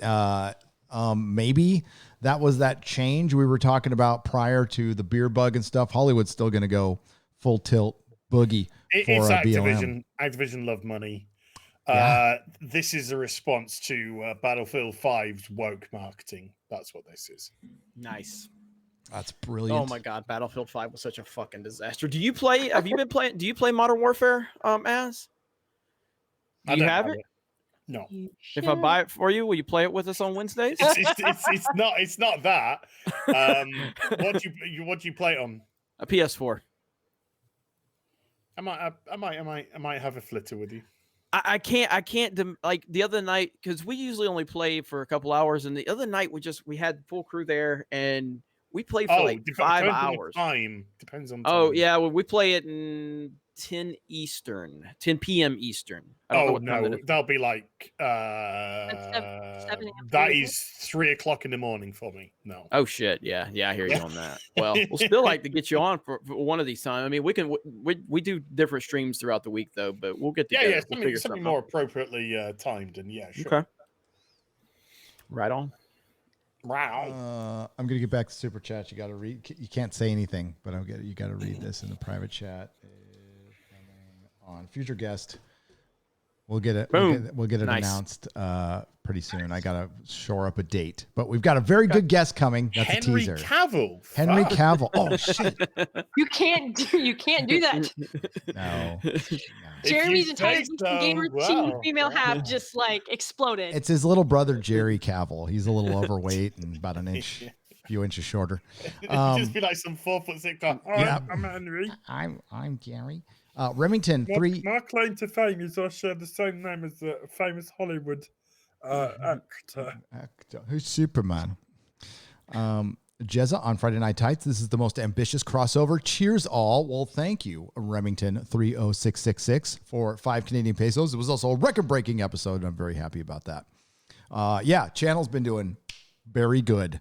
Very good, despite my travels and being distracted and not being able to put it sucks because there was a week where there wasn't much content for me, and then the week where there was too much, I had no time. I still have my Escaping San Francisco, and it's basically me fucking kind of yelling, being very angry at San Francisco for 9 minutes and 10 seconds. That'll be out Saturday. I had to record it in a closet. But you'll see. Lady. It's with an orange, a belt, yes. a bin liner. Are you coming out of the closet then, Gary? No, I'm still in it. I mean, well, You're out of it now. I'm out of it now. I mean, But yeah. You're gonna go back into the closet. I'm gonna divorce my wife and be gay because I want 2 male incomes. You know, the pink economy is real. Or Ord's board for $5. The Jeremys. Hail Gary, hail Az. It is time to see the quartering here. It's like an epic comic crossover. Quartering will still be getting beers. Maybe. Does he drink beer? I'm sure. Well, he goes to his pub. He says he goes to his. I mean, he usually goes through those drunken tweet storms every now and then too, where he just starts, trashing everybody. Like comic skates. Oh, we got to get him back on because I want to hit him up about that. Going after War Campaign in particular. That was funny. Mexican Iron Man for $24.99. Hail! It's an all-star cast. Beware the California Democrats. This is Armageddon and the Crisis and Infinite Tijuanas. You are right, man. Hail geeks and gamers. Hail Quartering. Hail Nerdrotic. Hail H. Hail Odin. Hail Lady G. Let's condemn Netflix execs. Yeah. Oh yeah. Mm-hmm. I want to find out who made this decision. Well, right now, all the executives, everyone is complicit. If you have stock, you're complicit. You support, you sympathize. Now, if you're a stockholder who would dissents, make your voice known. And I don't know if it'll help, but and the thing too is, if any of you guys have, portfolios or 401ks or anything like that, you need to go to whoever, if it's through your work or if you have one through the bank and, like you don't deal with the investments directly, you need to go to them and be like, hey, are we invested in Netflix? Because I don't want to be. Like, you have to tell them that though. So that's something to keep in mind too. And I said in my one video that I have, yay, it's on there. At the end I said, if you are okay with it, like if you're just like, oh, it's no biggie, I'm not going to watch it, out of sight, out of mind, you are the target audience because they still get your subscription dollars and that's all that they care about. You're still funding this stuff, whether you watch it or not. That they don't care. You are their target audience because you are helping pay for it. So, when I was making my second video, I said it, and I've totally changed my mind that I think they'll pull this down. I think they would get rid of it. I don't think they will now. I'm gonna go now. I don't think so. Yeah, I mean, I'd like. It's protected. It's protected with critics. It's protected by the media. The media is protected. Yeah. I mean, the director, she deleted her Twitter account, and they're gonna blame that on toxic alt-right Puritan religious zealots instead of normal people who saw this for what it is. No, normal people don't want to look at 11-year-old girls sexualized. Exactly. I agree. I don't like this shit. Yep. So Tessa Thompson's coming off like we don't understand it. Like there's more nuance. That's the other thing she was trying to slip into her statement. Well, you don't understand. You're not smart enough. Well, yeah, the empty-headed pretender who knows how to do her duck lips, just like all the other models when they're posing. But that's about the only facial expression she can make because she can't really fucking act. Yeah, they're gonna tell me that I don't understand the nuance, or you or Lady Gravemaster as, we'll see. We'll see if they do officially come out. If somebody involved with Netflix starts rolling with the narrative that this is alt-right and just please, Jeremy, I don't know if you're here, but that will keep this fucking wave rolling. Because I said this wave this is going to probably be a short wave, but if they come out and say something stupid like that, this is going to go to maybe 3 months, 2 months. It'll get huge. It'll be a big disaster on their hands, a PR disaster. Yeah, I mean, again, like I said, the more they've talked, the more they've made it significantly worse. They have not helped the situation at all. So I hope they continue to try and put the fire out. But you can bet your ass. I mean, Netflix is a massive company, and they have PR experts involved in this right now to go, how do we deal with this? Do we just not talk about it anymore? Do we need to continue to just apologize for the poster and then have the media try to push that it's just a poster issue and yada, yada, yada. Tessa Thompson and all of these other woke check marks out there are involved with trying to say, oh, it's not, I've seen the film, and the critics are going to be out there pushing it. So it'll be interesting to see how they play this. But I mean, I'm not as I'm not as firm as, after having the conversation with you guys and hearing your perspectives. I definitely am not as firm as I was when I initially was asked, do I think it would, be, if they will cancel it or move on from it, because you guys make some really strong points. But it really just comes down to how much more this continues to snowball, and how they're going to handle it. True. But they have not helped it at No, all. they haven't. And the They're more, going the to wait more for it to go context- out the normal news cycle. They're going to keep quiet. They're going to hope people stop talking about it, and it becomes forgotten news. That's what they're going to do. And we'll see how many of our videos continue to get demonetized, because that's obviously going to deter that deters people from talking about things when your videos are constantly get demonetized. Plus, they don't show up in the algorithm as much. So, Yep. We'll see. That's why Netflix is powerful. So yes, they are, and that's exactly why when we talk about because honestly, as mentioned it, and I agree with them. I didn't feel super comfortable monetizing a video on this subject matter, but you have to for it to get traction. Now I don't have to worry about it because it was demonetized. Yeah, I absolutely had that same thought process. I was like, because I've done that in the past where if I talked about sensitive topics that are really, really bad, and the only reason I'm making it is because of a tragedy or something like that, I haven't monetized. But you absolutely know that it's not going to get the same traction if it's not monetized. Yeah, it's just not. that's correct. So are you trying to get your voice out there, be heard by more people? And because again, when I made that video, and I don't know if I was the first person to do it. Tomorrow's video. Hang on. Video, but I'm gonna have to change it to zucchini now. I think Jeremy, you were the first that I noticed. Yeah, I because when I made my video, it had 10,000 downvotes, and then Josiah made it one, and then Salty Cracker made one, and then it really started getting traction. And then I even saw a YouTuber that's got like 6 million subs made it, and his got over 1 million views.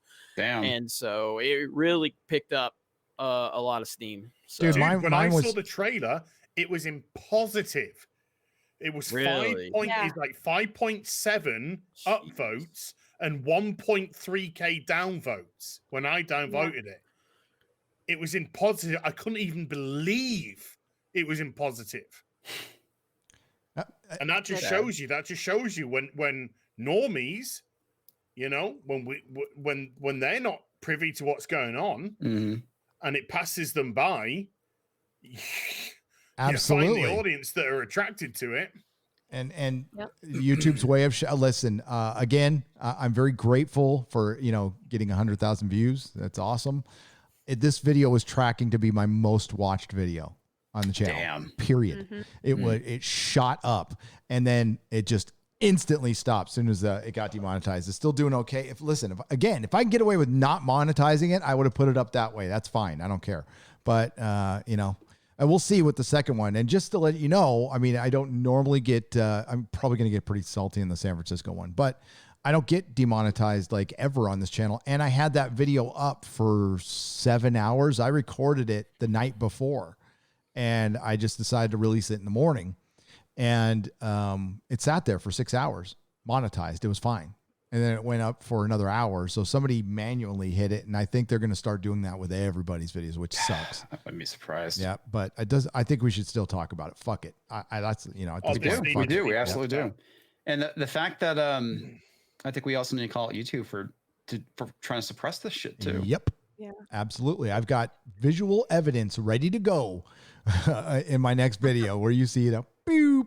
So it's currently sitting at 584,000 downvotes to 18,000 upvotes. So the upvotes haven't moved in the past couple hours. The downvotes have, and the views have gone up about 150,000. when Jeremy did his first video, it was at 10,000 downvotes. Yeah.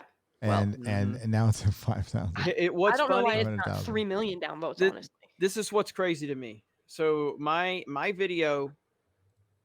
first video has 317,000 views, has 1,200 downvotes. Where I am defending children being, treated like this. Yeah, exploited. I was trying to think of words that I could say. 1,200 people have downvoted that. you're either a fucking you know what, or you're fucked up in the head because you don't like Jeremy's movie opinion, so we gotta downvote him for defending women and children being exploited. Fucking people are fucking nuts, dude. Like these people cannot think. It's clearly. like if Trump finds a cure for cancer, suddenly all the crazies are going to be for cancer. You know, it's the exact same thing. I'll say this: I think that's an alt-right dog whistle for if he does that. Like it's basically Trump is dog whistling. Well, I think through a the disease. show Cuties is an alt-left dog whistle for normalizing Fredos. So I heard that. I- Look, comics is great at coming up with words to to try to like Fredos. Is that what it was? Is that what we're calling? Well, I didn't come up with that. Somebody else did. I did. adopted it. I did. Oh, well, you popularized It was Gary. It was Yeah, Gary that used it was Fredos. me. Oh, okay. Well, Gary gets all the credit anyway. It's time to give somebody. It's got to spread the wealth. Yeah, we could say it's comic division. That's fine. Well, I mean, you are the guy that spells your name fucking with an X, so I figured. Yeah. With all that. Right. he was ahead of his Just time like because now women. it's Yeah. Latinx and all that other stuff. And but What does this mean? Lord D drum for £2. Yo Hambly 1,072,734. 1,772,734. It's the same number 3 times over and over again. That must be some like Jeremy lore. That I thought I knew all his lore. I watch all of his videos, even the shit I don't care about, like the video games and stuff. I watch it. Anybody aware of that? No. Anyone? that you watch Jeremy's videos or No, what? of the lore I was just walking him. Okay, I'll say it again. Lord D Drum for £2 said, Yo Hamley, 1 million, and if you could see the screen, 1,072,734. He says it 3 times in a row. Has anybody heard about that? Dollars. It's Yeah. 1,072. It's $1,072,734 3 times in a row. Yeah. Is that Brie Larson? How much Captain Marvel made? Maybe. Is that his combined income from Brie Larson videos? No, that might be. Yeah, maybe that is the. That's a good one, Could Jeremy. be. Maybe that's the I think total. is that the total that Captain Marvel made at Captain the Marvel box made, office? Because yeah. it didn't go way over 1 billion. It barely crept over. No, this is 1 million, not billion. I mean, oh well. Yeah, that is. Never mind. That's how much it should have made. There you go. Yeah. Okay, yeah, that's true. Math. It's, Yeah. Never mind. I am not aware of the lore. So Oh, that's the Cyber Frog Indiegogo. Oh, That's okay. Rick Ah. Planet. I should have got that. yeah, Okay. should automatically know how much Cyberfrog made. Fucking. I was doing my super chat square up, and somebody was coming in and trolling, and they said they kept on saying Mika Curtis says this. So they said Mika Curtis says you're grifting Comicsgate, and Mika Curtis said he could throw you out a window, and I don't know if Micah Curtis or Mika Curtis, I don't know. It's Micah Curtis. Micah Curtis. I said, yeah. Yeah, but I actually have gotten comments saying that when we have Comicsgate people on, we're trying to grift off Comicsgate. Whatever. No. Nice. People know what grifting is. They That's don't my know whole- it. What comic skaters are. No, they don't. They know what the latest update is, and if they are updated with new words, then they repeat those words, whether Exactly. they know what they mean or not. That's irrelevant. So do they go home and plug back into the Matrix, do you think? Like just yes, Yeah, absolutely. it's back to the whole NPC meme. I mean, that's what they are. Oh, I found a new buzzword. Grifter. Well, You're a grifter. You're an alt-right grifter. Well, They I go remember. home and wank in a corner and cry. I think that's what they actually do. I remember. So this was months ago. I hopped onto a live stream because my video was being discussed, and I thought I was going into a stream where I was going to face like 5 dudes that were like all hating on me.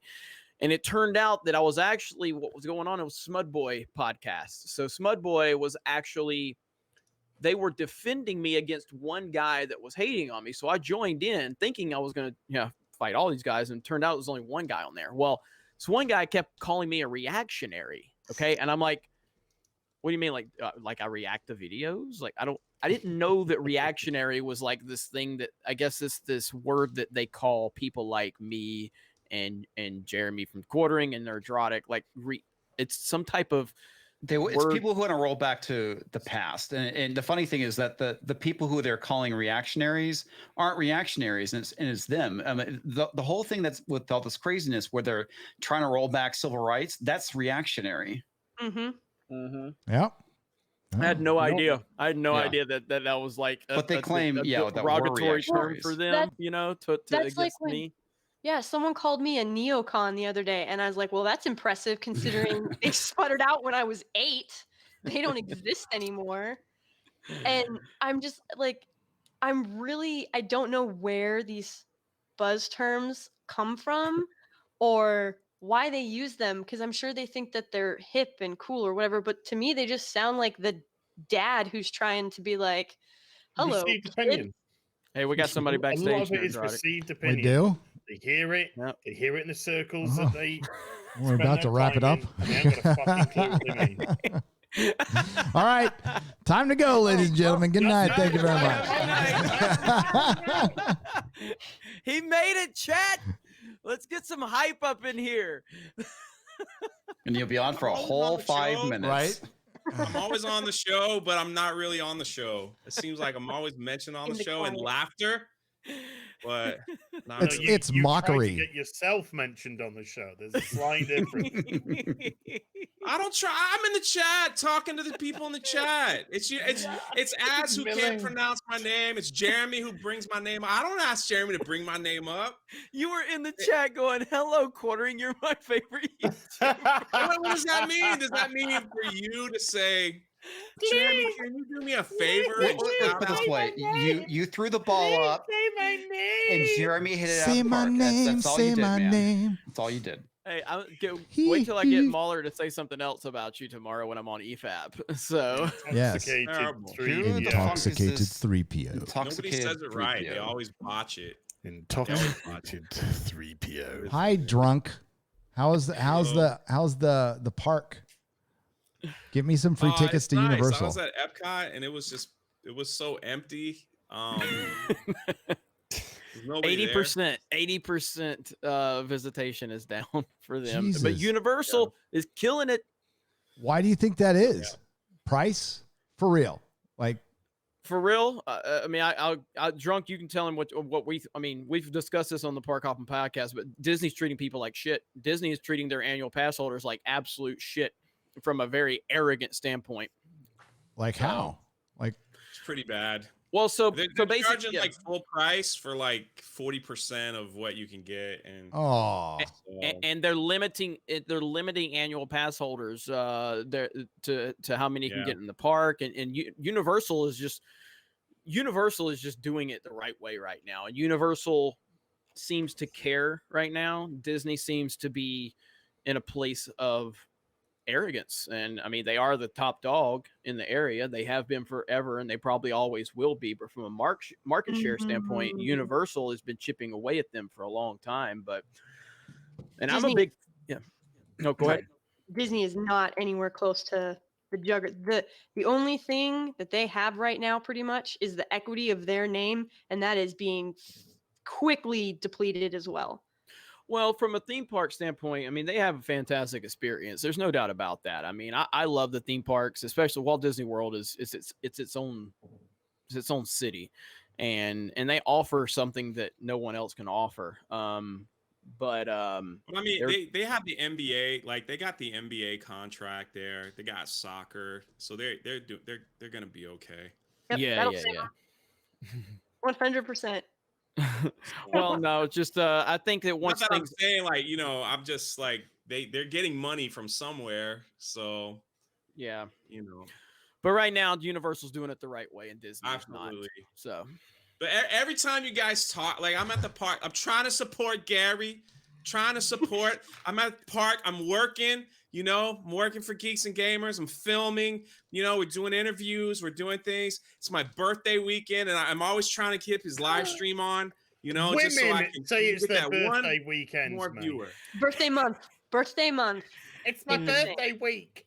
Yeah. Yes. Hey, man, you get a lot of free crap, like you get a lot of free crap when they know it's your birthday. oh wow.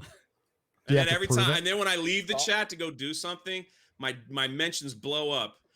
Gary and Jeremy are making fun of you again on Friday. All my little fans were just like, making fun of you again, Jay. I thought they were your friends. I thought you were part of Geeks and Gamers. Jeremy just talks bad about you the whole time. Ass doesn't even know your name. Doesn't even know who you are.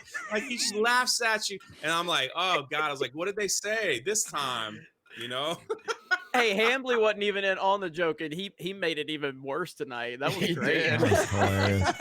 Even when you weren't in the conversation, he's like, yeah, people that work at Netflix look a lot like drunk 3PO. They're soy boys and stuff. That's great. That's what you call a pro right there. That is a pro. Yes. Yeah. We're glad you're here though, Drunk. It's good to see you. It's been a while, man. I appreciate it. Yeah, no, we love you, man. I know you guys are about to leave, but I was like, Jeremy texted me and I was like, man, I'm working for you, boss. Can't make it on the live stream. I'm working for you. I said, but if I get home and you're still on, I'll pop on for a minute. So Hey, seriously, everybody go check out that SeaWorld video you guys did. That was damn good coverage right there. I was really proud of that video. So Absolutely. That's So, nice. is there any danger of the parks closing back down, or are the numbers doing okay in Florida right now? Florida's in good so shape. our governor, Republican governor, was just like, we're opening. We don't care. People got to go back to work. Orlando employs, like some of the guesstimate numbers was 80%, 85% of the people that live in Orlando and on the outskirts it's because of theme parks. So he's like, we got to get this big chunk of Central Florida back to work. So whether they work like at Disney or at like a hotel around there or at like restaurants around the theme parks, it's like, he's like, we got to get him back to work. So he just opened them and they're not, I don't think they're going to close because they're the people that we know on the inside that talk to us all the time. And they just keep telling us like they have had to let staff go, but they can't close even though they're kind of losing money, but it's like, we just can't afford to close. So they're trying to do, things to juggle it around or whatnot. But again, Disney's not really caring about their theme parks because they've got all these other contracts. Like, so the entire NBA they're staying at Disney hotels. The NBA's fronting all that. They get the parks to themselves at a certain time. Like, there's just all this, so the television deal, they're playing at Walt Disney World, the NBA playoffs and everything, Major League Soccer and all that. And they were trying to get baseball, at the wide world of sports. They were trying. So they got money coming in. So, but like today I was at the park, not a soul there. Like, we just walked on everything. It's crazy. And we were just trying to do a comparison video. I was at Universal yesterday and the wait times are picking up. It was pretty full. And then I went to Epcot today and I was like, empty, there's nobody there. Interesting. That is really interesting. It's very interesting. I never thought I would live to see the day where I would walk into a Disney park and it was almost like a ghost town. It felt really creepy when I was down there a few weeks ago when I went to visit. And Universal wasn't that busy when I went, but there was a sense of optimism at Universal.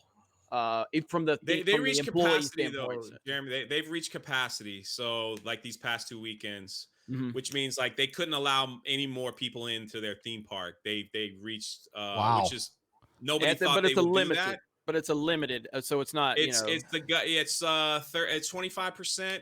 Yeah, they can only go up to 25%. But when they first opened, they weren't even close to hitting that. There were about 2,000 people visiting the park. Now it's 14,000, I think. So something around there. And Disneyland or World is empty. Shit. Pretty, yeah. It was pretty. I was like shocked. One thing I think that, and the other thing too, Disney's doing that Universal's not now. I mean, it could have changed, but they still allow the neck gaiter that you can wear, right? Where Disney's like, there's only one type of mask you can wear, and you can't wear the one. Like, it's ridiculous. It's very strict. Yeah. What's wrong with the neck gaiter now? It breaks the particles up and it makes them really small, and you have to stay back further. Apparently, some study said, I don't know. Okay, so all the fuck all people that are gonna die are gonna get fucking nothing. Okay, great. Yeah, the same polls that said Hillary were going to win are telling us the net gator's bad. So yeah. Well, yeah. Yeah, I'm not yeah. even gonna. So Bear Business One for $40 Do you know that says, COVID's outbreak is lower than the 1992 flu epidemic? But don't worry. yeah, Fucking hell. yeah. But let's just put people out of business forever. Fuck Yeah, it. let's just shut the Fuck world it. down. You know, why not? I mean, I know we don't want to go like super hyper any other way or whatnot, but I'm just saying, people when the government, it's much easier to give people money, but once you start it, it is much harder to take it away. And so all of these other benefits that have snuck in or people have become accustomed to, they're not going to want to let those go. They're going to want to let we could power put in, go. Especially when they're making more money on unemployment than they were at their jobs. Yeah. Yeah, that's why you're seeing, especially down here in San Diego, places are opening up. Every place has a help wanted sign. Every single place has a help wanted sign because why? Yep. Why? Well, that's going to run out eventually. And, California doesn't have any goddamn money. California They don't have any fucking money. We barely have power. So, did I tell you what my internet went out because the grid went out? That we got hit with a rolling blackout, but thankfully for the solar energy, I was able to get up quick. So it's a good thing. Well, luckily you're not in the area that's on fire, right? No. Potentially yes, but no. Northern California is on fire up I think near Napa or something like that. But it's Santa Cruz. Santa Cruz? Oh, yeah, Santa Cruz. Well, my wife has family that lives there, and they had to evacuate. Burning. Yeah. And then Iowa, I don't know if anybody saw, they got hit with I forget Storm. what the name. Yeah, it wiped out the corn crops. Yeah, wiped out 50% of crops.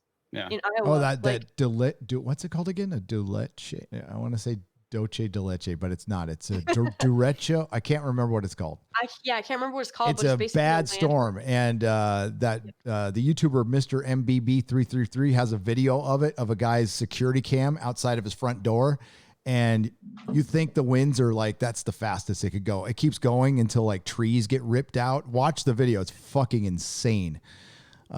Big ass trees just getting blown away. So I can see what. Mr.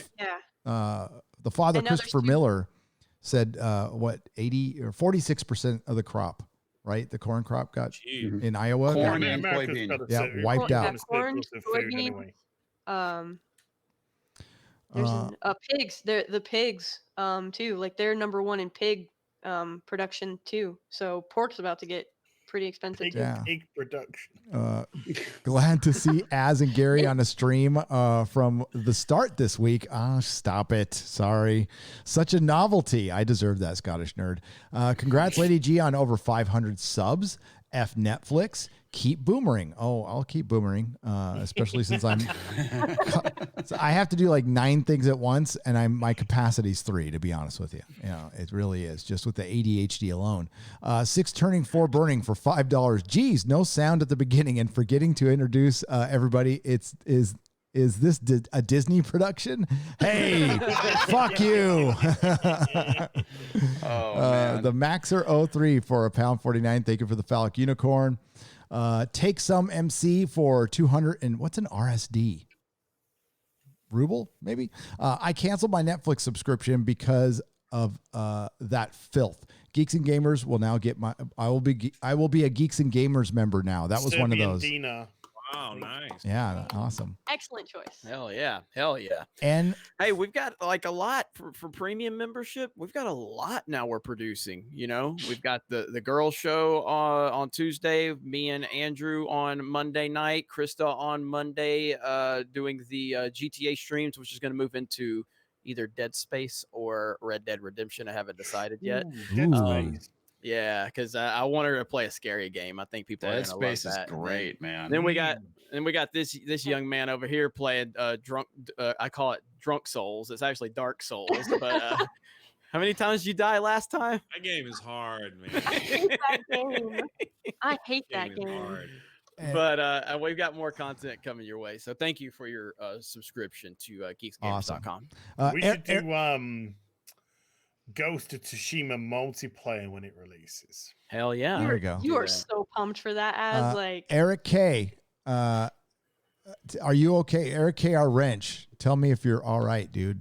Because he just commented. Yeah, he's near some fires, so he's our solid wrench and a good man. So good guy. Yeah. Great Also, guy. speaking of Eric K, he brought to my attention, I guess Jane Theory has already lost some subs.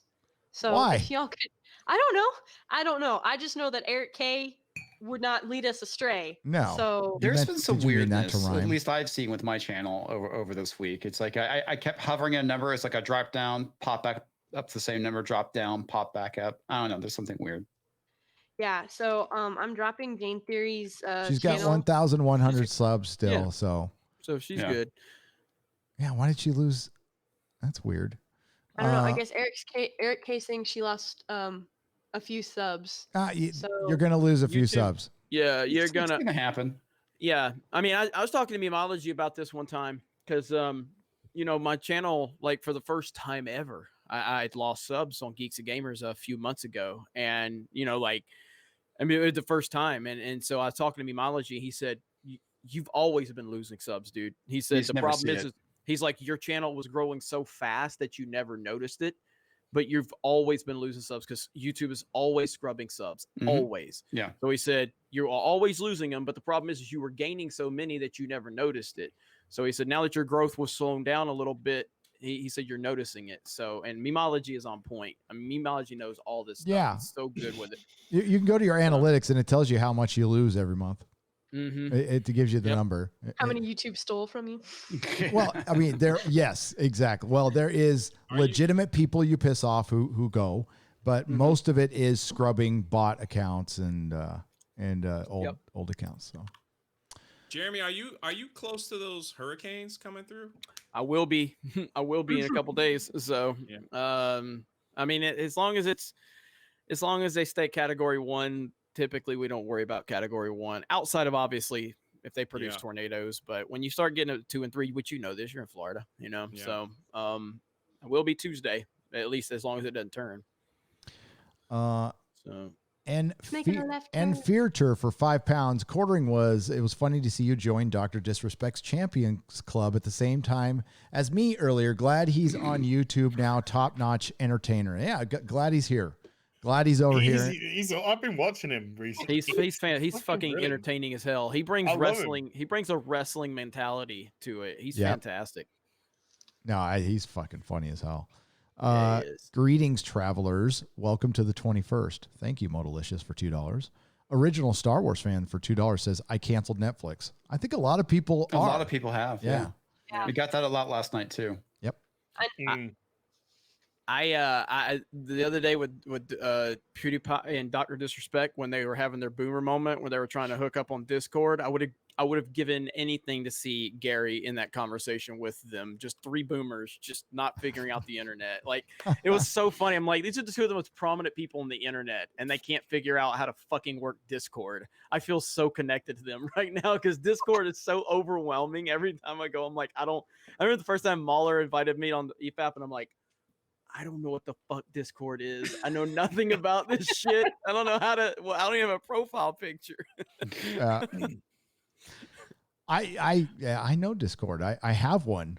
I just don't ever use it. I haven't been there in a year. I fear to look at it. But yeah, no, I don't like. It's okay. Discord is for the young, Jeremy. It is definitely for the young. I'm not in. I can't figure. No. I canceled Netflix. Now sailing the high seas. Tortuga says Lost Hope for $2 Australian. Dead Tinez for $24.99 says, Hail Gary and the rest of the panel. The quarterings, Jeremy, before you leave, could you mention the 40% of your viewers who are not subscribed? He did. He did. And it's actually more. I mean, that's great. If only 40% of the people watching his video, Jeremy, you mentioned it last week. The amount of subscribers who actually watch your videos is more like in the 20s. It's in 20%. It's usually a very high number. It depends on how much you're getting recommended, though. Yeah, that has a lot to do with it. Where can I see this? Where can I see this in analyticals? And mine right now, not subscribed is it's funny because mine right now for the last 28 days is 40% of my subscribed or 40% of my views are come from subscribers, 60% not subscribed. 52.7% are coming from subscribed, 47.3 from not subscribed. Let me see. I'm smaller, so mine's a bit skewed. So mine is 84% subscribed, 16% unsubscribed. Wow. But I've gone up 2% on the ladies. Well, I honestly, there you go. I honestly haven't even looked since I'm my now Game of 7% Thrones ladies, days. So let me go 93% look. It could be different. Hang on. Now I'm going to look. Get in there. I don't have analytics yet, I don't think. Yeah, you do. And my channel is 99.2% 18 plus. Only 0.8% are under 18. My largest demographic is 35 to 44, which is 42.8%. 25 to 34. Is it in overview or is it in engagement or reach? Audience. Audience, There yeah. we go. Okay.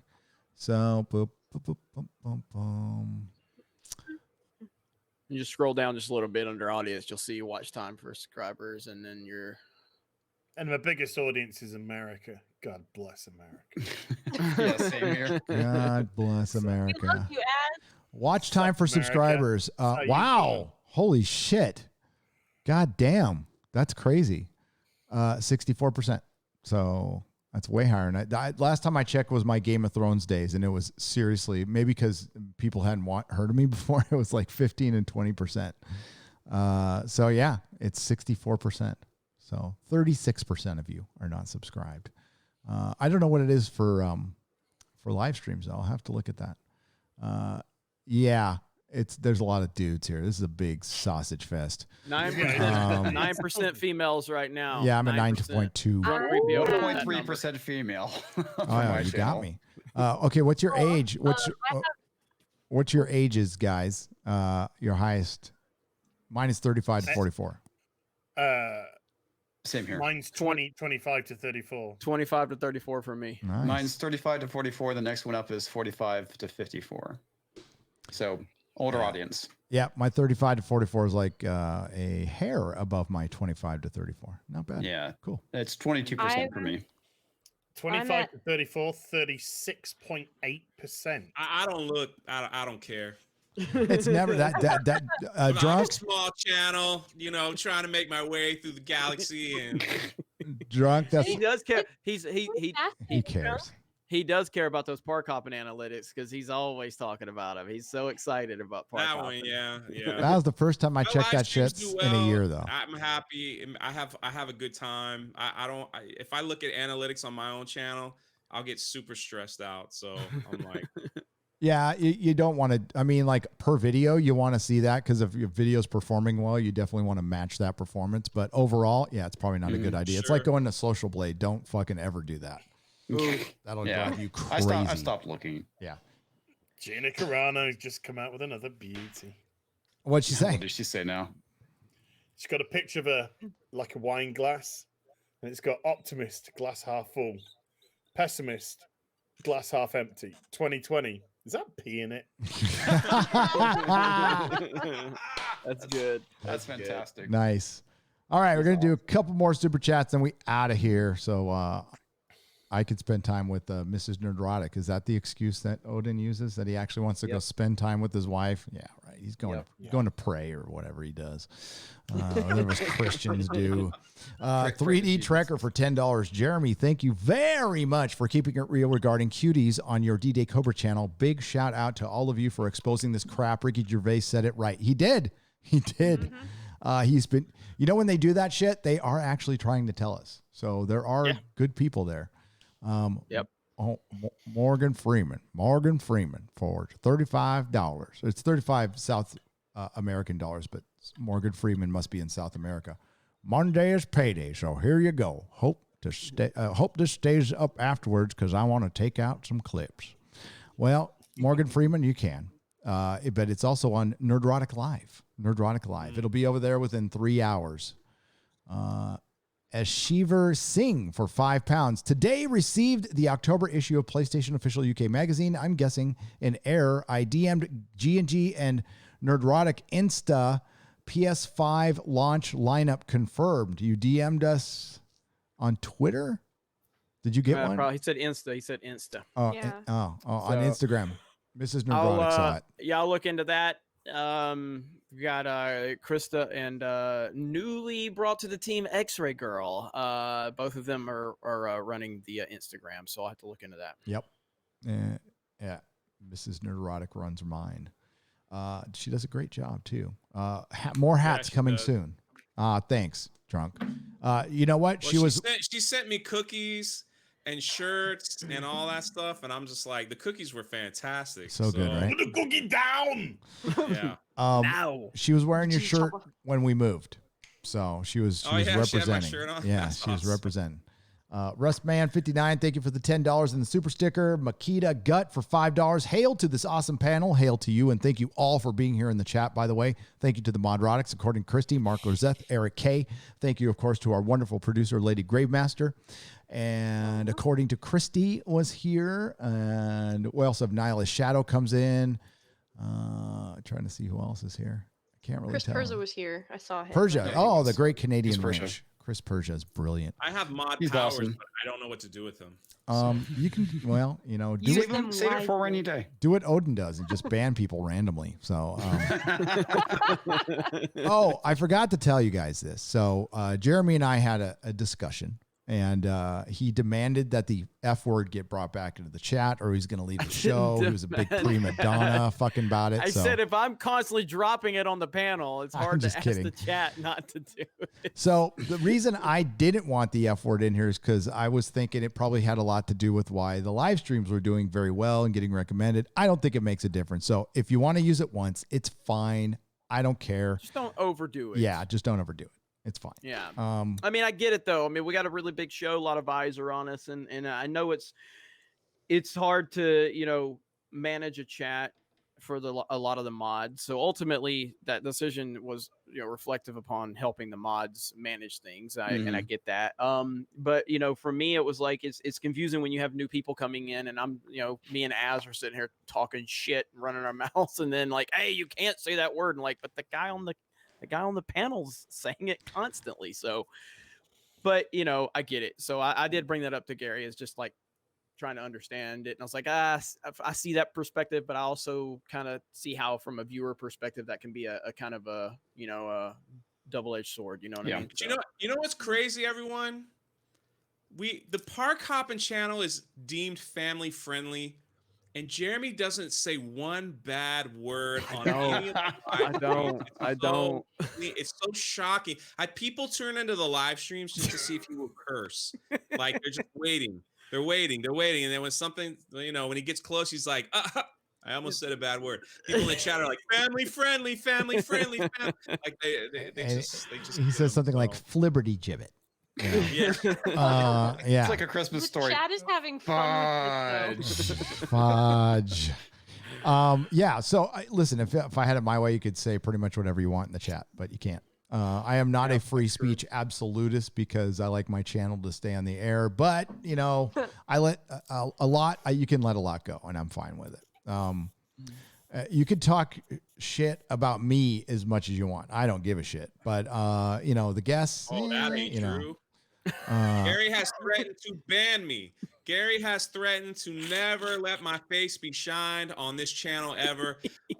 For me and what? Gary were supposed to For do a what? live stream. For what? And I felt bad because I kept interrupting. I kept texting him. I'm like, "Hey man, how about this week?" He's like, "Nah, I'm on with Az. I can't do. No. The channel's too small. No. The No. channel's too small." Right, and then I'm like, "All right, I know you're moving. I don't want to bother you anymore." So I just kind of like, I No. just crawled back into Drunk my little 3PO is constantly coming into my chat and pubbing his own channel. If you like Nerdrotic, you probably would like Drunk 3PO. You should come and subscribe over here. Be honest. I think I did that once. You did do that I did once. that a few months And ago. I went felt back and did bad. it on your channel. So it's okay. No, you can do it. I don't give a shit. it's no, all good, leave the guests alone. That's fine. Hey, before I forget, where did you pick up that Lord of the Rings box set? I got it off eBay. eBay. Okay. Yeah. So it listed for $799, and it's nothing new except for some books. Jeez. But the packaging is fucking dope, and it's big and it's heavy.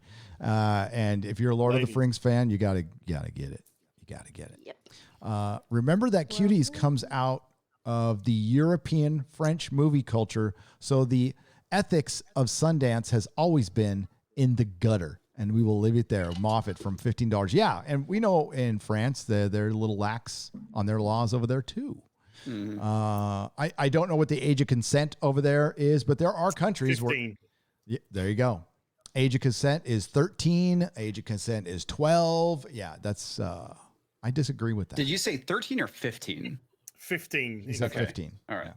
I was like, that confused me for a second. When No, Gary I said that. there's other countries that where Other the countries, age of consent is 12 and 13 or not Yeah. at all.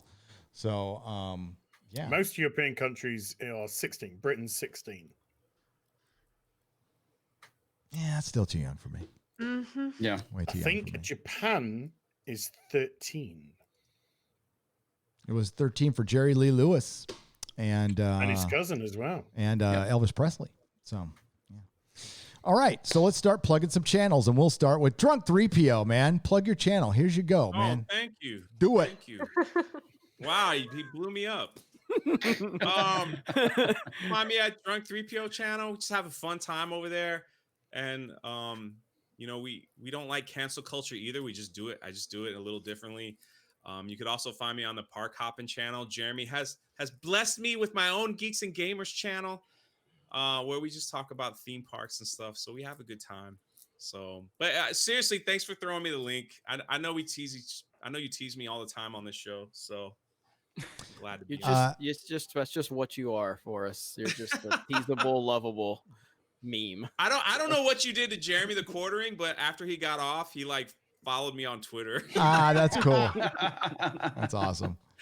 He's like, I think I felt bad, so let me follow him on Twitter, probably for a week, and then he'll realize what I'm all about, and he'll go, "What the hell?" Like, No, he'll see that you're like, wait a minute, this is a totally different dude on Twitter, a different human being. No, we have a fun time on my channel, man. We just like to laugh. I can't. I'm not Ryan. I don't rage. I'm not Jeremy. I'm not Gary. I'm not Az. Not. You know, I am who I am, and just try to look at things in a little more light, but still fighting the same fight. Oh, thank you for coming on the show, throwing shade to all of us, plugging each other. Yeah, Great stuff. we appreciate it. We love you, Just man. come on, just plug them on. I do this. I don't do this. I'm nice, not like these fucking assholes. Yeah. These fucking asses, these twats, these pessimistic wankers. I gotta show off my glorious hair too. You know, everybody gotta show it off. So am I. I need a haircut. Oh, That's all. God. I'm new here. I don't know what to say. I don't know what you guys say when it's. You're a webcam YouTuber, time. for fuck's Trying sake. to, Just start sell talking. myself. I'm checking my subscribers now. It went up 1, so that's 1. So that's freaking awesome. I will celebrate that 1. Usually, you lost subscribers last time you came on with me on the main channel. Yeah, it went down about 17. It was like 17. I was like, dang.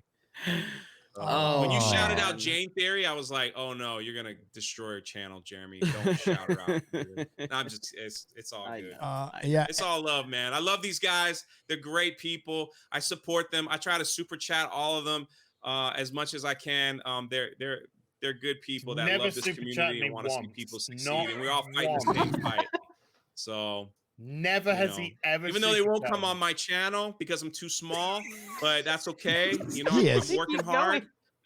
I'm really working hard. Oh my God, this is the longest plug ever. Subscribers, and maybe one day they'll answer my email. And I think it's time to shut up. I need an As Drunk 3PO live stream. Like, I need that now. Yeah. So. Hi, comics. Never have Hey. I usually have women on my live stream. Oh my God, should I mute him at this point? comics.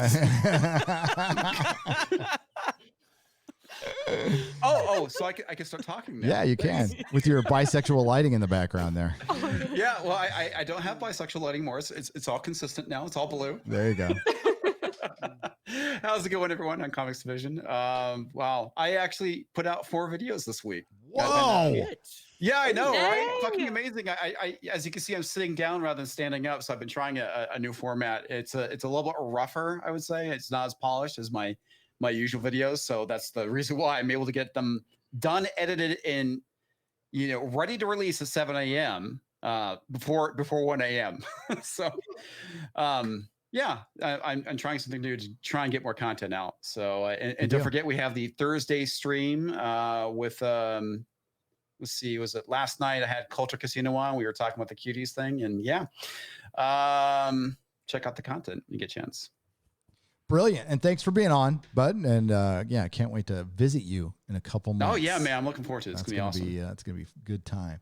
So then we have Mr. Bi-Weekly. C3PO, drunken or not, has never super chatted. Ever. Hey, drunk has never I been on one of my have streams received either. two $5 super chats. Two. I have got the receipts. I can prove it. That is bull crap. He lived in a fucking theme park of lies.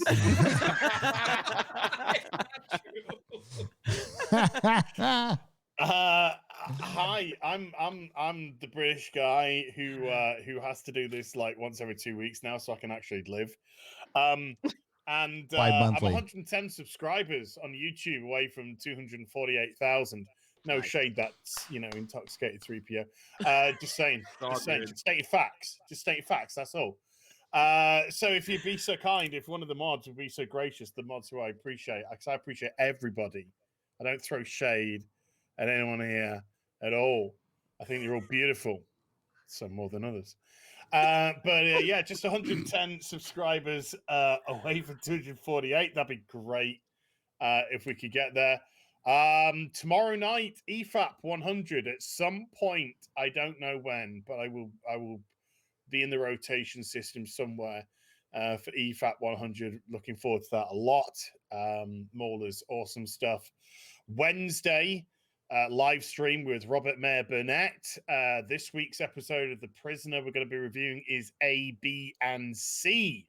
It's going to be on Robert's channel as well, so please do your homework. No real BBC this week. So I might do something on... I might be busy Tuesday, actually. I am... Yeah. Thanks, man. And yeah, congratulations on 248. You'll get there. You'll get there, buddy. Pushing. Hi. Hi. I like I don't Nintendo. ever know what to say. I'm always I like shy when Nintendo. you turn the- I'm always shy, just like Odin. I never know what to say. But no, I will be on EFAP tomorrow again, just like Az. I have no idea when I'll be on there. It'll probably go for 48 hours. Or what's the under over on 48 hours for EFAP? Are we thinking it's possible? Yeah, possible. Very possible. It's very possible. So I will be making my appearance over there. Also tomorrow, Gaming with Geeks podcast over on the Gaming with Geeks YouTube channel, and then right after that, the Park Hoppin' podcast. I'll be on there with the handsome drunk 3PO and Twitch. Follow us on Twitch, Geeks and Gamers. It's actually Geeks_and_gamers. And we are always playing games over there as well, even though Geeks and Gamers doesn't do video games. And last but not least, the website geeksandgamers.com. Please consider, even if you don't want to sign up for premium, which I totally understand if you're want to wait and let us get better structure over there, but the more support we get, the more I can do. And right now we are working on an app, and that app will be functional for premium members when it's ready to go live. I don't have a time frame on that yet, but we are working on it. But please just sign up, jump into the forums, and have some fun with us.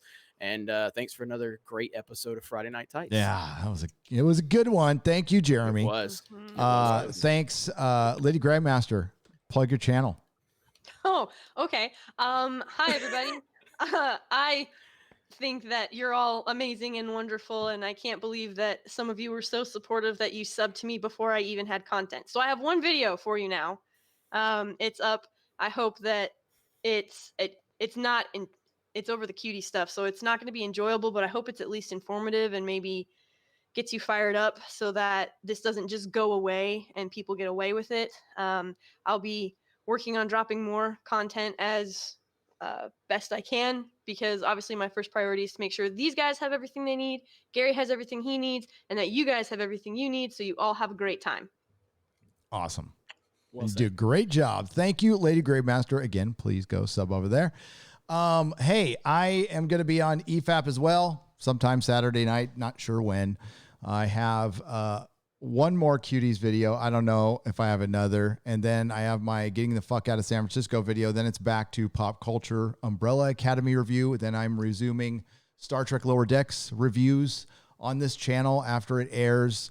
For the last 2 episodes, I'm just going to review them in my Super Chat square-ups that are coming out this weekend. So lots to do, and The Office is the legit construction of the background starts tomorrow. So I'm very excited. I'm very, very excited. I've got my foam panels, my action figures are all lined up, and lots of push pins. So it's gonna be cool. Maybe I'll get some bisexual lighting too. I can send you the link to what I got. It's pretty nice. Please do. Yeah. Oh, did you say you probably did, and I didn't see it. You sent me those. No, I didn't. I sent you the link to this light right here that I use, but not the the blue lights I camera have, the settings. LEDs. I asked you for the camera settings because that Canon camera. Yeah, I sent you that. Okay, thanks. I probably didn't see But it. So. yeah, I don't know if you saw it or not. The lens I use is different, so my f-stop is probably gonna be different than yours. All right, Ooh, we'll Colin's talk gonna about send that. to me as well because I got Yeah. the same.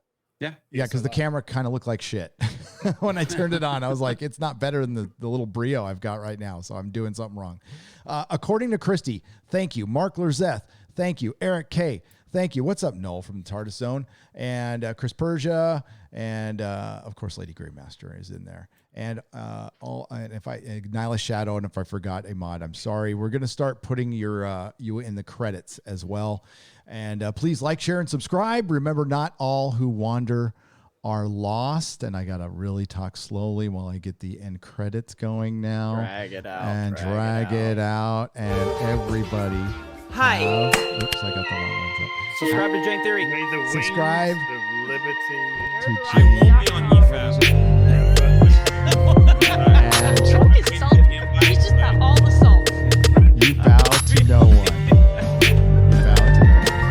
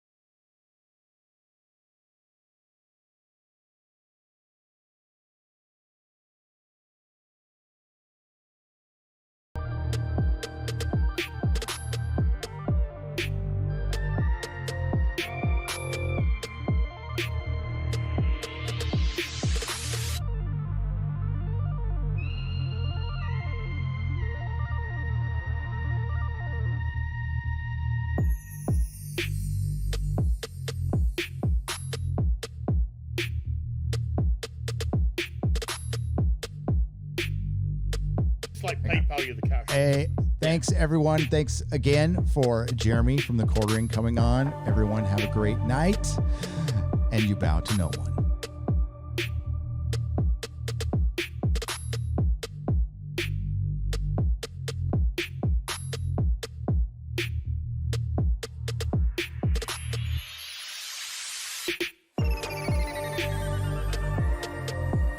Nerdrotic.com. Please subscribe.